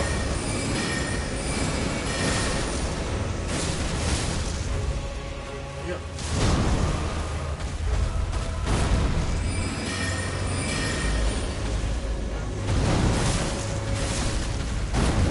Alright.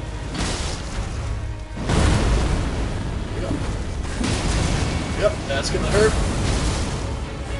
Oh, yeah.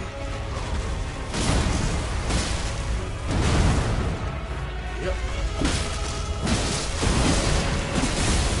Alright, run. Yeah. Engvall barely survived that. I barely survived that.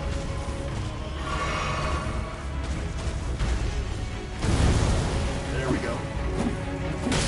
Excuse me? And the third? Nope. Yep. And run.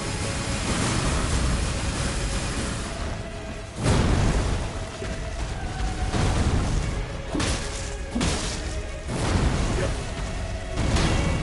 Nice. Okay, managed to survive that.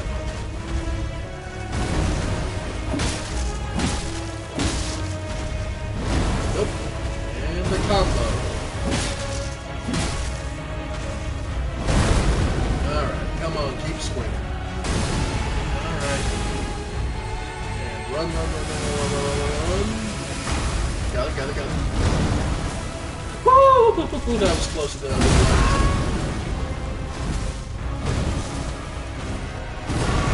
And here comes the third.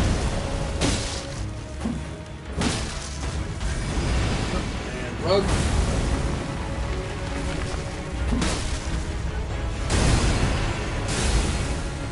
Run. Okay.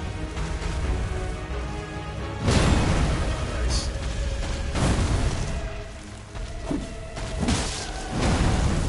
Come on, second swing.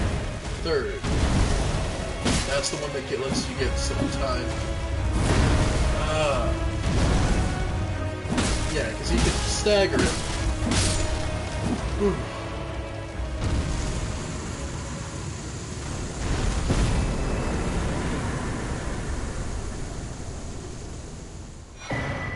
And a cerulean and a ruptured crystal tear.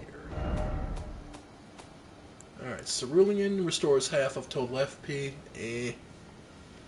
They cracked. Causes concoction to explode. I forget what build it is. There is a build that takes advantage of that, if I'm not mistaken. But that can be said of many things, so. Still.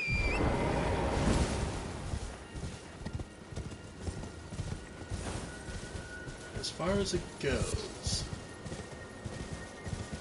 Yeah, this gets us back to another minor Erd tree. More guardians, nothing major though.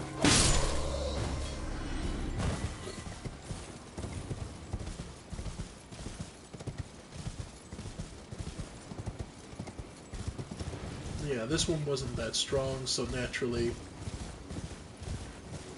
the items you get from it aren't that great. I'm just trying to see if I remember of anything else around here.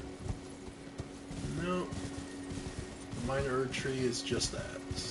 Just another target on the map. Nice. Yeah. So, and then there's nothing really to the Cuckoo's ever goal. The Foot of the Four Belfries. Oi. Basically, that's four big challenges, basically. There's really not much more to it than that. Yeah, so we've conquered most of that, so I guess we can check out the Academy Gate Town. We'll get a level from there.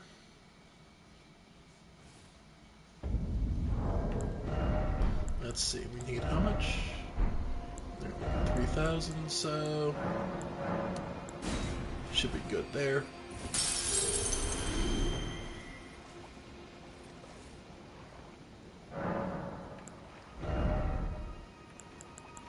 Alright, 25 intelligence, because I think that's a threshold, and then we can start building up our other stats some more. So I'm trying to remember what spells require what intelligence. Anyway. Okay, so Academy Gate Town.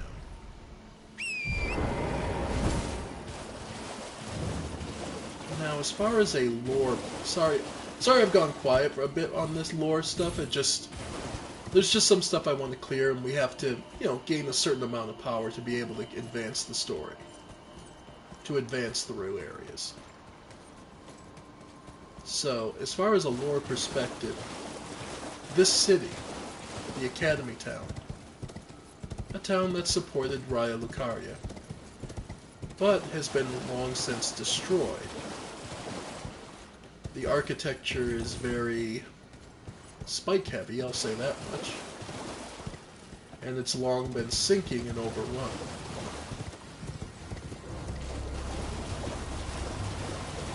Now, a good question to ask yourself then,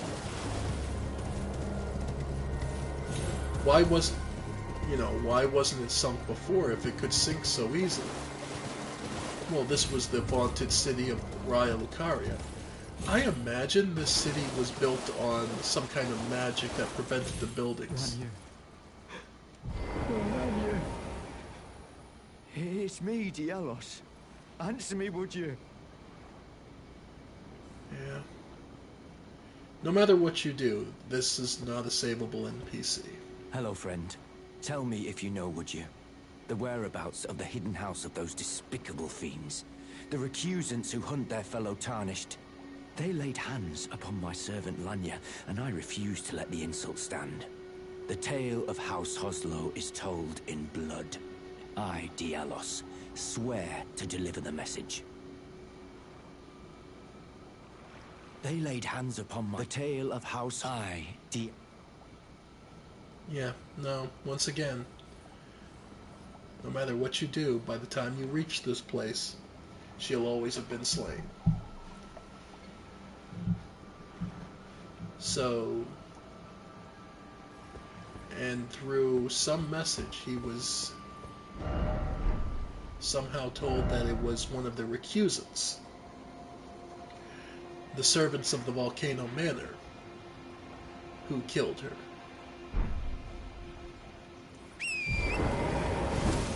An interesting point. Still, and as we can see here, there's all sorts of deaths. And here we can see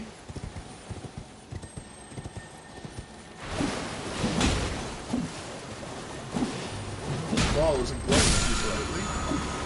Just a somber side.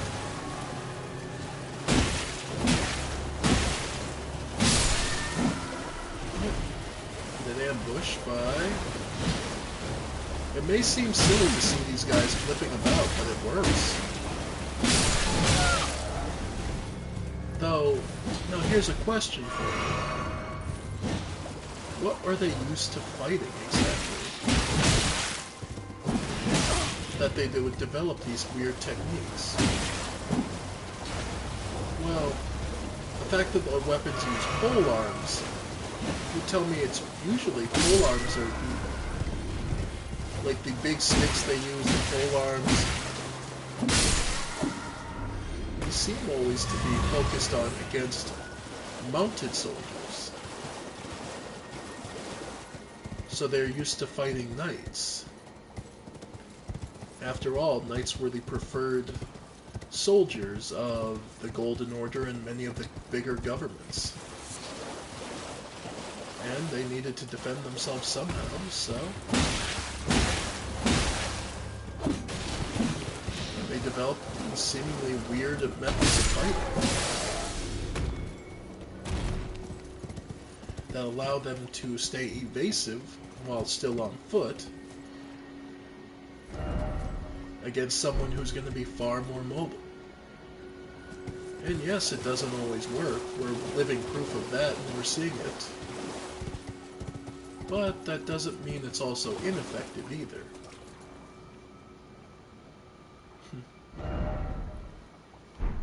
So foggy, it looks like it's almost the whole world away.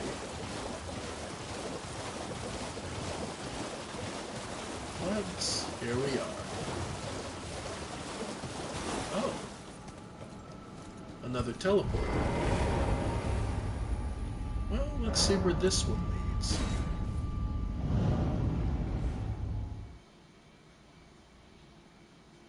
Where, oh where will it take us? Oh, back to the King's Realm ruins. Yeah. Oi. Oi. Yeah, no.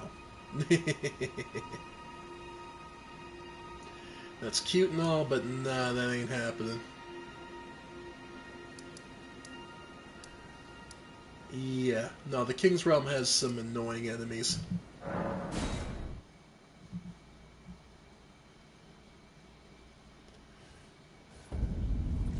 Still.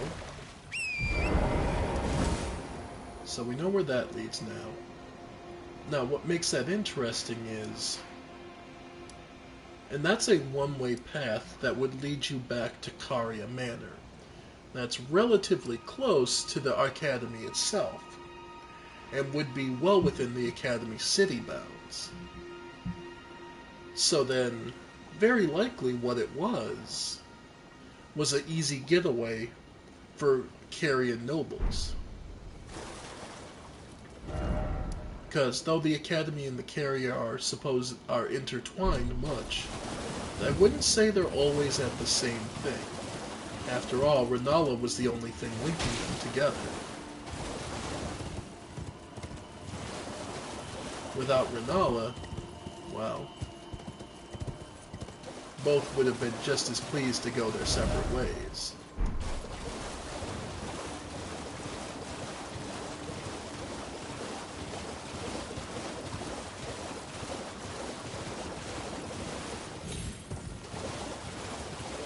Because the Carian royal family didn't always see eye to eye. Now, this little forest area, I don't remember there being much here, but I figure it's still worth exploring. More of the Mandragoras. Honestly, I cannot help but think that they're a form of Albinor. An attempt to make plant life.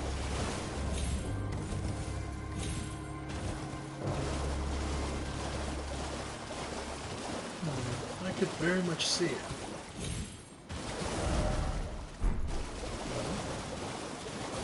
And bit of a hidden one here. There is an item, but you have to deal with all this.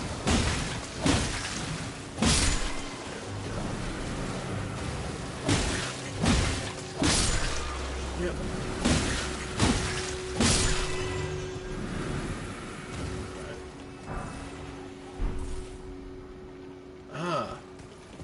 And here's an interesting point.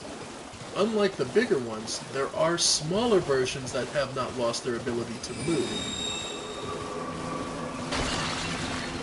They're not quite as powerful as the biggest size, but they still retain the advantage of mobility.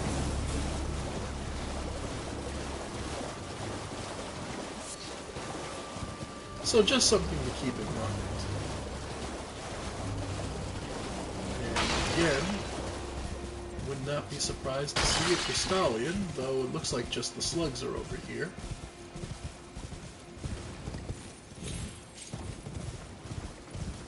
No, looks like it's just the slugs. It's interesting. Again, these crystals are all so high up on the surface, as if they're fresh. But we also see that there are crystals deep, deep underground later on. So, we're all made of star stuff, after all. Yeah, no, I cannot believe that those big flowers are anything other than a form of albinoric. The more and more I look at it, yeah, that makes the most sense.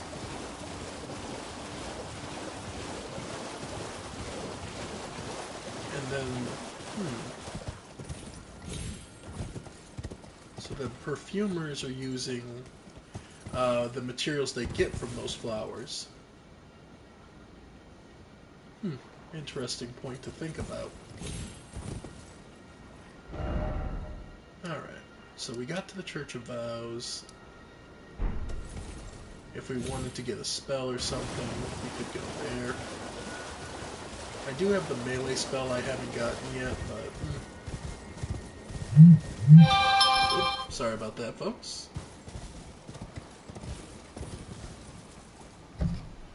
And doubt it's anything, but give me half a sec.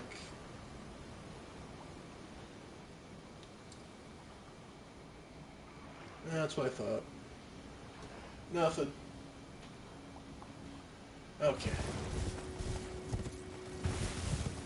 But yeah. So it makes sense then. Yeah, no, that would make up...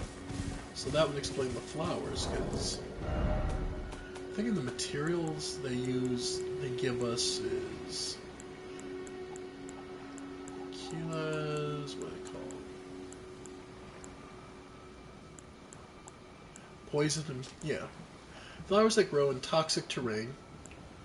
Flower that grows lightning-struck lands. Imbued with traces of light, dripping with a deep green poisonous liquid. Yeah, almost as if they've been crafted to... Yeah. Yeah, I could very much see it.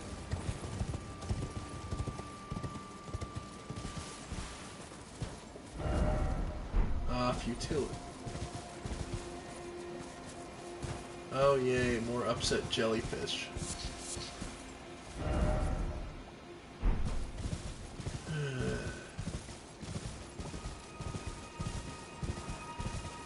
I never like seeing upset jellyfish.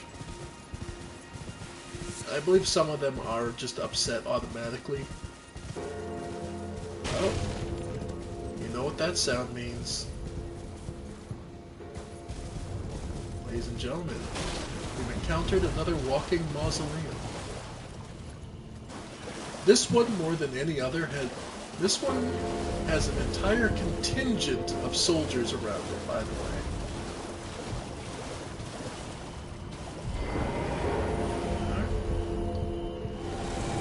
Now this guy, where is he going to lead us?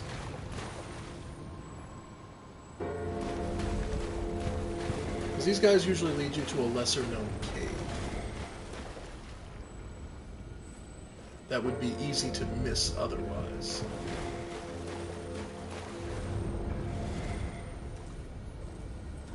Alright.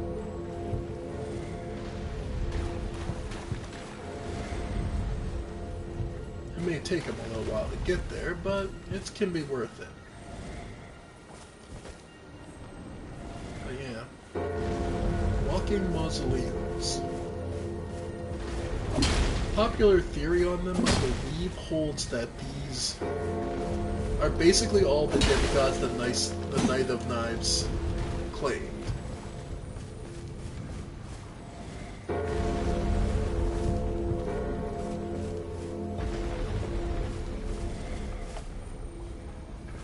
And that, unlike Godwyn, they had themselves... Excuse me. They simply had their heads removed rather than the rune of death carved into them, making them just basically unable to host.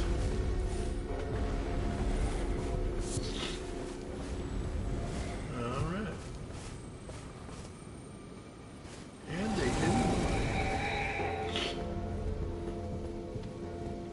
Well, let's go see what's inside. Once again, pretty frequent thing they love to do. Let you drop on in. Cracked crystal. Oh boy, we're about to get a ton of this stuff. Yeah. If you need cracked crystal, these caves are rife with it.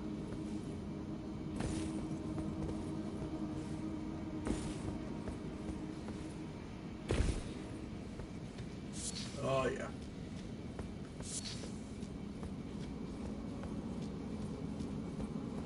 So which one is this? The Raya Lucaria Crystal Tunnel.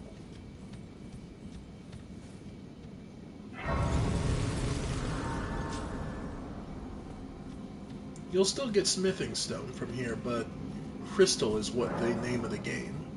Unsurprisingly, after all, this place is a mine for all the crystals that the Academy needed. Yeah. And of course, the hard-skinned miners.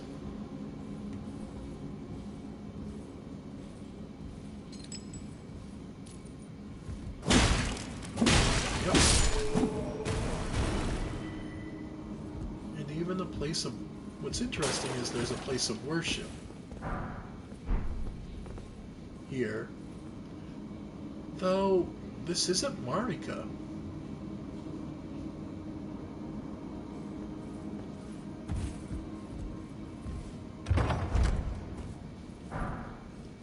Yeah. And they're offering somber smithing stones to it. So the question becomes...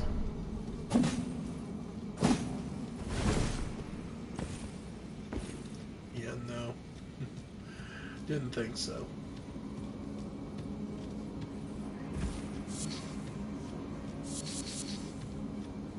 There are all sorts of secrets in this game, and many of them haven't been found.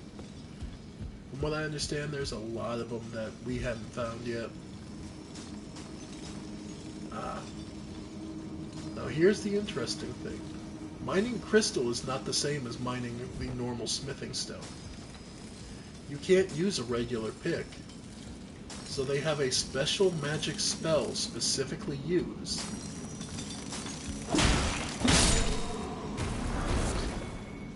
Yep. They have to use to do so.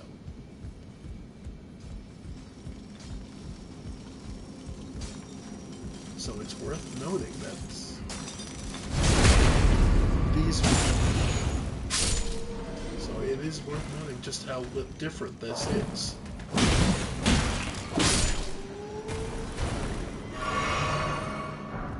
Because it seems that no amount of physical force is what's going to break crystal.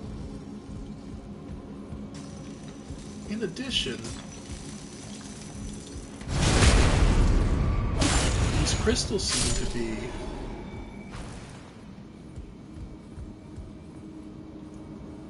Well, for lack of any other better term. Wow, you can even see straight into the boss arena. Spoiler, apparently the final boss of this area is a Crystallian. But, note that how big this cavern is.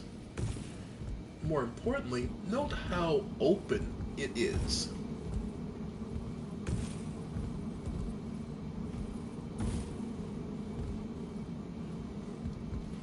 Oof. Yeah. Note how open it is. Like it's... Nope. Screwed up. They won't let you fall straight into the boss arena. But yeah, note how open this all is. As if, not as if it's been mined, but as if it's a massive chasm that had been opened up.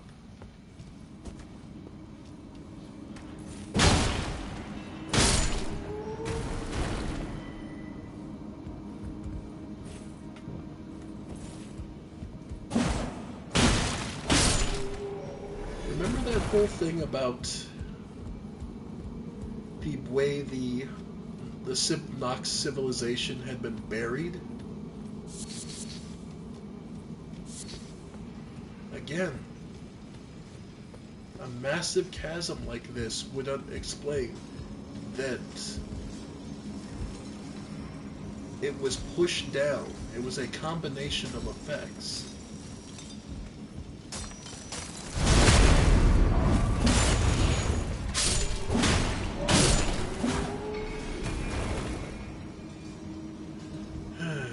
Okay, try again. Alright. Yeah, we all screw up sometimes. No, I don't believe the item over there will be worth it, but...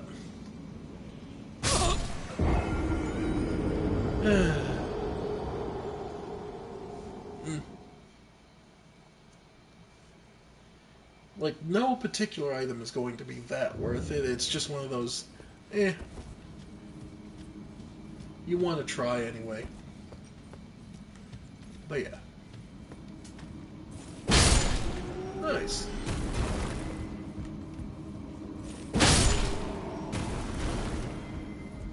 But yeah, it's worth noting on a story level, just again, and every time these all respawn, so like I said, you'll never run out of cracked crystal, which I believe, yeah,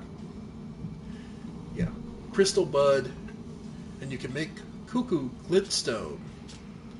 Lump of broken glintstone wreathed with magic power, a faux sorcery used by the Knights of the Cuckoo. Launched straight ahead using FP, a magic bolt springs forth from the point of impact.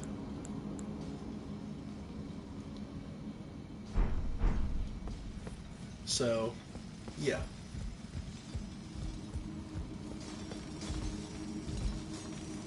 And no, there is no double jump beyond what Torrent has. There is no double jump. You have to. There is only the way you jump normally.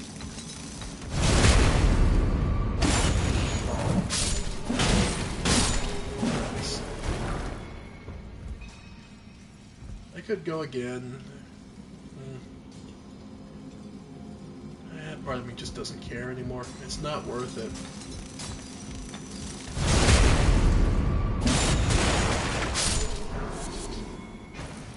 Hey, somber smithing stone. Yeah, luck kicked in.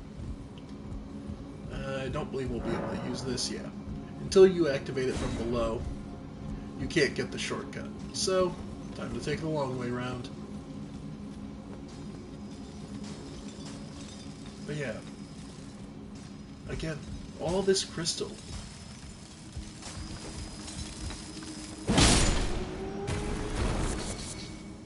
All dropped here.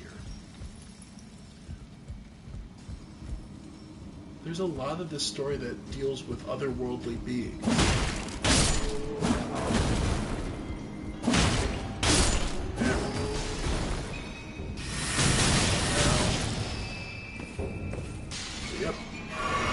down here, but I did so now we got a deal. Yeah. Yep. And as you can see, some of these guys are smart enough to be actual casters.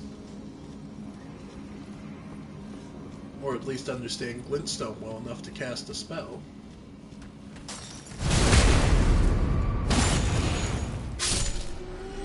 Alright.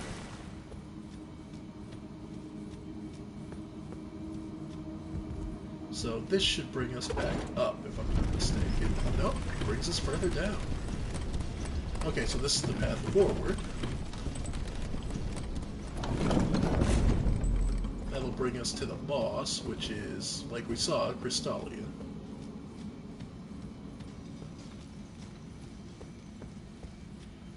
Actually, it looks like we got one more layer to go. But this is the last layer.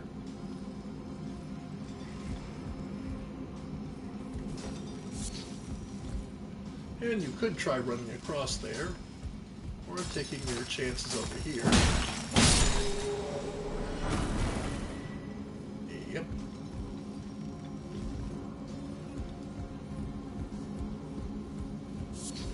Nope. Okay. Yeah, no matter what, you have to take your chance across the bridge. Not that it's a real horrible thing. Basically, just wait till he's not looking. Oh yeah. And if they're gonna hit you with that, yeah, that's just gonna hurt. Ow. Yeah, those only hurt cumulatively. Individual hits aren't that bad. And there we go. Yeah. There we go.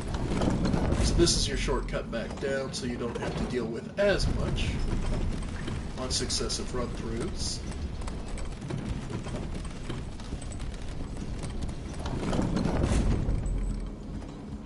Because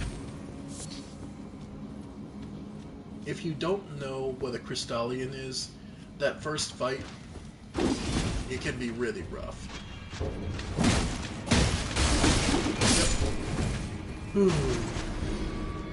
I miss being able to two-shot these things. Oh yeah, I forgot they start doing this.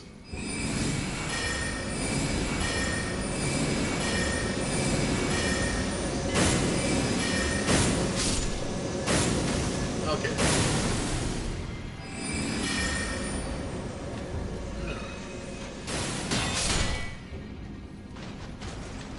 Yeah. Yeah, when you're strong enough to two-shot the cuckoos, these soldiers, life gets a whole lot nicer.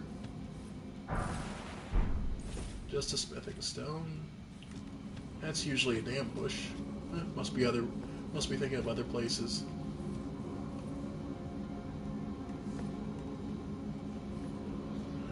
Alright.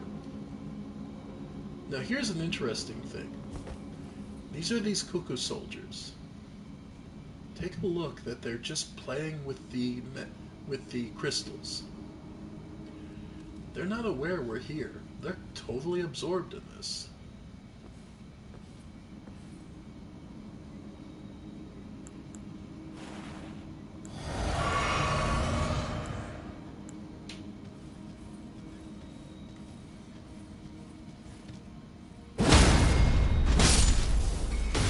Note that the second they...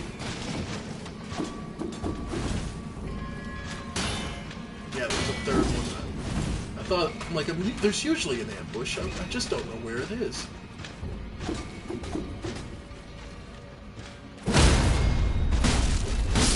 Nice. I'm like, there's usually an ambush.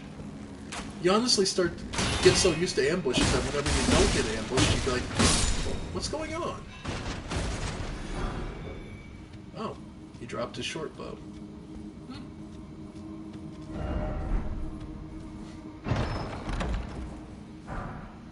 The crystal knife.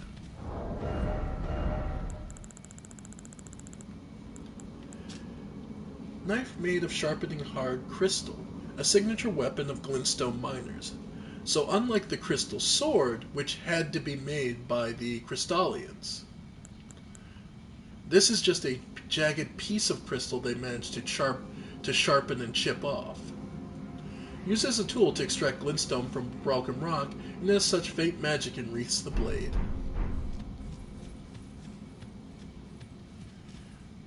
Actually, that actually is a really interesting point. A knife made by sharpening hard crystal, signature weapon of glintstone miners. Used as a tool to extract glintstone from broken rock, and as such, faint magic enwreaths the blade. So the magic would normally you'd think to just rub off it and just be worn down. No, this thing has become more magical as it's gone on. It's actually, not bad. But we're not using a dagger down here. Blunt damage rules down here, just saying. If you're down here and you're using something like a scimitar or a scythe, the hell is wrong with you?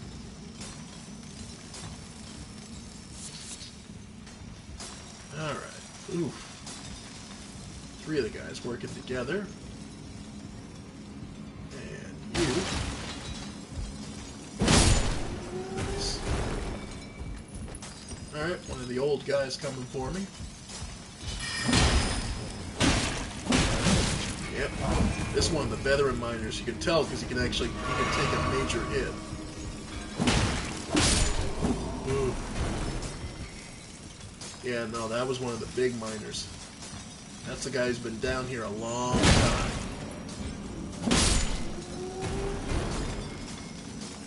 Alright.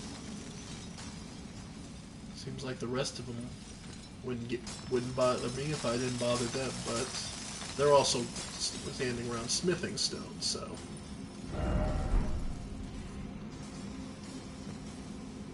No enemy ahead, right. No. They're telling the truth for once. Oh, shatter earth. I think we have the intelligence to use it, but I don't think it's that good. One of the glintstone sorceries of the Academy of Ryalucaria imbues a ferrule of the caster's staff with magic, then thrusts into the ground to create a magical shockwave. Allows one follow-up attack. A stone digger sorcery used by the glintstone miners of the Crystal Tunnel. At the Academy, use of the sorcery was a stigma that marked out failed scholars. So basically, if you used it, you were a joke. But that's not because you were a laborer.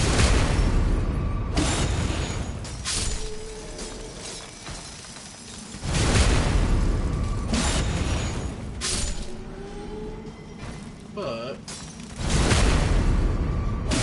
don't underestimate what... If it's strong enough to break through stone, well, there's a couple of armors that aren't that... A couple of types of armor that ain't that thick that probably eat straight through. I'll have to try it out.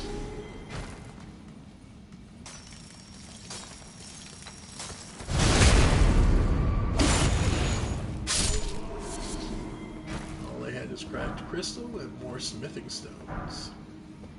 Nice. So we should be able to start upgrading a few other weapons.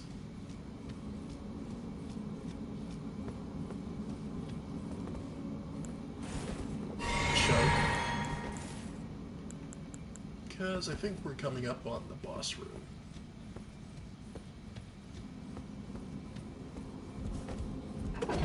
Yeah, pretty sure. Alright. Yep. There's a couple ways to drop down, but I'm not too worried about it at the moment. Alright. I only saw one, so it shouldn't be that bad. Yeah, it's just the one crystal.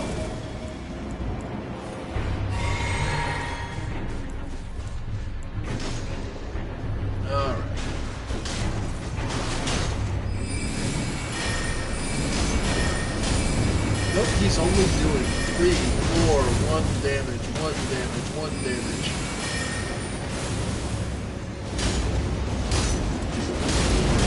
Yep. Yeah, if you aren't getting 1 down here, you aren't doing your job. Yep. I wanted to show off just how resistant Crystallians are. Alright, the smithing stone miner's bell bearing. And the one guy we killed who fell down here, of course he had the digger staff. Of course he got. Of course. So, the digger staff has less adjust than our current demi-human queen staff, so. The staff of a sorcerer miner who extracts glintstone from crystal tunnels. The staff itself is a tool to mine, and the ferrule is embedded with a glintstone. Boost the power of stone digger sorceries. Well, let's head out back to the entrance. And actually,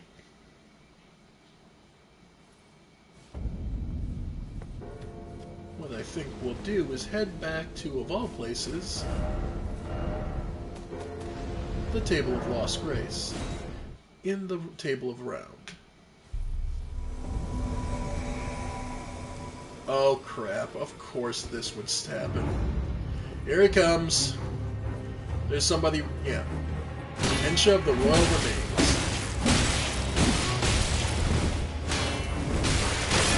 Yep. Yeah.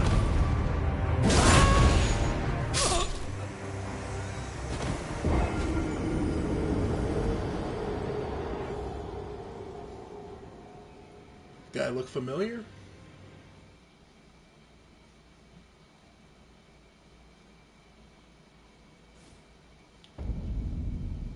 And we're back here. Ensha of the Royal Remains. Here's a question, is that going to happen every time now? I completely forgot this happens. Yeah, okay, it's until we kill Ensha. Okay. Alright, let's do this. Yep.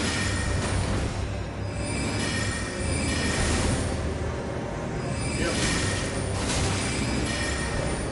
Yep. Alright. Yep. Yep.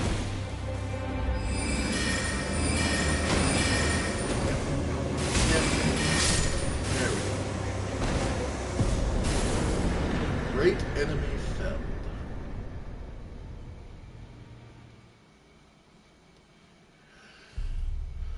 Alright. The Clinging Bone. So Ensha, who, if you'll recall,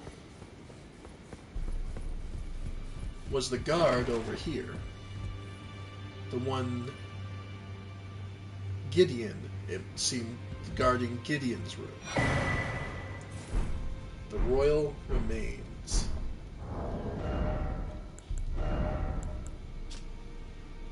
Helm graced with gold human bones, worn by unspeaking adherent of Sir Gideon the All-Knowing.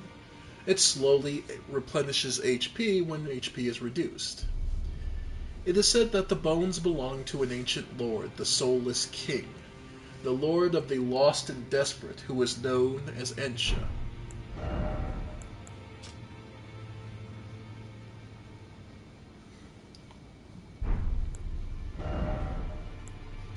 Just seeing if there's anything else. No. Actually, I was having the whole oh gods.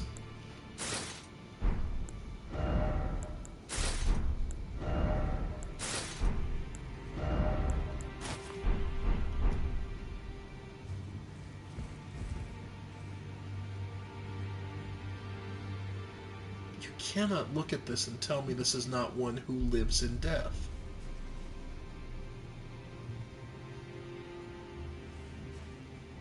So wait. No, it's still living because it has to be, because it heals us. Huh.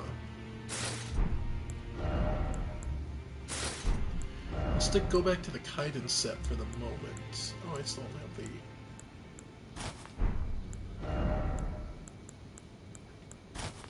the... Okay. Still.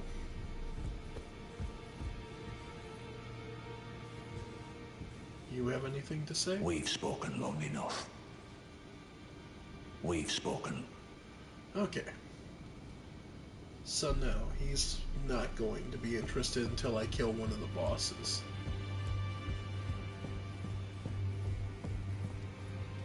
Alright. Now, the Twin Maidens offer a bell bearing. The smithing one.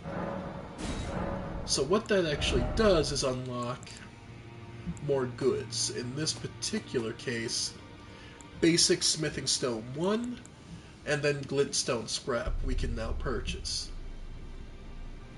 Which is not bad, but it's still useful. Let's see. Could get another memory stone. Well, I'd rather see what we can upgrade before we do anything there. But from a perspective, Ensha... Does Ensha go mad, is it? What drives Ensha to kill us on Gideon's behalf? Alright, he has the 2... Yeah. Incantations. He's... well then. Yeah, these both guys, both mostly for faith builds. May the golden or... And you're still here. Ah, you again, is it? The recusants sent a lackey. Can you believe they invited me to join them? Now, after what they did? I can scarcely believe it myself. Did they think me a fool? You might be surprised to learn I took them up on the offer. Then I only had to ask. The location of the recusant hideout. It's on Mount Gelmir, found off the old road that leads west from the town of Windmills. That's where they hide. The manor on the peak. Just you wait, wretched recusants. You'll rue the day you insulted my name by laying hands on Lanya. The tale of House Hoslo is told in blood, after all. It's on Mount Gelmir. That's where they are. Just you wait. The tale of... Indeed.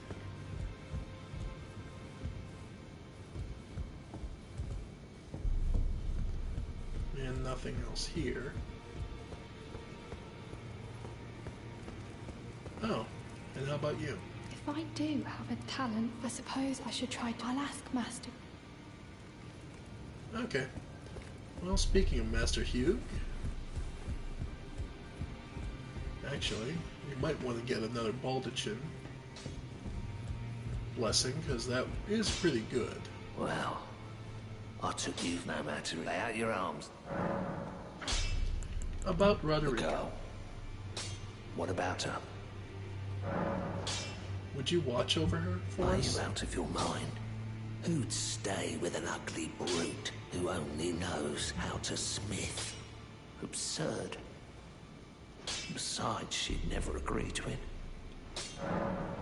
It's what she I was. refuse to believe it. I don't doubt you, but I know when something's too good to be true. No. Sometimes a good thing is just a good thing. I have to keep reminding myself of that. Alright. I won't go any farther on the staff, but I will get our Morning Star at least a little stronger. Okay. So, don't have enough 3s yet, that's fine. Because The next thing we need to do is attune and then see how good they are. I suppose it can't hurt. I am pleased to see. Would you like me to? Now, What? come closer.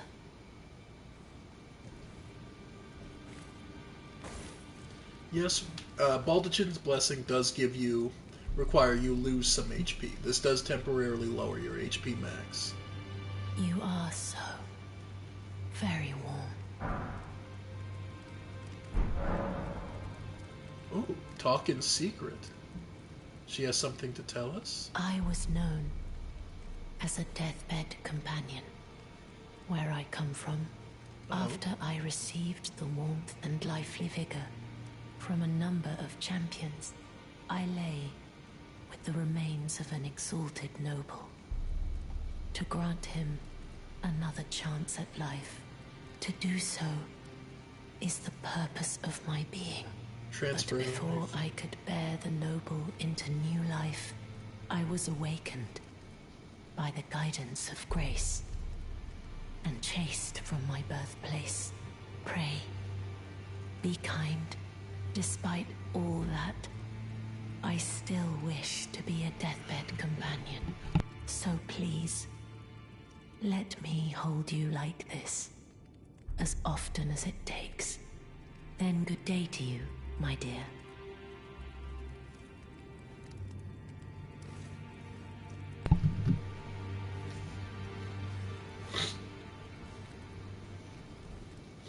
So then, which are we?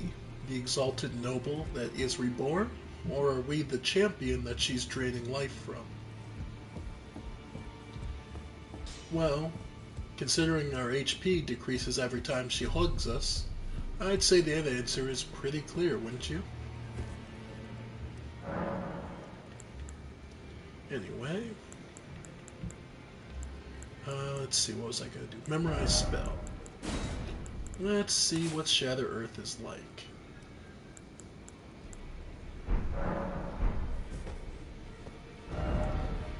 Alright. But again, that was just another hidden area. Where was that? Up there. So most of this is pretty empty because there's a mausoleum walking around here. But we still haven't gone to that tunnel, and we still haven't explored around the base of Raya Lucaria. Because entering the academy will bring us up on the hill. However, the base of a mountain can hide stuff just as much as the top. So, just to show it off real quick, you cannot cast it while you're on... You cannot cast it from horseback.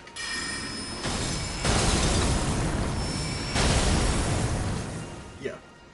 That's Shatter Earth. Kind of just a basic AoE. Hits from the ground up, so to speak. Alright, those few souls from the jumping. I'm not really that bothered about it. What we need to test is...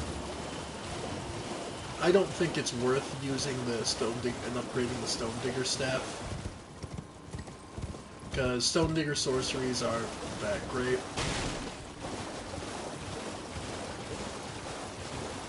Just being perfectly honest on that particular angle. But now, like I said, one of the major areas we want to still check out.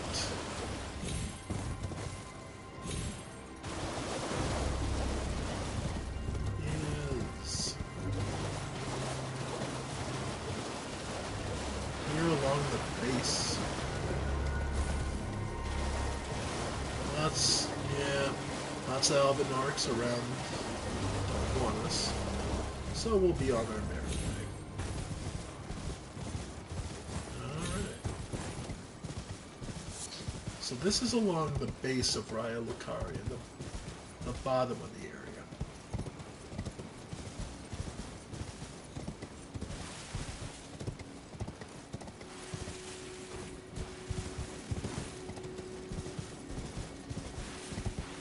there's these great buildings and pillars and bridges, but something always has to be at the foot of it. Hey, remember we got told about virgins that kidnap people? This is what they're talking about.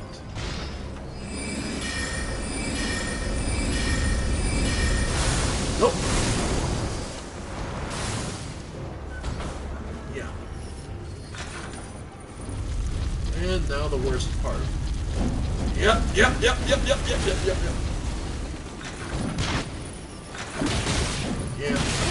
Oh yeah, they hit. Oh, and we're dead. Yep.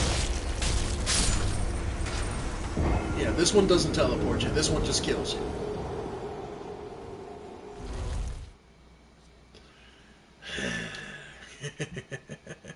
Of course.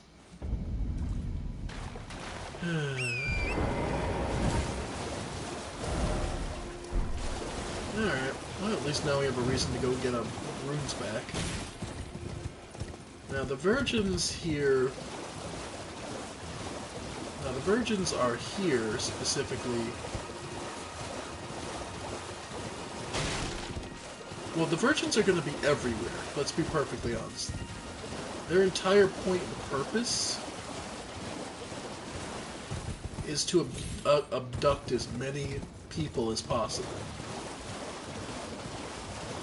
But they're for the volcano banner. They're all tied to that story. Because the best way to understand this game, as far as I've seen, is to understand that a lot of the stories are layering over each other.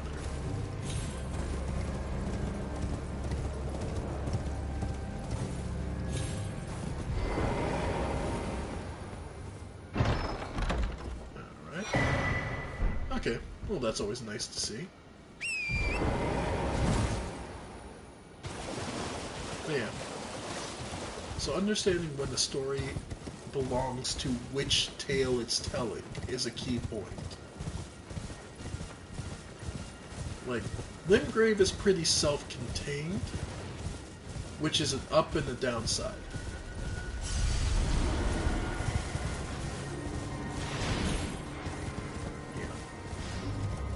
But it makes sense now, because...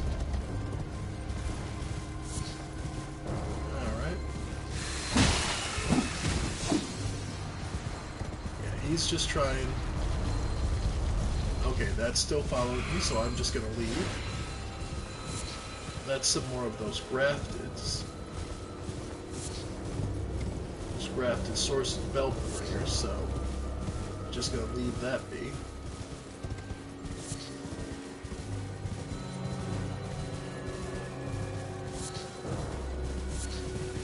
Like I said, there are all sorts of hidden things at the base of a building. After all... Yep. Okay.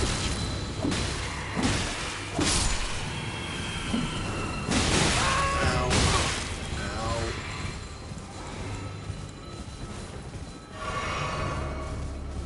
Yeah. These guys are just... Yep. Ow. Man, there's so many of these idiots. Yep.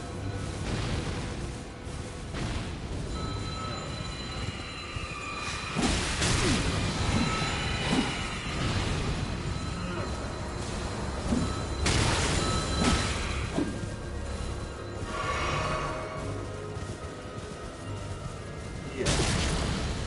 Okay. Ow, that hurt. Yeah, individually they ain't so bad, but in this kind of cluster, I ain't really in a position to do much with them, so screw it. I'm leaving. Alright. So not much there.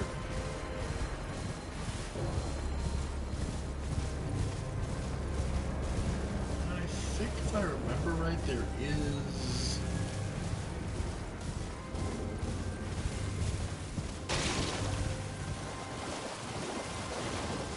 Oh.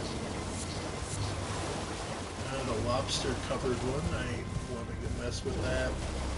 Just because it's more hassle than it's worth. Ah, here we go. Another lost grace. Someone hiding out beneath the bridge. So that's another place.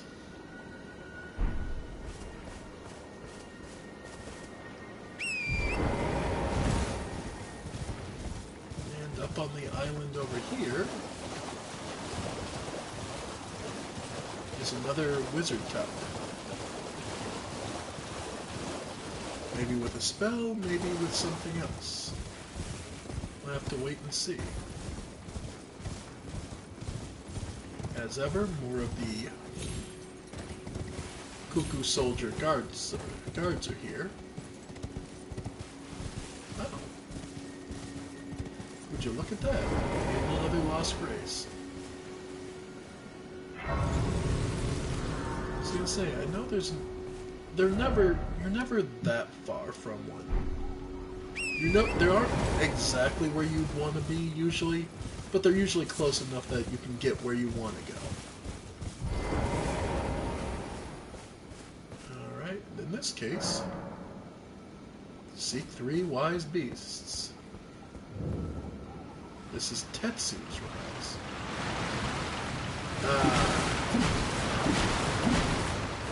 Say hello to what makes Tetsu's rise so different. Yeah.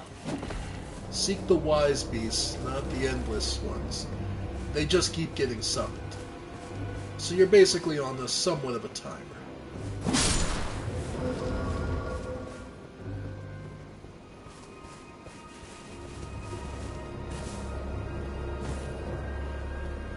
Though my suggestion is, follow the ones that ain't moving, and you'll find the ones that you're looking for.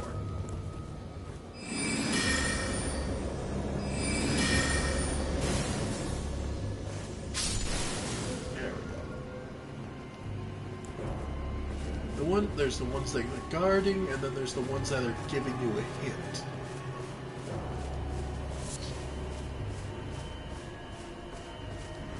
And again, look for the ones that aren't moving to give you a hint.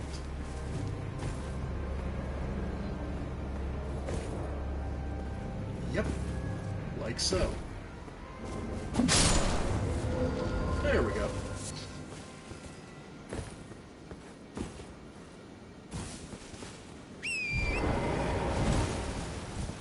Yeah, those guys are all... The zombies are all endless. So, Tetsu's rise... Obviously, each one of these is reflective of the study of this particular field. So Tetsu knew how to do almost a form of, I guess, necromancy? Or at least making simulacrums of living life. Fake lives. So copies of them. And here we get another memory stone. Cool. So now we can memorize even another spell. Or a more intensive spell.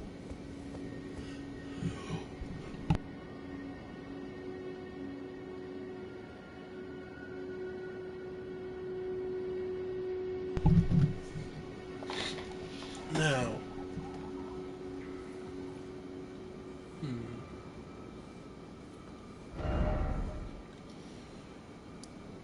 it's worth noting, from where we're standing, this was the bridge that led from Raya Lucaria to, well, looks like the north, so I assume this would be the Atlas Plateau.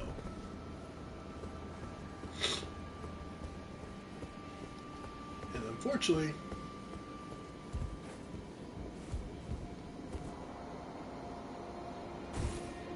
the bridge is broken. Well, let's see what we can do.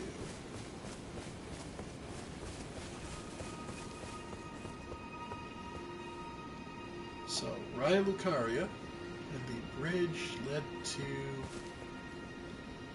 over here.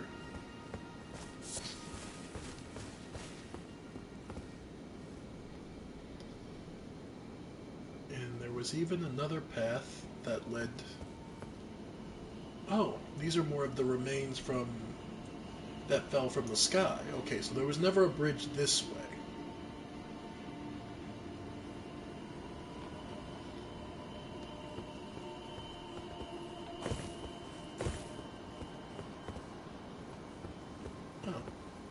Oh, way down.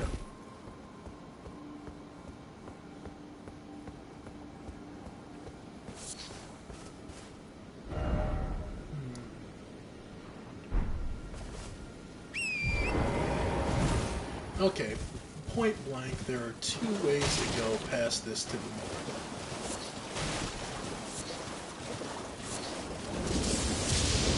Ow. Yeah, this place gets... Yeah, I forgot about this. I'm like, Fulgur Brooms. Might as well pick some up. Yeah, downside of Fulgur Brooms in water is that it hurts. Ow!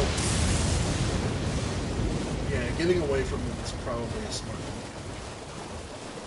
But yeah, this is another part of the crumbling city we'll see eventually. That just fell down here. Because the way it... So more than likely...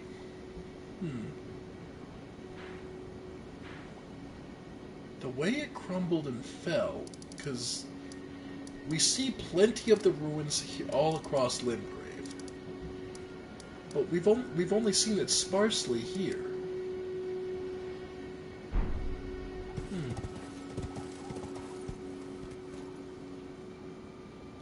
Alright.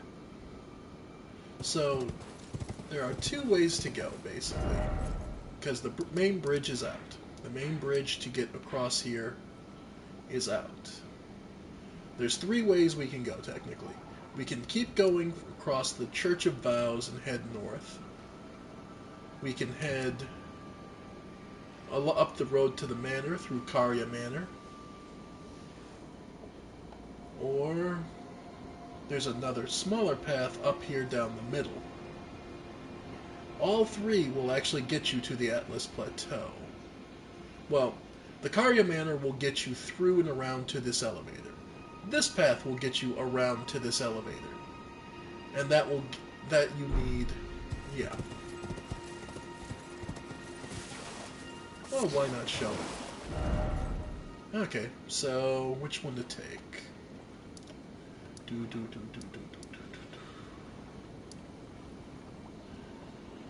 Because I've not even begun to finish this yet. Oh well.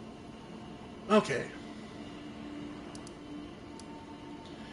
Yeah, the problem is with Liurnia, with the Lake of Liurnia, this entire area is just so massive. Liurnia of the Lakes, yeah. This whole area is just so frigging massive. Okay. More squirts. Oh, hey. Looks like there's something in there.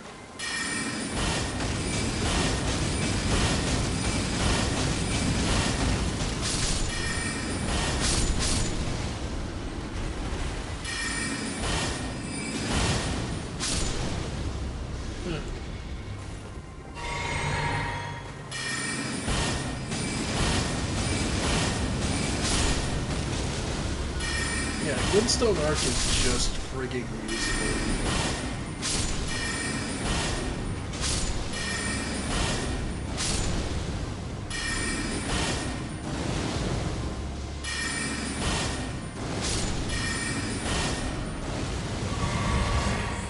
Wow. Nice. Just an old thing. Which actually speaks a lot. Because old fangs come from particular older beasts. I'm not gonna bother you, go on. You come after me, then I'm going to. Wow.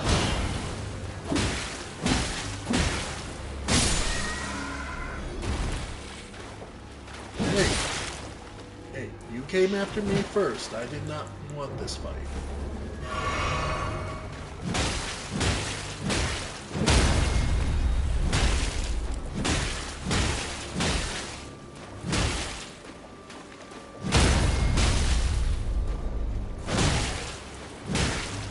And yes, I know I'm wielding my shield with 2 hands.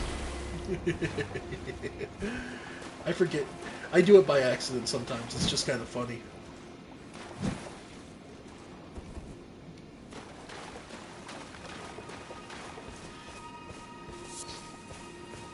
Anyway.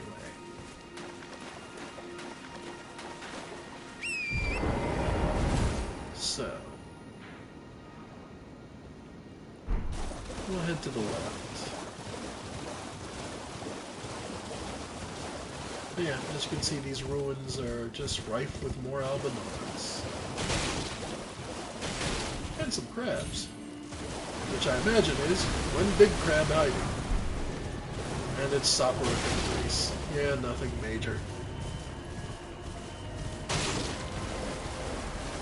It's just a really big crab. Wolves! Lots of wolves! I was gonna say, I don't think there's anything too major over here. Don't believe so, anyway. Yeah. Liurnia of the Lakes is an absolutely massive area. Oh, there they are! I just noticed it. Oh, crap. Okay, almost walked into that idiocy. Oh, boy. Okay. Well, we're not in Carrion, so... But say hello to Carrion's favorite frigging enemy. A giant pair of hands.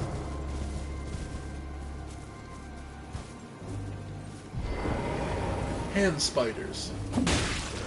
Like, I'm pretty sure the entire point of this enemy is somebody did this to one of the developers at one point, and they never got over the trauma of the spider fingers.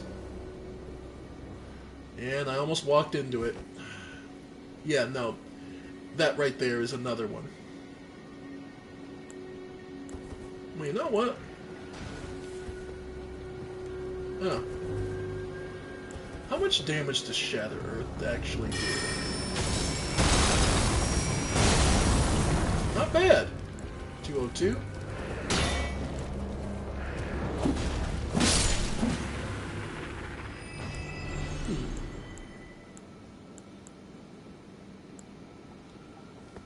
Okay, the power's not bad on it.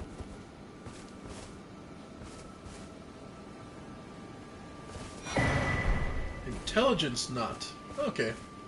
Well, so it's a wizard trap. Yeah, that makes sense.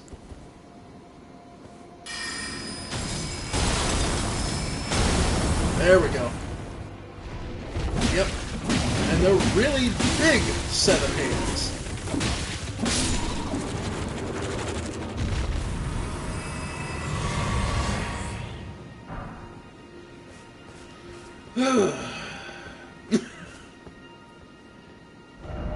Like, I'm pretty sure that's just a motion somebody did with their hands, where somebody stuck their 2 hands together, just started wiggling the fingers at someone, and one of the developers went, "Oh God, that's disgusting!" Okay, I have a great idea. And everyone in the room just kind of looked at them, and they're like, sure, I guess. And it was one of those jokes that just kind of kept going until they realized they had a full 3D model and had someone actually doing the wiggly fingers. And they sat there and went, well, this is happening now.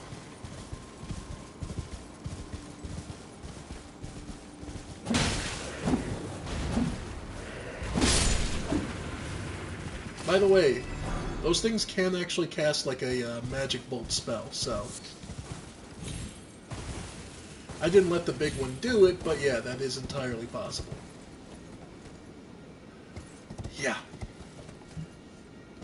Like, somebody got creeped out. Someone had, like, a phobia of hands or something.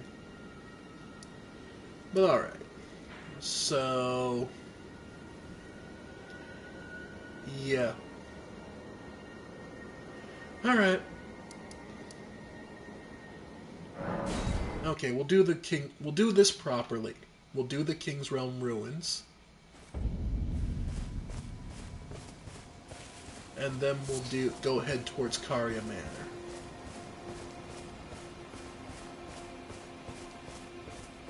Officially, I should be heading up to Raya Lucaria first. Let's show off why I don't like the King's Realm ruins.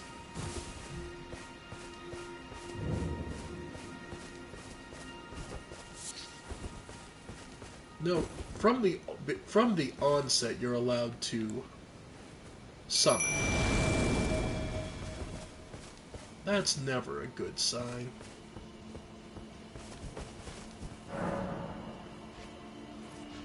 Just being honest, that's never a good sign. Yeah. Lots of casters. And lots of casters who like to teleport.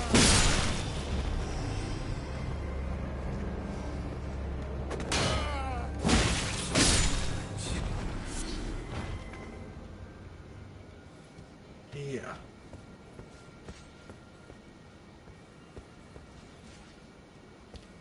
The King's Realm ruins.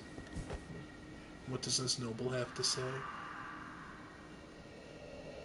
E.g., forgive me? These royal grounds were placed in our trust, but we stood no chance. So these guys were supposed to be protecting it, but failed to. So then, E.g. Ah. Yeah.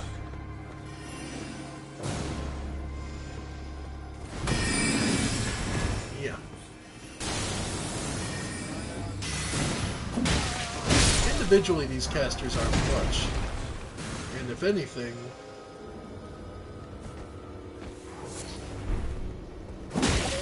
just a sign of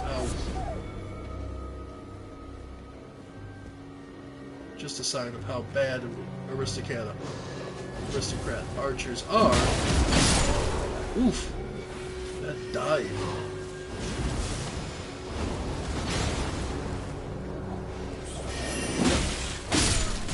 Nice. Yep. There we go. But yeah, it's mostly just because there's a lot of cheap chip damage from casters that are just teleporting away. They're not, I don't believe they're actually teleporting so much as just moving. And it just is like a invisibility spell that just only covers while they're moving away. But yeah. And there's a lot of those sigils on the ground are all traps. You have a few seconds to get away. Yep.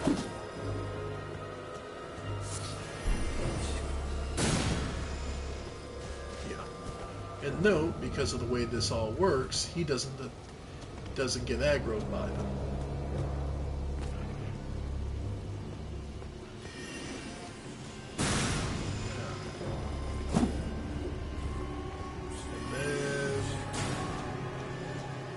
Yeah.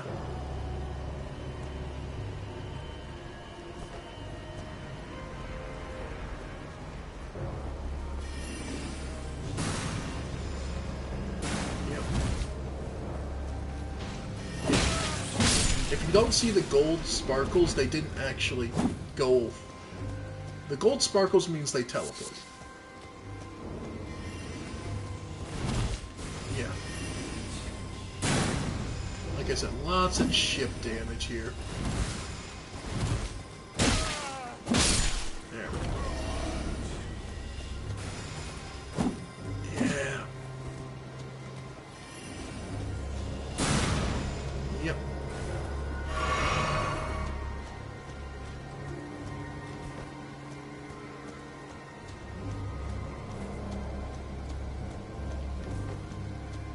they pretty much will target only you.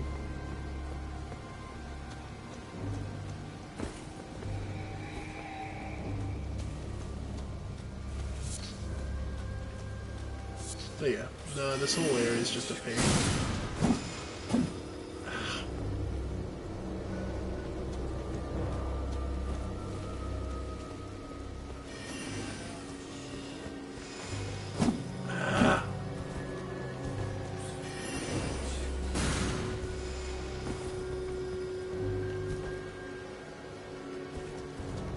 Okay, fine. Didn't want to use it, but now you're making me. Go ahead.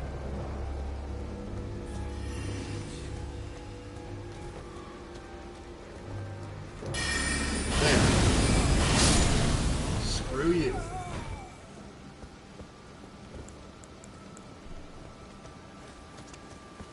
Alright. Gotcha. There we go. So now, and the big mystery, yeah, is that wall is invisible and it lets you through to here.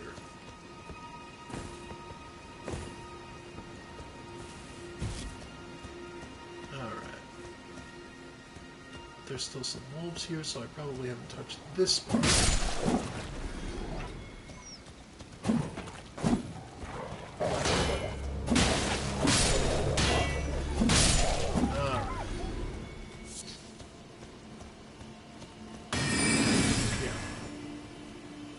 Again, more traps.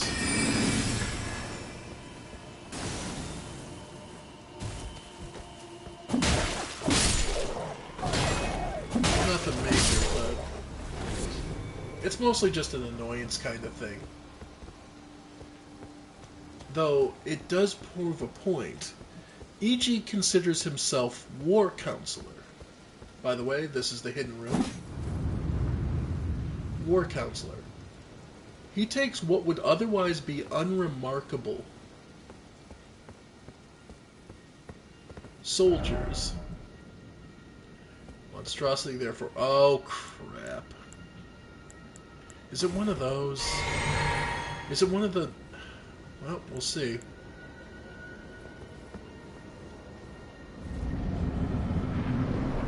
Yep. Royal Revenant. Yep. Thought so. Nope.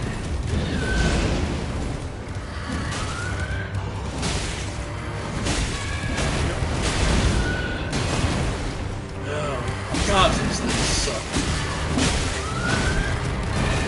Okay.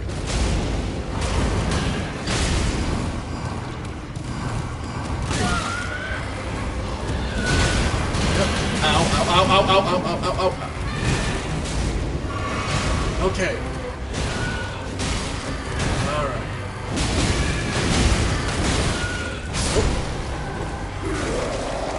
Nope. Nope. Ow. Ow. Ow. Now he's going here, right there. Yep. Ow.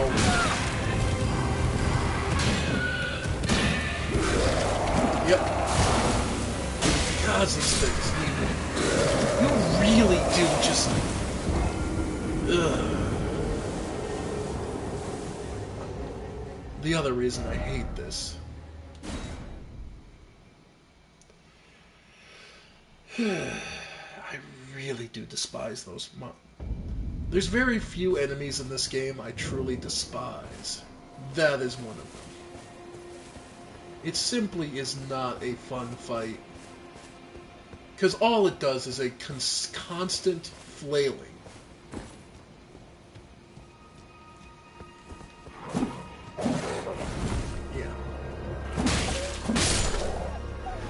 And again, I like to believe that this area is under E.G.'s... E.G.'s what makes this area dangerous. Is that it's his knowledge and understanding put the wolves where they are to protect against outlaw... to protect against people rushing in. Have the various sigils to help force people into the open for the sorcerers to actually attack. Yeah.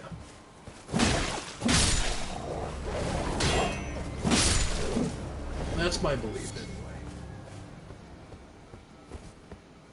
That the ashes of the one guy is basically just the one guy going. The first time everyone got through. Yeah. Okay.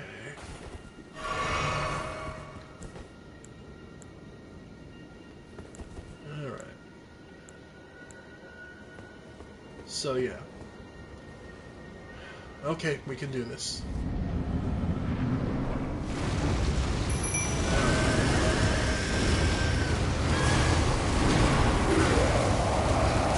Nope. Ow, ow, ow. Okay.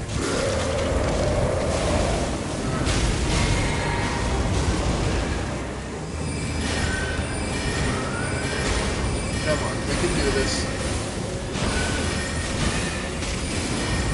Okay. Ow. Okay.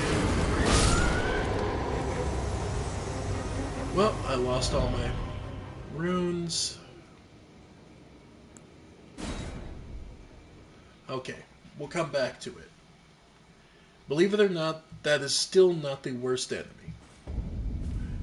It's entirely possible, but that fight overall just ends up being more pain than it's worth. In my experience, anyway. I will sooner deal with going over here. And like they say, E.G. warns us that there is a trap here. And it is a hell of a trap.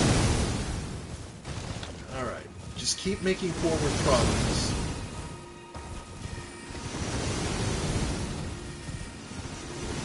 It will be tracking you. But, if you keep going left to right, away from them, you should be alright.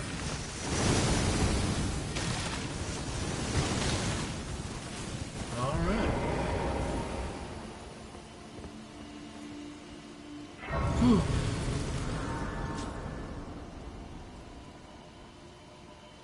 Alright. I forget if I can safely go to the war memorial at least. Nope. Nope.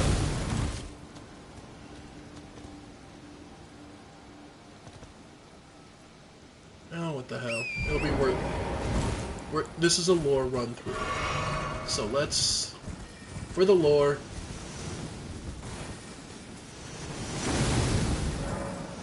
The resting place of the contemptible cuckoos lost in the siege of Caria Manor. Contemptible cuckoos. So they're the soldiers of Raya Lucaria who turned on Caria Manor. Unfortunately, Caria Manor was a hell of a lot harder to take out than they thought. So, that's where they end up resting. Makes sense. Huh? Oh, we just got too close to the manor. Ow.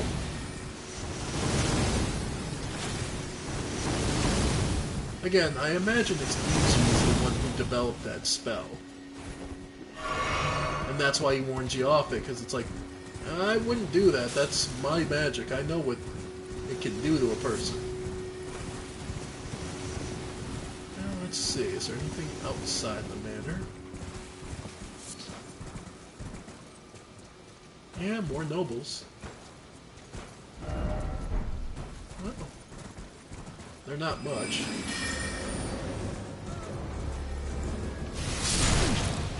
Yep.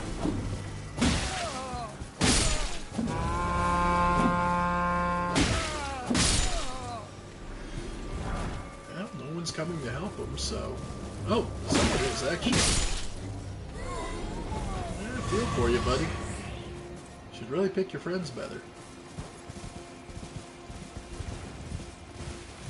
But anyway.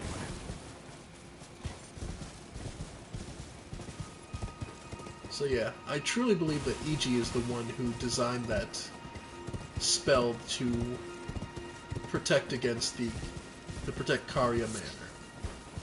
It makes sense. War counselor. He's counseling in war, whether it's to fight or to defend. Alright. And one of these glowing creatures.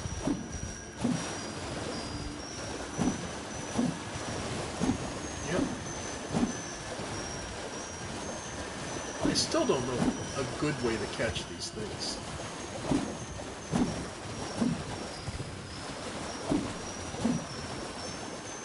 I don't know. They're invisible, so it's one of those things of... Yeah. I don't know a good way to get them.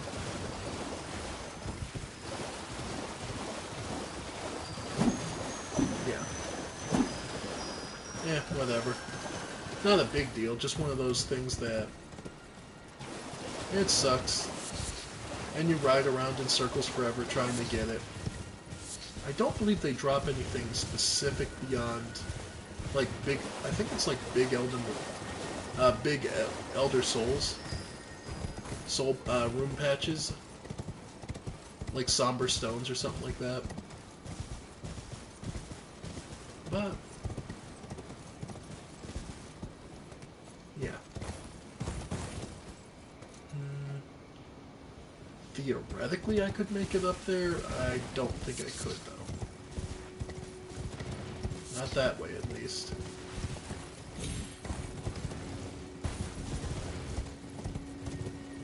But that is a way back down. Relative safety, but... there we go.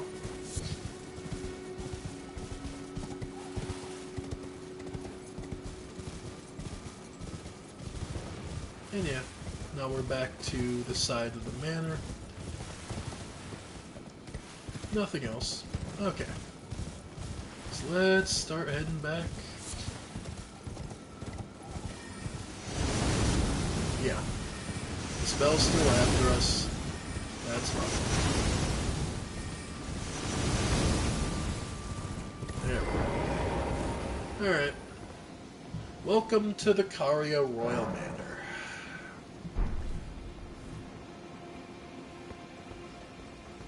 Cannot ride, once you are in here, you cannot ride Torrent.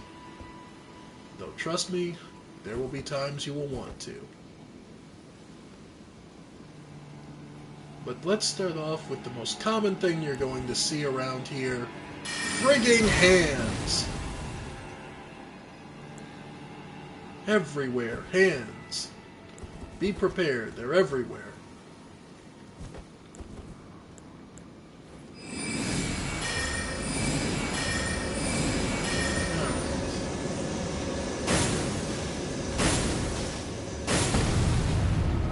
They come. And yes, they give you the middle finger. And yes.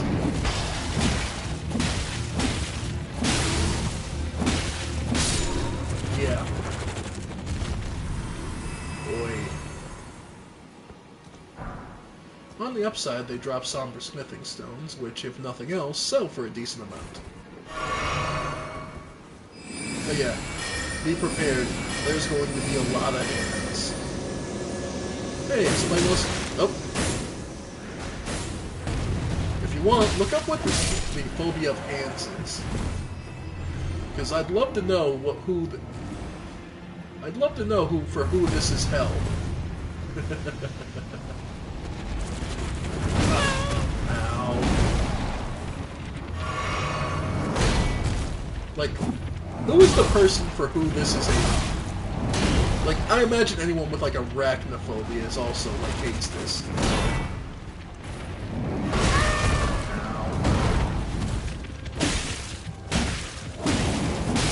There we go. Yeah.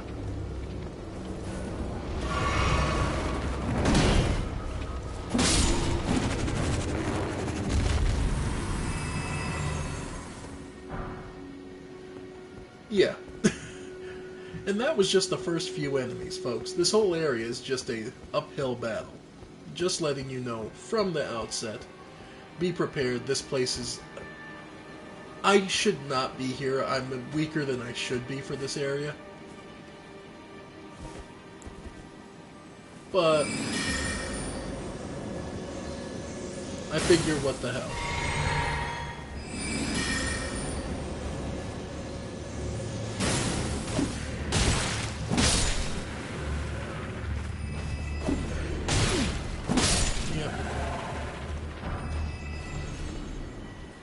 Somber smithing stones. Regular smithing stones. Yeah. No, there's not an infinite supply of hand fingers. There is just a lot of them here. So just be aware. Though, okay. Take that warning aside. Why hands? This may come as an odd question, but why would you think hands? Yep. What? Like, these are animated hands.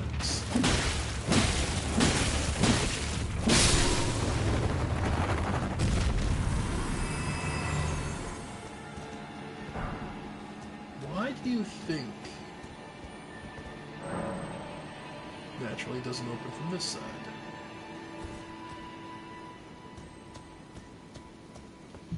Karya royal family. Well, okay. The royal family has a lot of questions around them. Okay, so supposedly they're the ones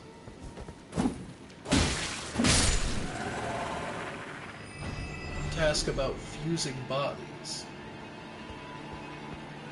Because these are obviously more than... Actually, they look closer to 3 sets of hands that are used to make each one of these.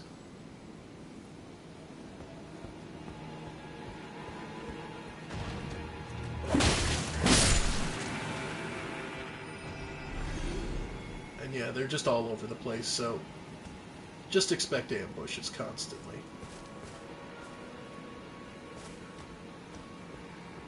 Right now I'm just following the main road. Trust me, we'll get into more exploration in a bit.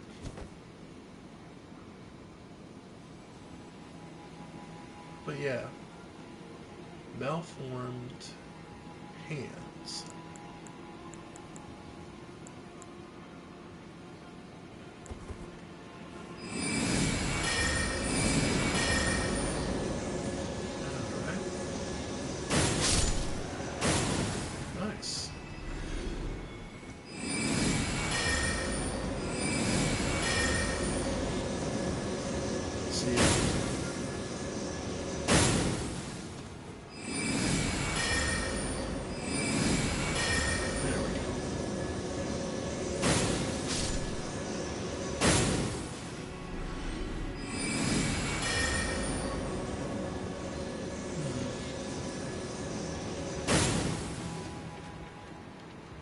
Okay.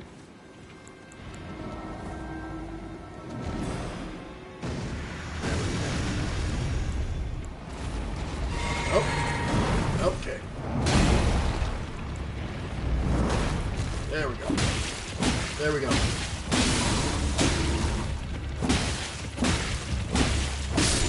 Nice.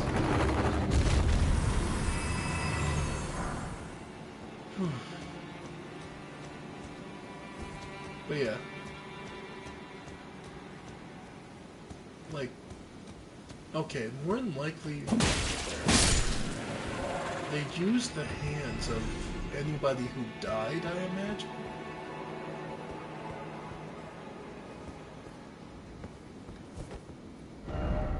Seek grace. What does this ghost have to tell us? It's a banished knight. Okay, here you go. I accidentally. Lady Ronnie, we have long awaited you. I pray for your house's swift revival. May the full moon shine upon Karia.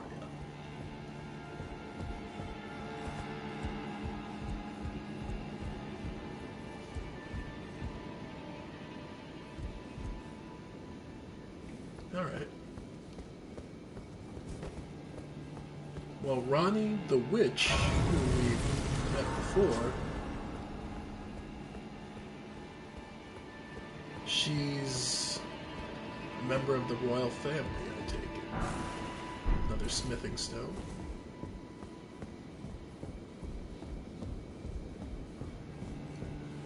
What's interesting here is it looks like a temple, almost. But it's obviously a meeting place of importance. Though, oi, those wooden benches, I've sat on those so many times, it is never comfortable. And the air is so saturated with magic here that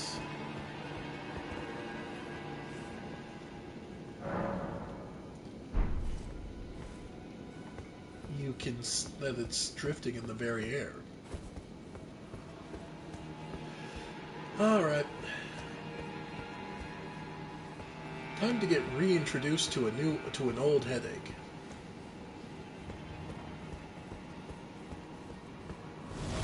There they are. The Phantom Knights.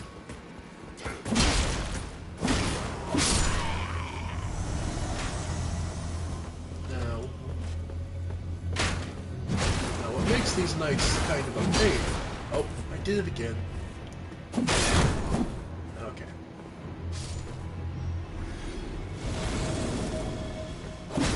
What makes these knights kind of a pain isn't just that they're a little stronger than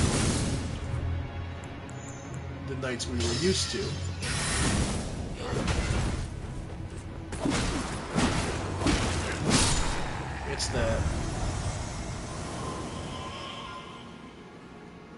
It's that you can't see them coming.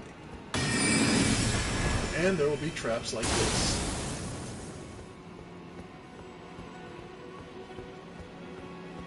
So, that was the first introduction and letting us know how this place is going to be as you advance.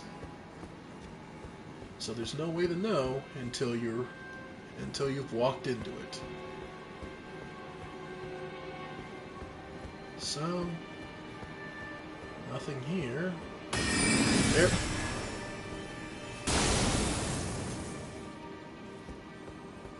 As far as I'm aware, there's no way to see those traps before they're sprung, so. I hear the spawn. Oh, looks like there's a way down and over there. Interesting. And I guess this crack in the floor is your hint. But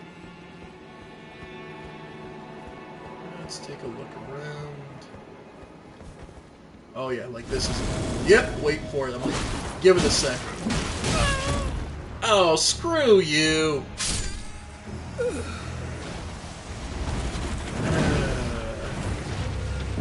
I'm already dead, guys.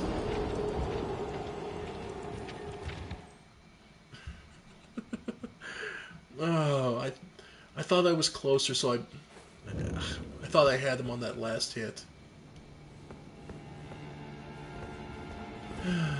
You never... Yeah. They always seem to get that last endurance. Before you get some... Yep. There we go. And then there should be one with a crossbow.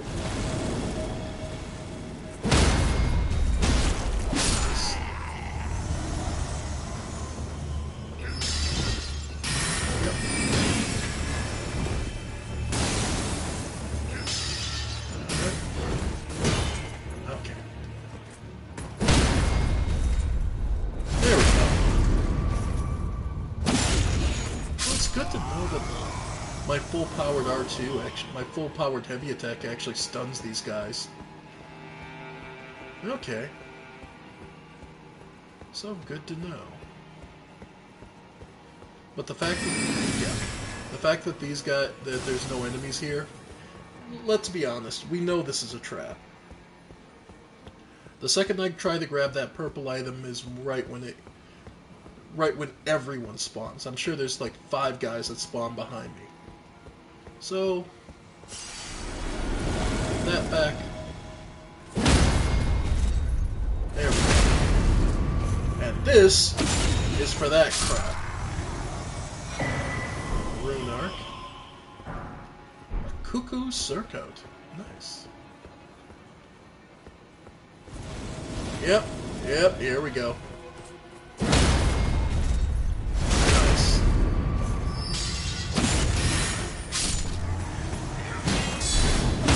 Nice. Okay, yeah, we've definitely hit the point where we can do enough damage to really put the hurt on these guys. Okay, so we all good? I could drop down, but I'm going to explore this upper area first.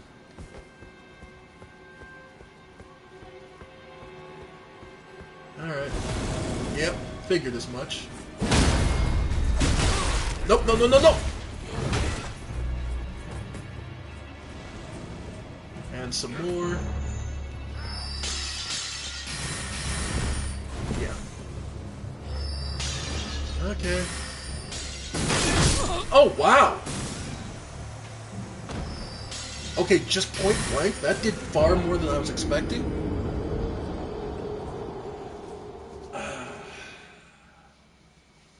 Okay. I also didn't notice how low my HP was. Okay, but we can consistently take out these knights with very little issue.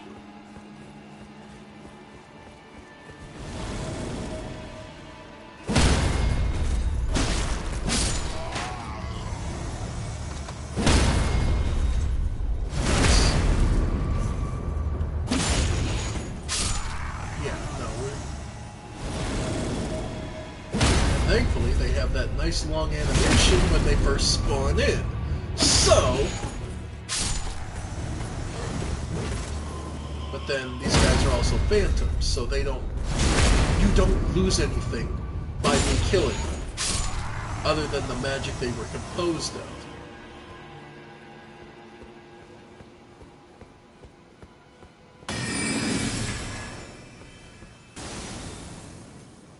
Yeah. So you don't really lose anything by letting me go.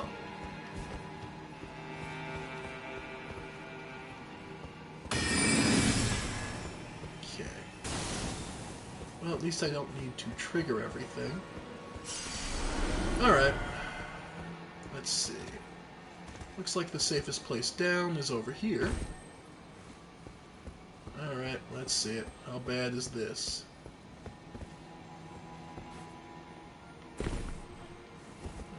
There's a ladder down. And a place across. Alright, so is this a trap or what? Yeah, that looks like another trap.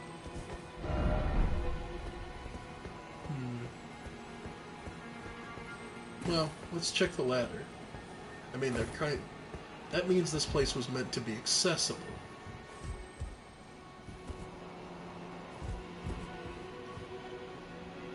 Oh, it's that room we saw.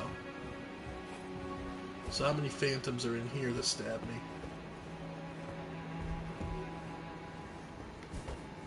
Alright. Oh. Sword of Night and Flame. Okay.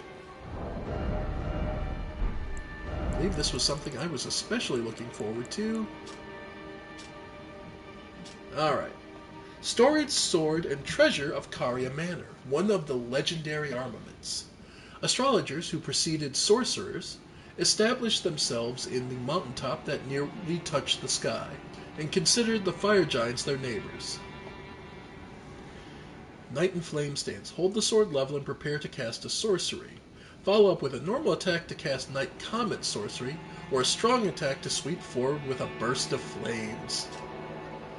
So, alright. I think this is the weapon we'll... But I'll need to put a level, because now my current... I need 18 points in Faith. I mean, it's not undoable.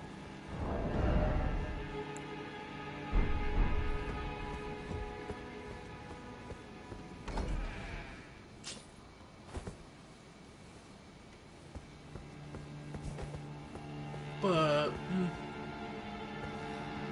I'm just thinking.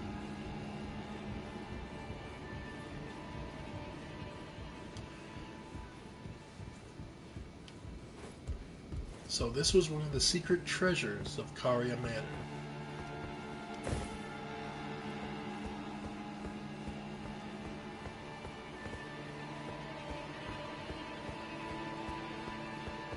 And we can drop down. Oh, what the hell. We'll probably get killed. Yeah.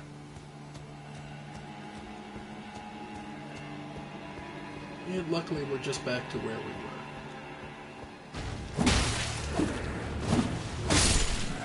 Yep.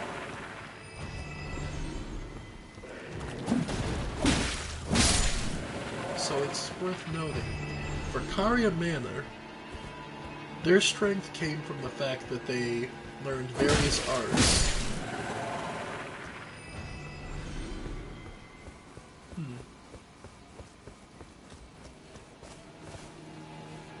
It's interesting.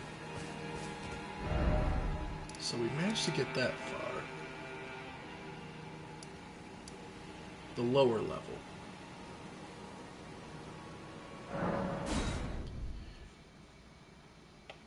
Yeah.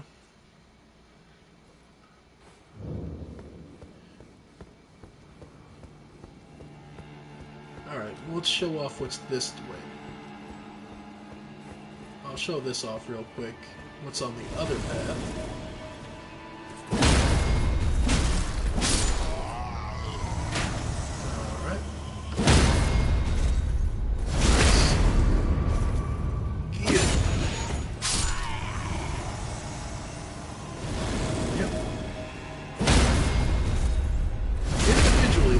So bad.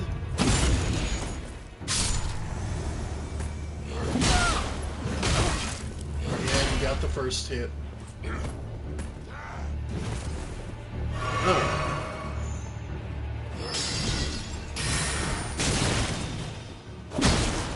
Nice.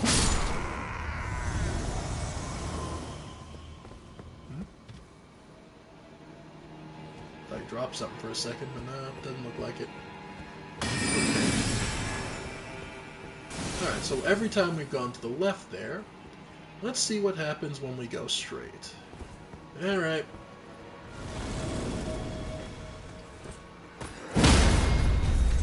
Yeah. Here we go. Raya-Lucarian gauntlets. Oh, why would they spawn one so far away?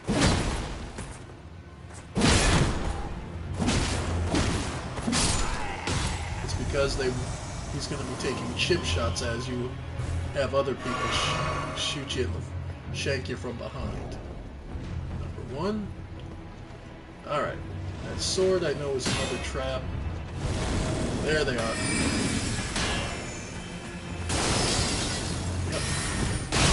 Ow. Ow. Ow. Okay. There we go. Nope. Nope. Oh, wow, that got... Ow.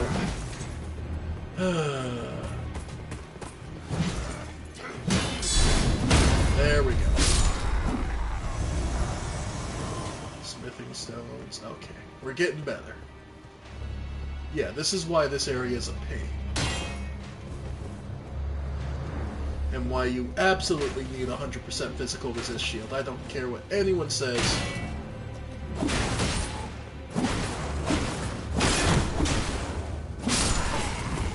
Yeah. 100% physical resist shield or nothing, man. There we go.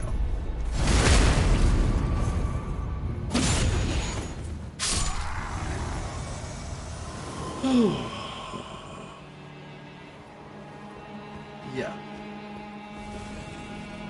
Oh, you're not done. I don't think we understand. Oh, God! Started my roll just a second too late.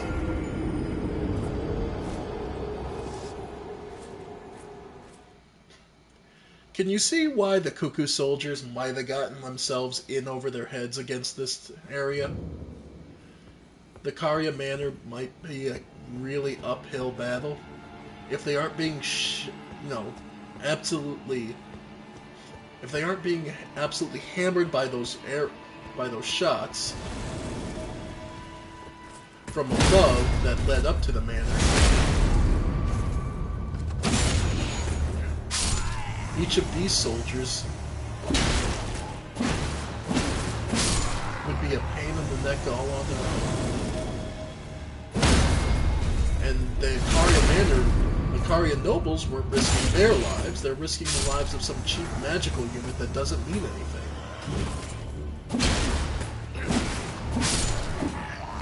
Who they can, I'm willing to bet, summon and dismiss at will.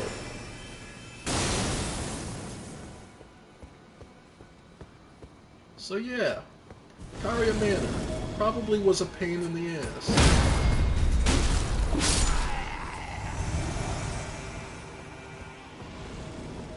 Yep.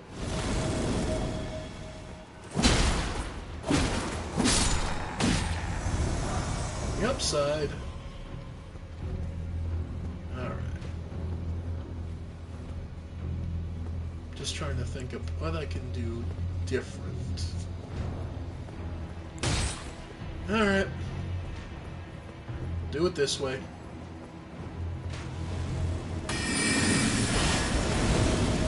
Yep. There we go. Yep. Alright. Okay, heal up. Alright.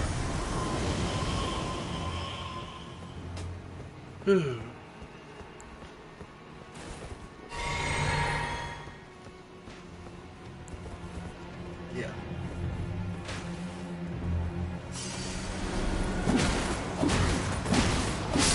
There we go. Again, can you understand why Karya Manor might have been a hell of a fight for this?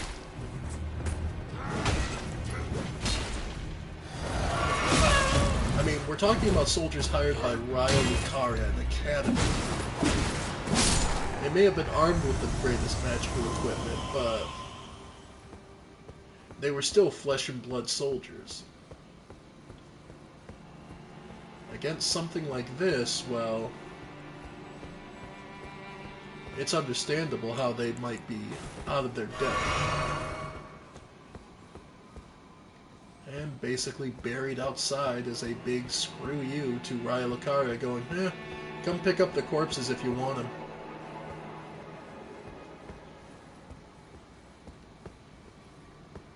Alright. And up we go. To the upper portion of Karya Manor.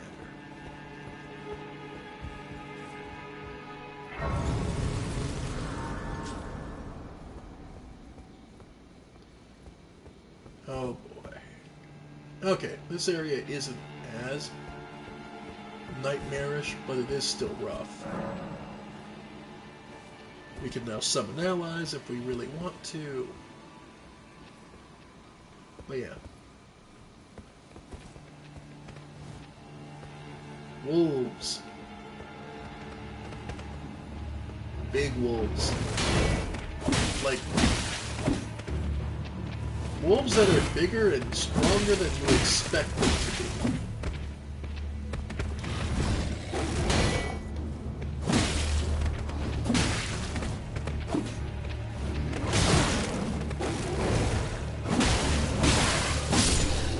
Yeah. Again, and that's one of these things.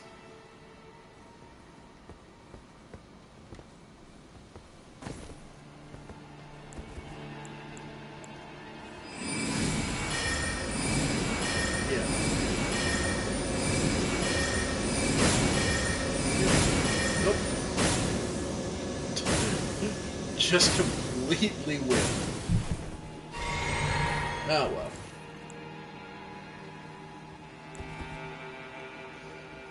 Alright.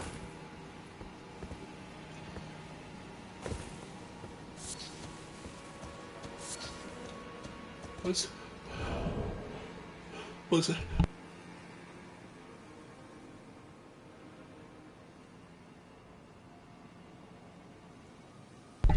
Sorry about that, folks. Oof. Just really had to sneeze. Alright.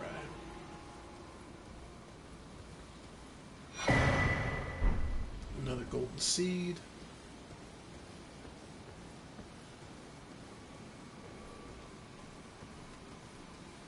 Yeah, and they're on the lookout for something. Oh, wow! And down it goes.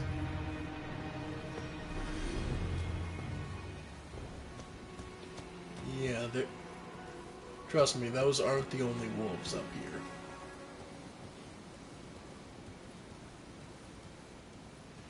But yeah, those wolves are stronger than any other we've come across. Even the ones that were leading up to here weren't that strong. So the Carians had a lot of secrets. A lot of secret tricks to making things stronger.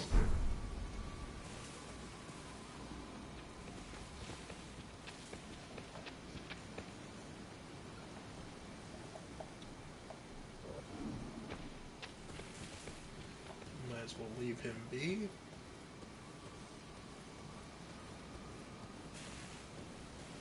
And head on in.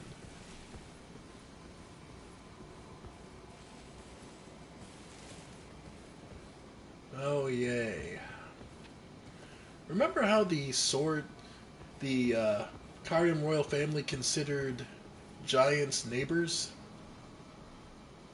Yeah. They considered giants neighbors. Or, in other words, they were friendly with them.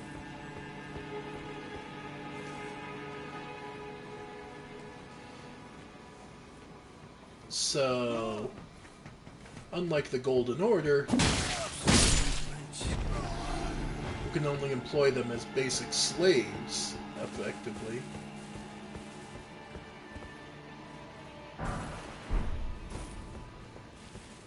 the Carian royal family would actually knight them. And by that I mean make them knights. Give them good armor, give them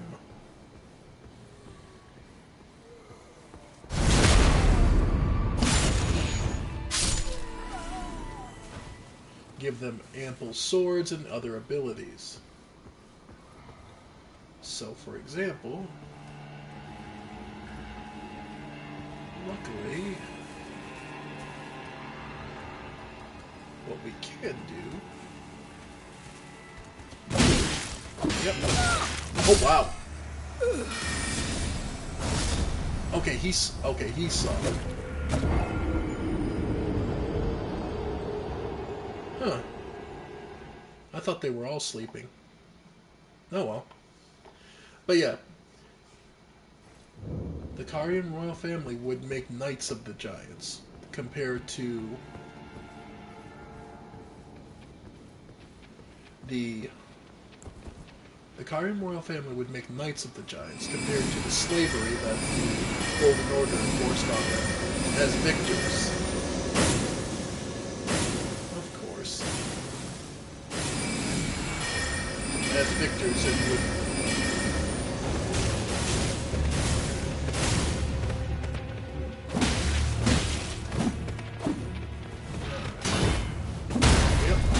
Oh, wow. Nice.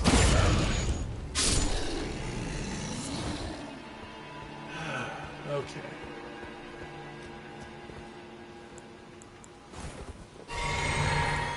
And Raya Lucaria obviously considered giants unworthy. They weren't scholars.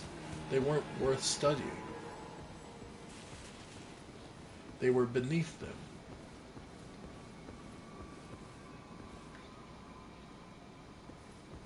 So yeah.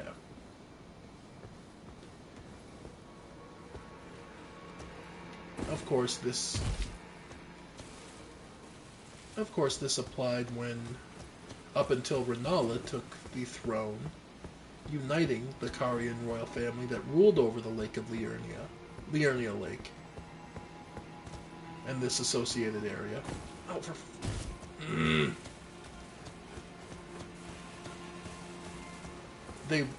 they would... So they had control of this whole region. There we go. Alright.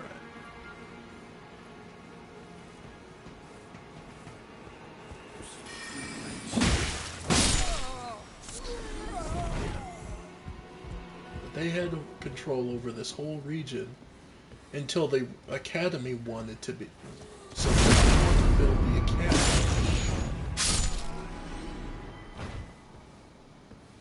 Or did the Academy came about because of the Glintstone?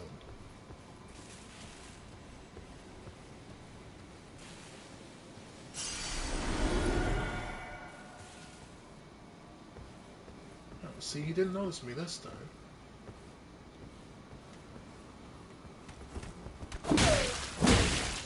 You...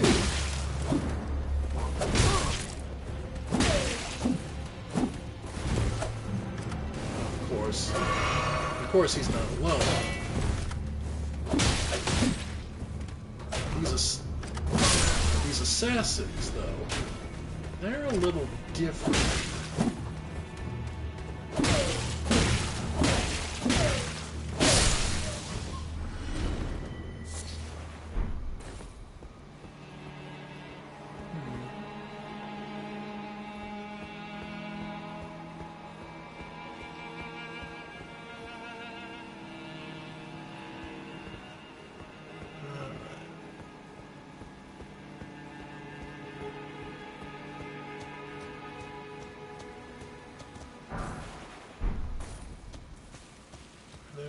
Assassins on the other side.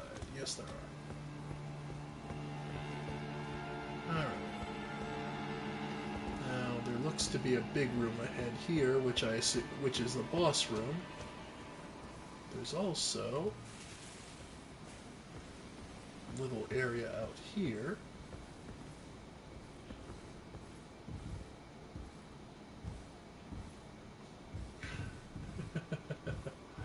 Oh, wow. So this side path, where would this bring us?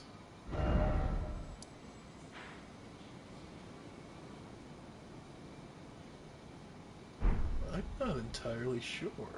I've never gone this way. No chance I have. Nope. That is a hell... that's a hell of a jump. I think I'll leave that be. For now. Okay.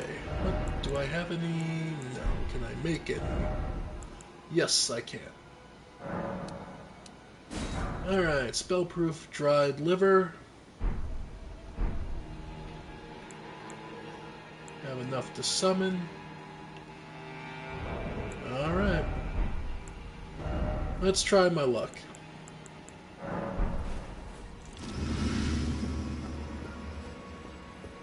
Here we go, folks. the boss of the Caria Manor. Royal Knight Loretta. Oh. Hey, that spell look familiar? Alright.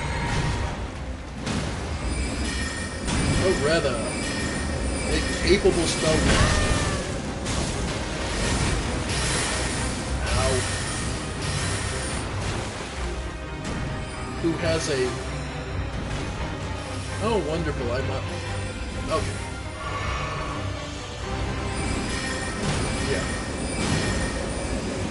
A capable warrior?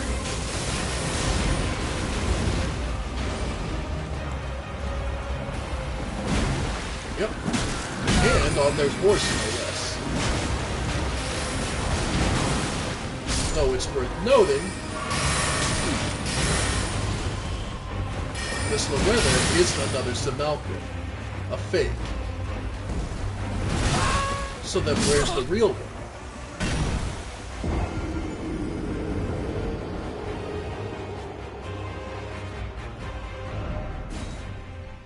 Yeah.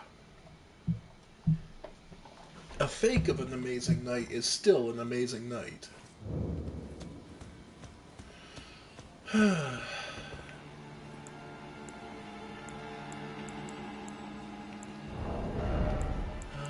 Yeah, we can take off the kukris. Yeah. But yeah.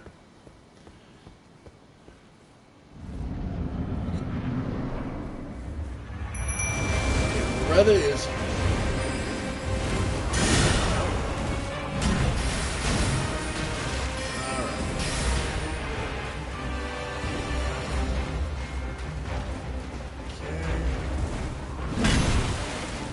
Loretta's, of course, mounted and you cannot.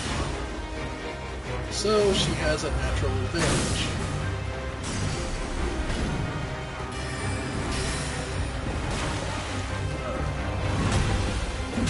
But being mounted does mean block. Nice. Okay, these suck. We can deal with this.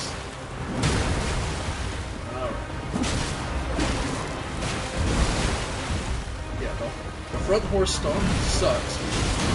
Okay. Yep. Second wave. Okay. Nope. Ow. Okay. Come on. There we go.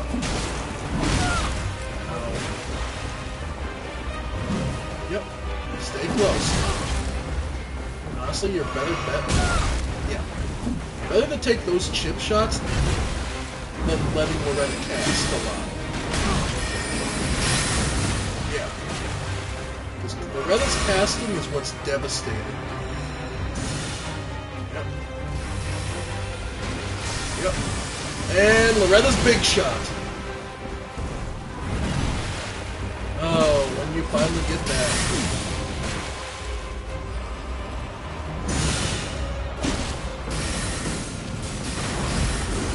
Yeah. Nope. Nope. Oh. I hit the wrong button.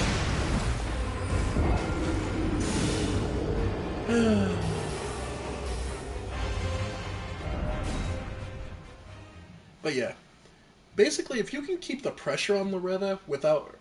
If you can keep the pressure on her, it's really not that bad. But it's the trick of keeping that pressure up.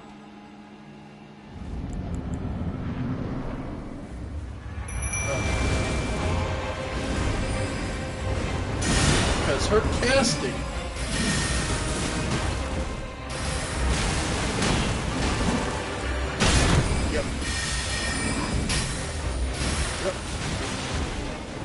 Notice how much she goes after Engvall.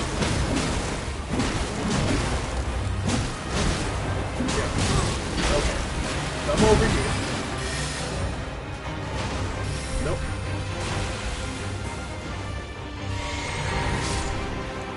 Okay. There he comes. Here she comes. Yeah.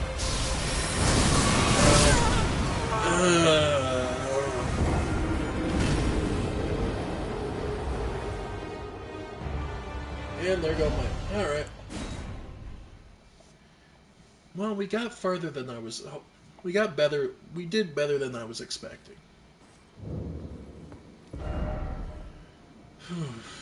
Okay. We got to see the boss of Caria Manor. So that's at least... So we at least have an idea. Because then that's where Loretta is. It pours out into here, and then we're able to come around and come around to the lift. That is one method we could go. Suppose we should go explore the eastern side now. We've explored most of this. So the actual path I want to take is actually from Academy Gate Town and head east.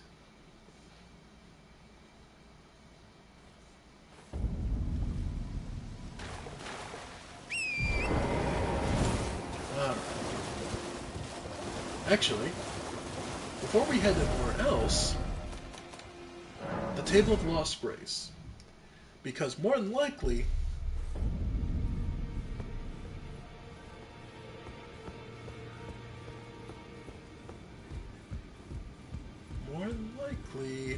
sorry, wrong door. Our spirit tuner has begun opening shop. Yes, she has. Good to see you again. Thank you very much. I have you to thank, don't I? For persuading Master Hugh. I can happily announce that he has taught me the noble toil of spirit tuning. I'm as yet unsure of what I might be able to accomplish, but if I might be able to help you all, I'd certainly like to try. And if there's any chance to ease the suffering of my dear men who were grafted, well, I certainly must try. Roderica, the Spirit Tune Apprentice. Pleased to make your acquaintance. As I am yours. Spirit tuning. Spend runes and glowvorts to strengthen the spirits you summon from ashes. To strengthen named spirits, you'll need ghost glowvorts. So yeah. Don't have enough runes, but yeah, we can now start making Engvall stronger. Well, all of them stronger. Though note, the stronger they are, the more it costs. So, it can get expensive, but this is very much worth it. So,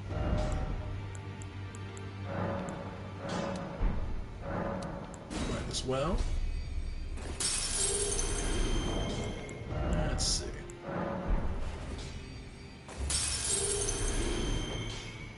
Greeting, are you here for spirit? So, Engvall +1. Yeah, I do have what I need, I just don't have... Well, in that case, might as well pop the whole damn thing.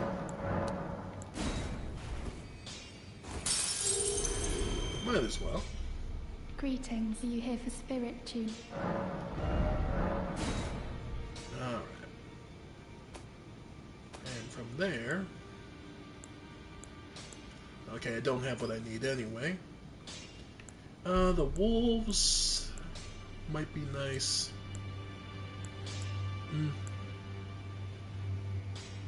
Oh, what the hell. The wolves definitely will be worth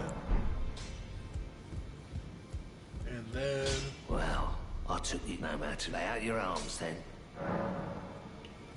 Oh, and about... I spoke with the girl. Yep. She has a gift for spirit tuning. So I told her everything I know. I'm indebted to a spirit tuner I met long ago. It was all I could do to honor her. I'm sorry I doubted you.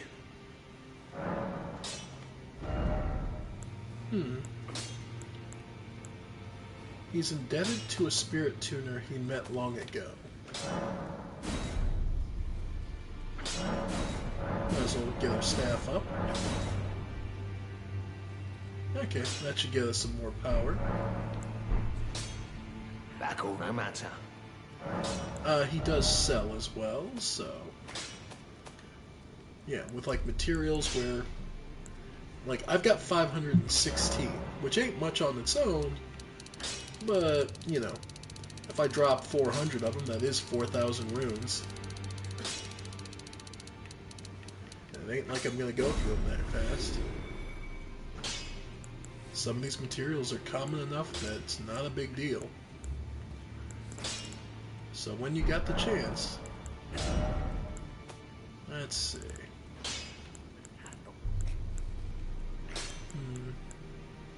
Bloodhound's Fang. Oh, that's right, we did get one. Let's see. The clinging bones. Either way. Alright. So that puts us at... If I did magic... I think we're pretty good at the moment.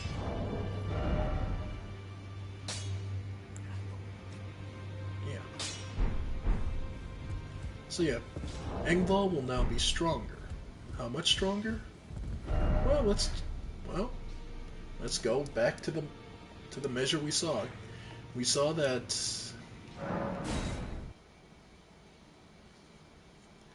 they were making short work of him. Loretta was absolutely shredding him. Let's see what happens now.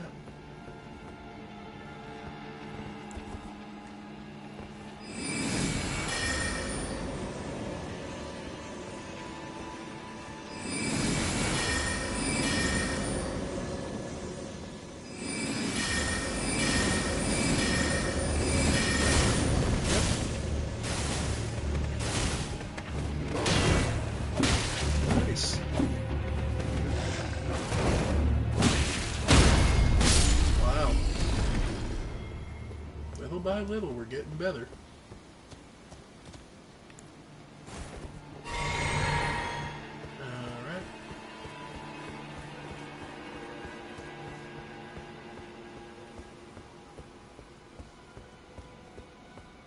I do love the fact we don't have to fight the giant. Because a giant that's capable of casting is a nightmare. Though, later on, we'll be able to plow straight through with no real fear.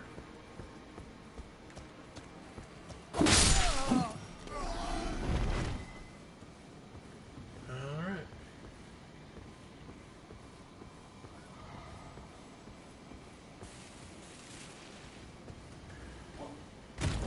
Yep.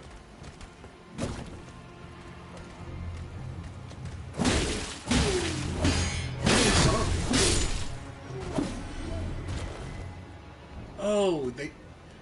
Huh. That's an interesting trick.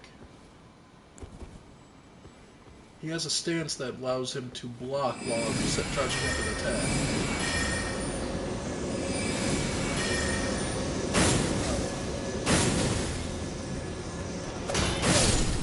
Nice.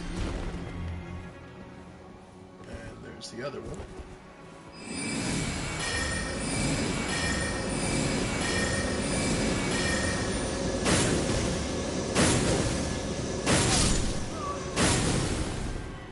Nice. Okay. So, Cerulean Tears. Here we go. Engvall +2.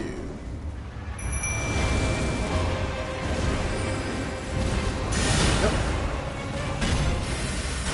Now. Okay. Yeah, he's holding up a hell of a lot better, ain't he? Alright. There we go. Now he's getting tankier. He's getting some real damage in now. Nice. Ooh! Now it's a fight.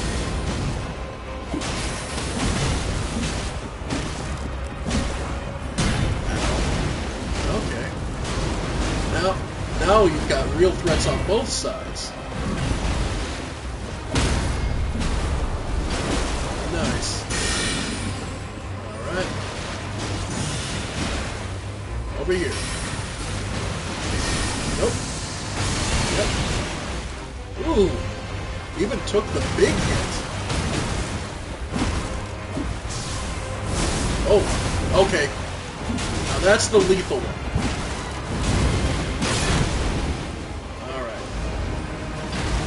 Nice.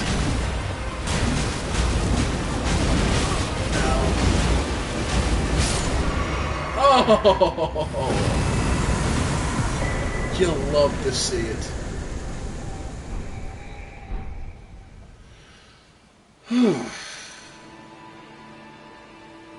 So we got two big things here. The first, Loretta's Great Bow. I was 26. Sorcery used by Royal Knight Loretta creates a magic great bow that fires a great arrow. Charging to enhance potency. Hold to keep great arrow knocked. It is said that the bow was Loretta's favored weapon. And, well, while we're looking at it, Ash of War, where is theirs? Loretta's Slash. The Ash of War grants an armament, a magic affinity, and the following skill. Skill of the Loretta Knight. Leap forward, imbuing blade with glintstone, then descend, accelerating into a sweeping slash. Only usable on pole arms and twin blades.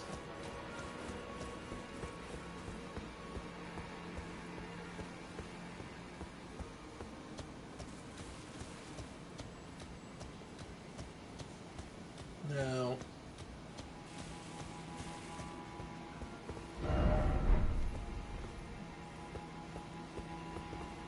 this is one of the ways that this area is noteworthy, because this is how many of these stargazers measured the sky and positioning. And it's a major focal point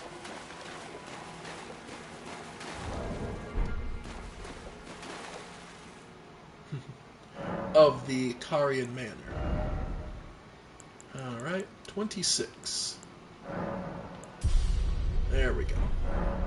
So attune, or memorize, Loretta's Great Bow.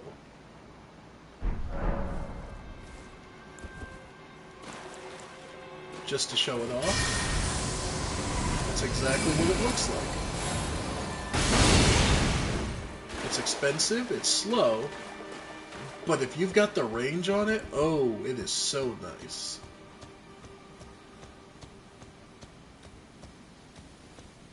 And the Three Sisters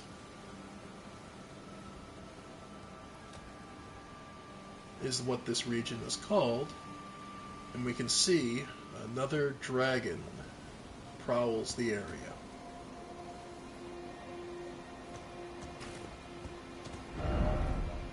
Yeah. Three Sisters, which one would assume would be the three successors to the Carian family. We'll come back to this. Oh. Yeah. Just because you're outside the Caria doesn't mean that all this crap is ended. Yeah. Now note these guys aren't nearly as effective out here in the open where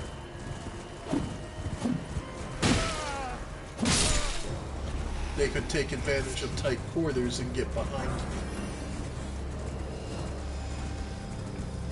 Alright. Yeah. There we go. Sorry to scare you, little turtle. Just a lot of idiots. Oh.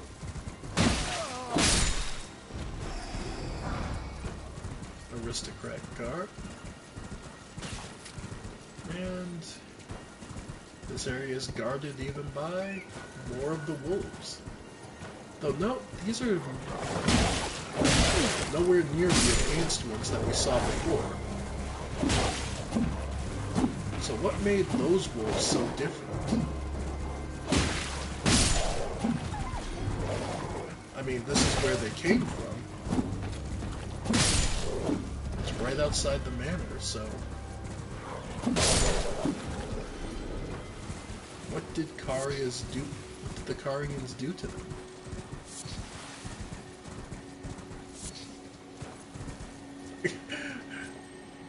Scream trap louder. Please, please, keep screaming trap. Alright. Yep, why not?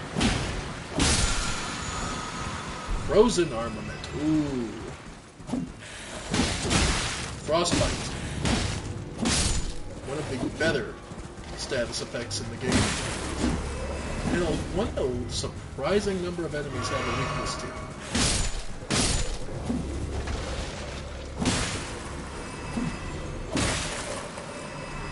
Alright. And those who live in death.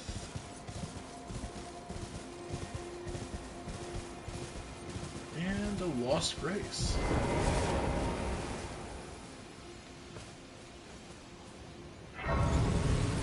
Naturally, there's more to see in Caria Manor. We didn't take any of the side routes, or explore the side areas. But I want to come back to this, because there's plenty to see still. And note we're able to summon, which means there's a lot, or there's a specifically strong enemy here. Trying to remember which. I know there's going to be lots of the undead. Is there just a Tibia Mariner here?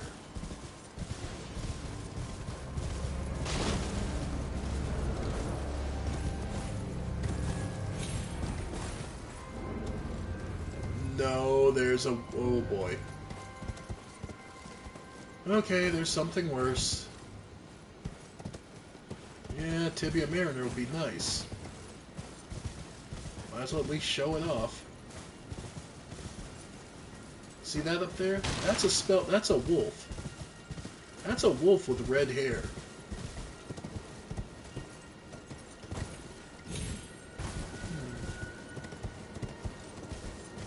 By the way, another jail, the Royal Grave.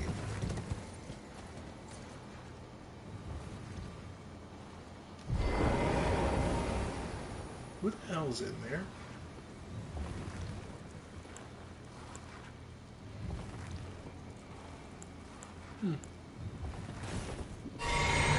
Yeah, let's see.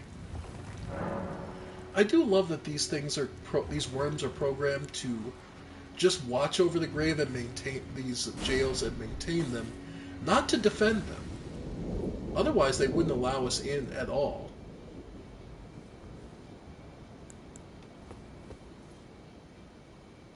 Alright, let's see. Onyx Lore.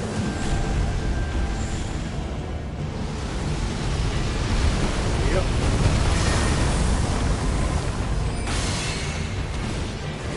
Okay. Ow.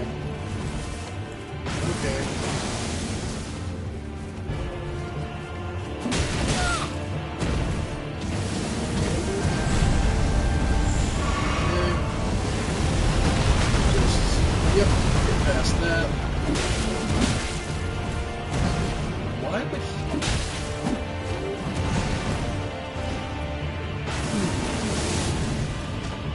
unexplored.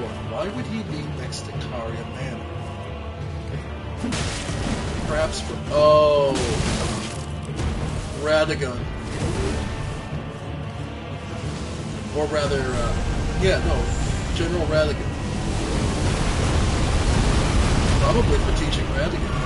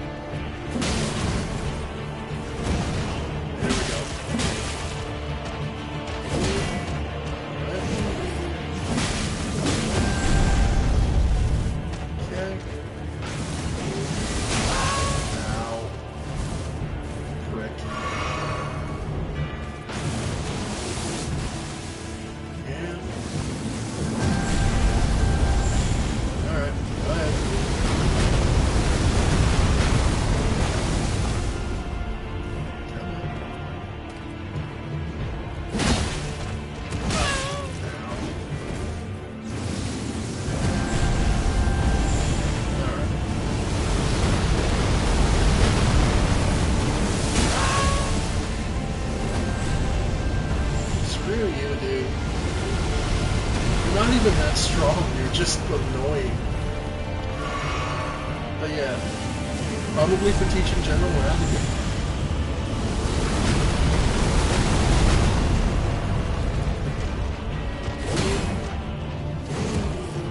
After all, with the gravity lessons he learned, which is the type of magic here that's being displayed is called gravity magic.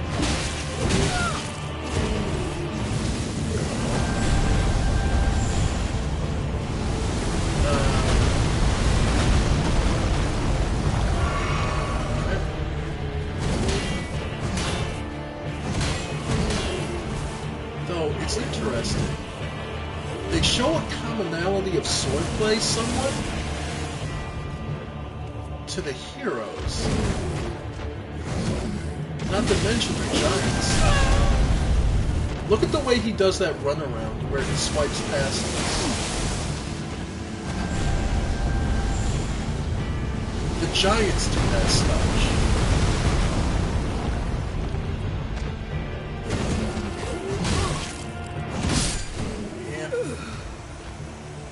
It's interesting.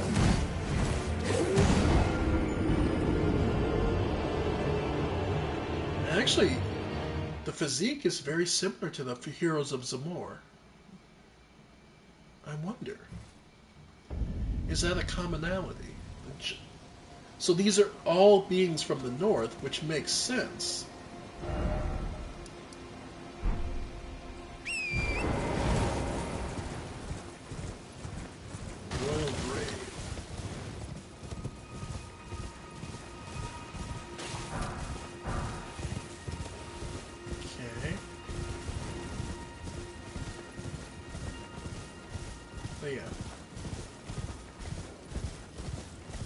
This prison just exists to keep him.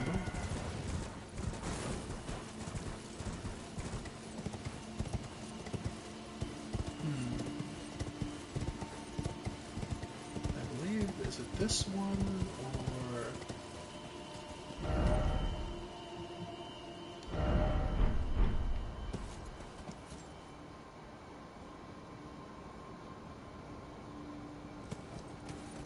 Not here.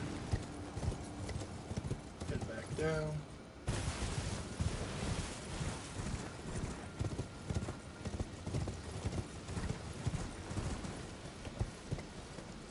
Yeah, because theoretically you could get around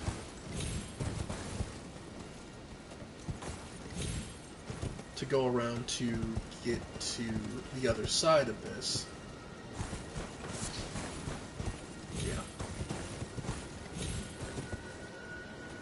Yeah, and you could use it.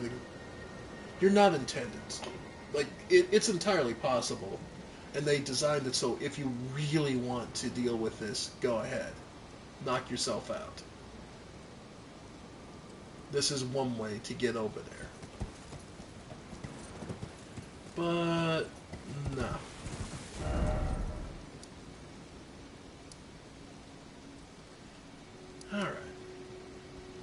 So we finally showed all that off. Finally got past Loretta, the Royal Moon-Gazing Grounds. That's what they call it. We'll explore Three Sisters a bit later. For now, yeah. Now I feel satisfied. Now that we have access to improving our spirits, now that Ekbal can take a hit. Yeah, so now we'll look at, over here to the east, on the other side of the Academy Town.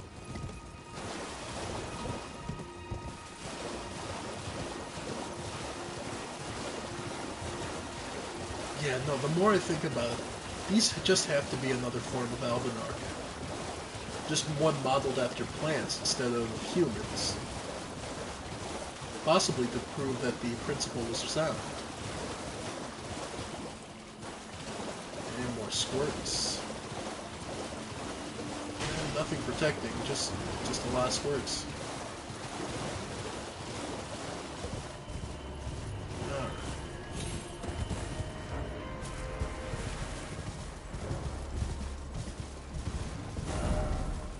Okay, here we are. Just around the corner here, and we should be able to go up. Yeah. So, here we go, yeah. Oh, there is a grace all the way up here. Okay. Alright. What's this one called? Eastern Liurnius Lakeshore. Nice. So, from this lakeshore, there are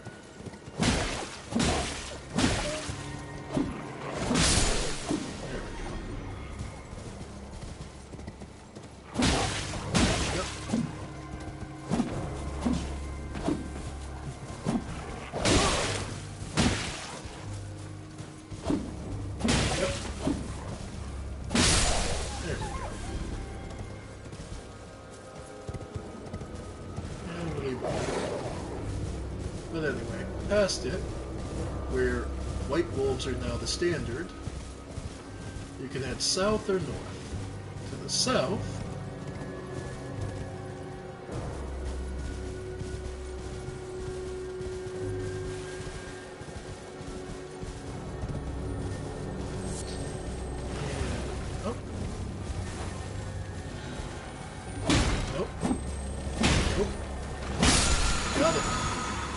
just some soft spin. Okay. But to the south here is... Yep. The Carrion Study Hall. So, no, this would be some place specifically for the Carians. Celestial glow transmit to posterity wisdom of the moon and stars, and obscure forever the transgressions of the princess. Something fits on the pedestal. So, the princess is the witch Rani. Something of a controversial figure. Mainly because they're one of the characters that has their own specific ending. Anyone who played Dark Souls 3 just had just walking in here, you had flashbacks of Dark Souls 3 and just went, ugh.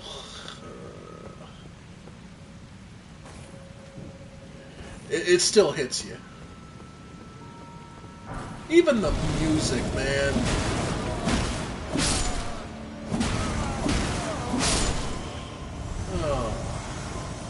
But yeah, the Carian royal family knew how to make these ghosts, and they do well.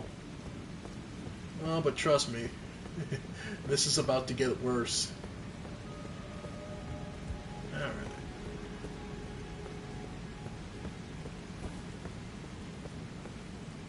Oh, nothing back here, just to make sure. But yeah. floor's just covered in water, so no bother jumping down there. Yep. See that? Ow. Yeah.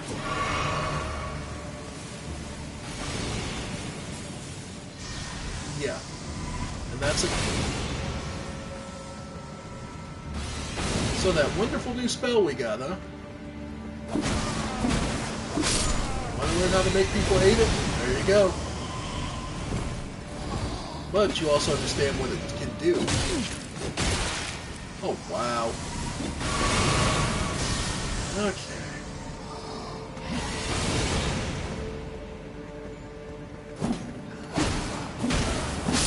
By the way, Preceptor Miriam. Yeah.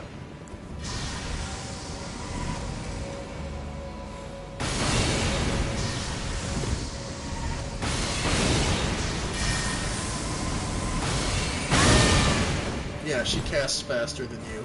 I just wanted to show that off.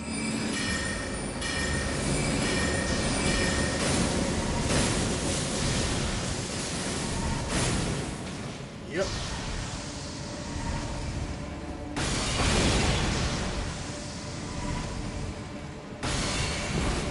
Yep. Yep. Yep. Yeah, no one likes Miriam.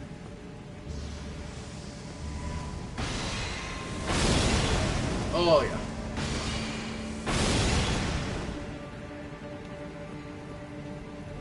Alright.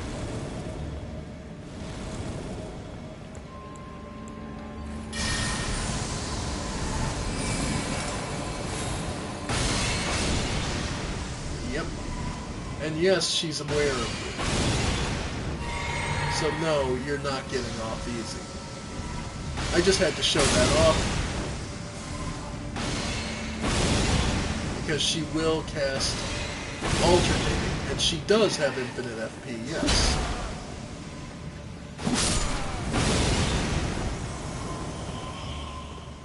What's that? Infinite FP?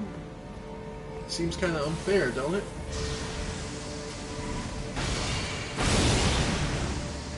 But this is the cheating that the computer gets to do. Alright. And once she... Yeah, she's not going to stop, so lure these guys over.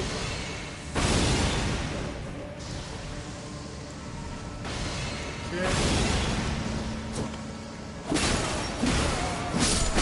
Ow.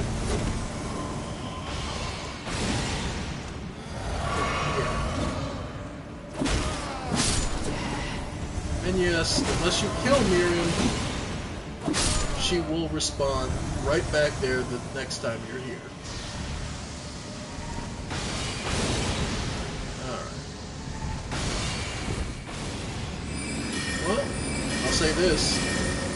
You get really good at dodging.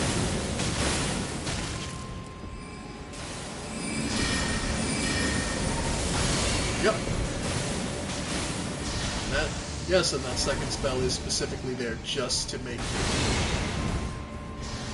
Yep. Thankfully, she can't hit here from there, so that's at least something. But yeah, folks. And she'll start right back on the bottom. And yes, she always teleports at certain HPs. So as far as I'm aware, there is no way to cheap kill Miriam.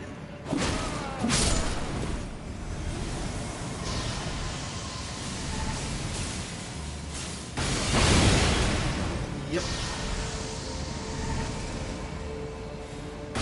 Yes, that would be just about instant kill.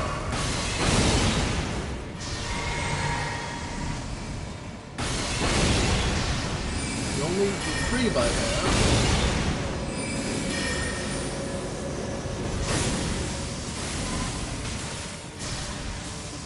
is that Miriam has the blind spot most of the AI. Yep.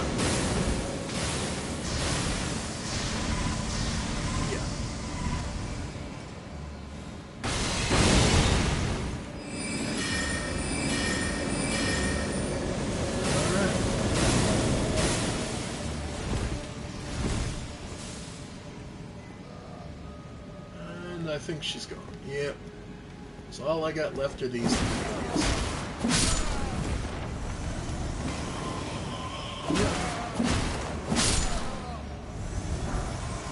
A Carrion Glintstone Staff.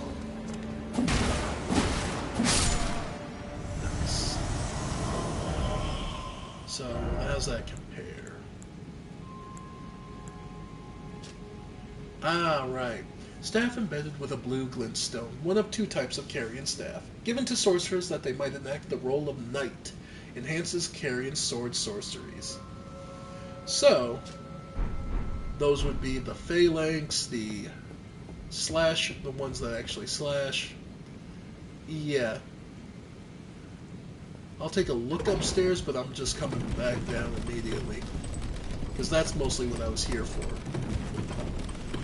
Because, boy, now comes the part no one really likes. Miriam is about to teleport in a long ring room until you manage to kill her. And I don't have the time nor resources to be able to do so. So, I'm leaving. But yeah, she's now stuck on the top. The only thing is, because of the way the angles work with that arrow shot, sometimes she can kind of snipe you from above. So just be aware as you're leaving that you might have to dodge. But yeah, that staff is mostly what I was after. There's some more stuff upstairs, but yeah, I ain't dealing with that anymore. I got to. We'll come back later and deal with her. Oh, trust me. I gotta say that a lot in this area, because there is a lot to deal with.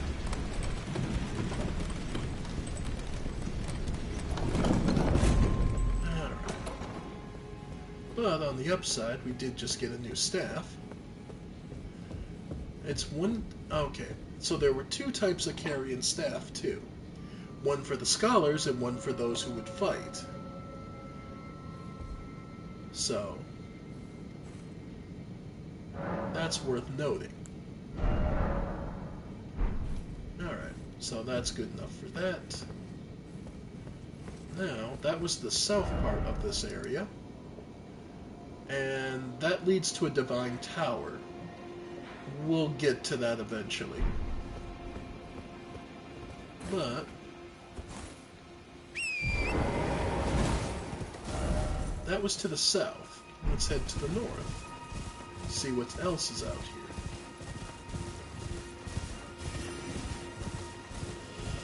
here. Yeah. More of those nobles. Not really worth our time.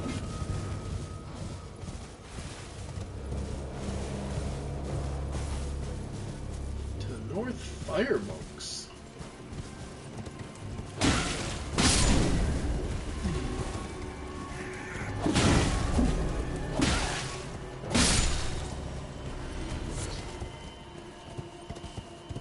Now, in general, Spire Monks are pretty much here for revenge against what happened up north, as far as I can tell, or at least... Basically, the cauldron that kept everything warm and livable up north is gone. So, they're kind of just living down here because otherwise they'd freeze to death in the north.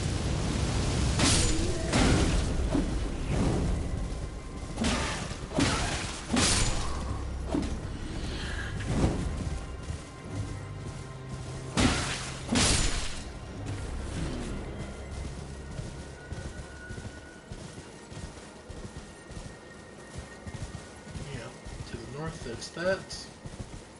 And another one of those giants statues. Protected. And again, this one has a good chunk of his HP gone.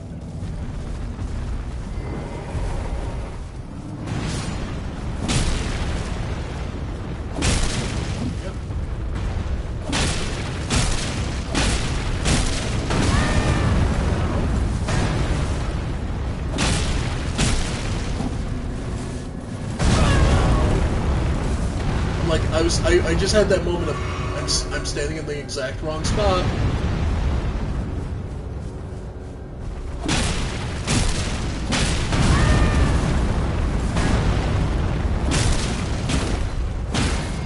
Oh. Got it. That's gonna hurt.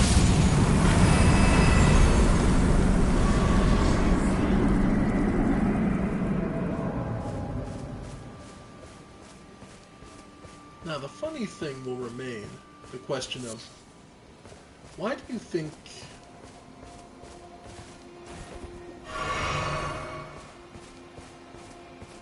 Why do you all think those statues are there? Alright, the Einsel River.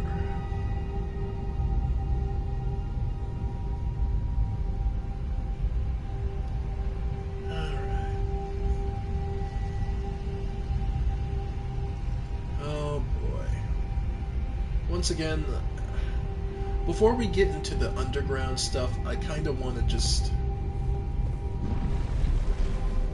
I just want to be able to access it, if that makes sense. Because... yeah, that's a lot of giant ants.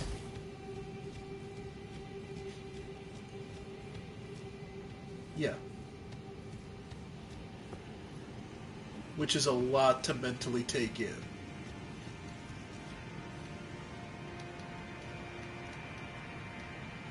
So, just to give you an idea how tough they are, too.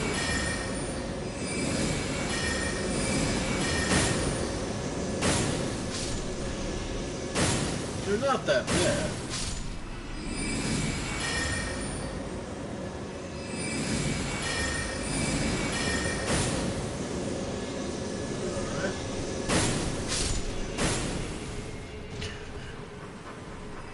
They're not that strong.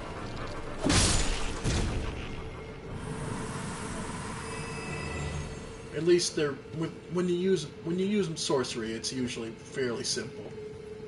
But notice I can't lock onto this one for some reason. Anyway, yeah, giant ants. Because of course. All right. And all that does is bring us back up and around to the Church of Vows. See if we get screwed by teleporting here. This is... yep, the turtle's here. Okay. Every now and then, there's a guy who shows up here to kill you. And it's just one of those random events. Alright. So we got to see from the backside of behind Karya Manor. We got to see the lift. If we want to actually reach it, we'd have to come this way. But if I'm perfectly honest, I've been going for quite a while, and I'm starting to get fairly hungry. So, I think we'll leave it here for now.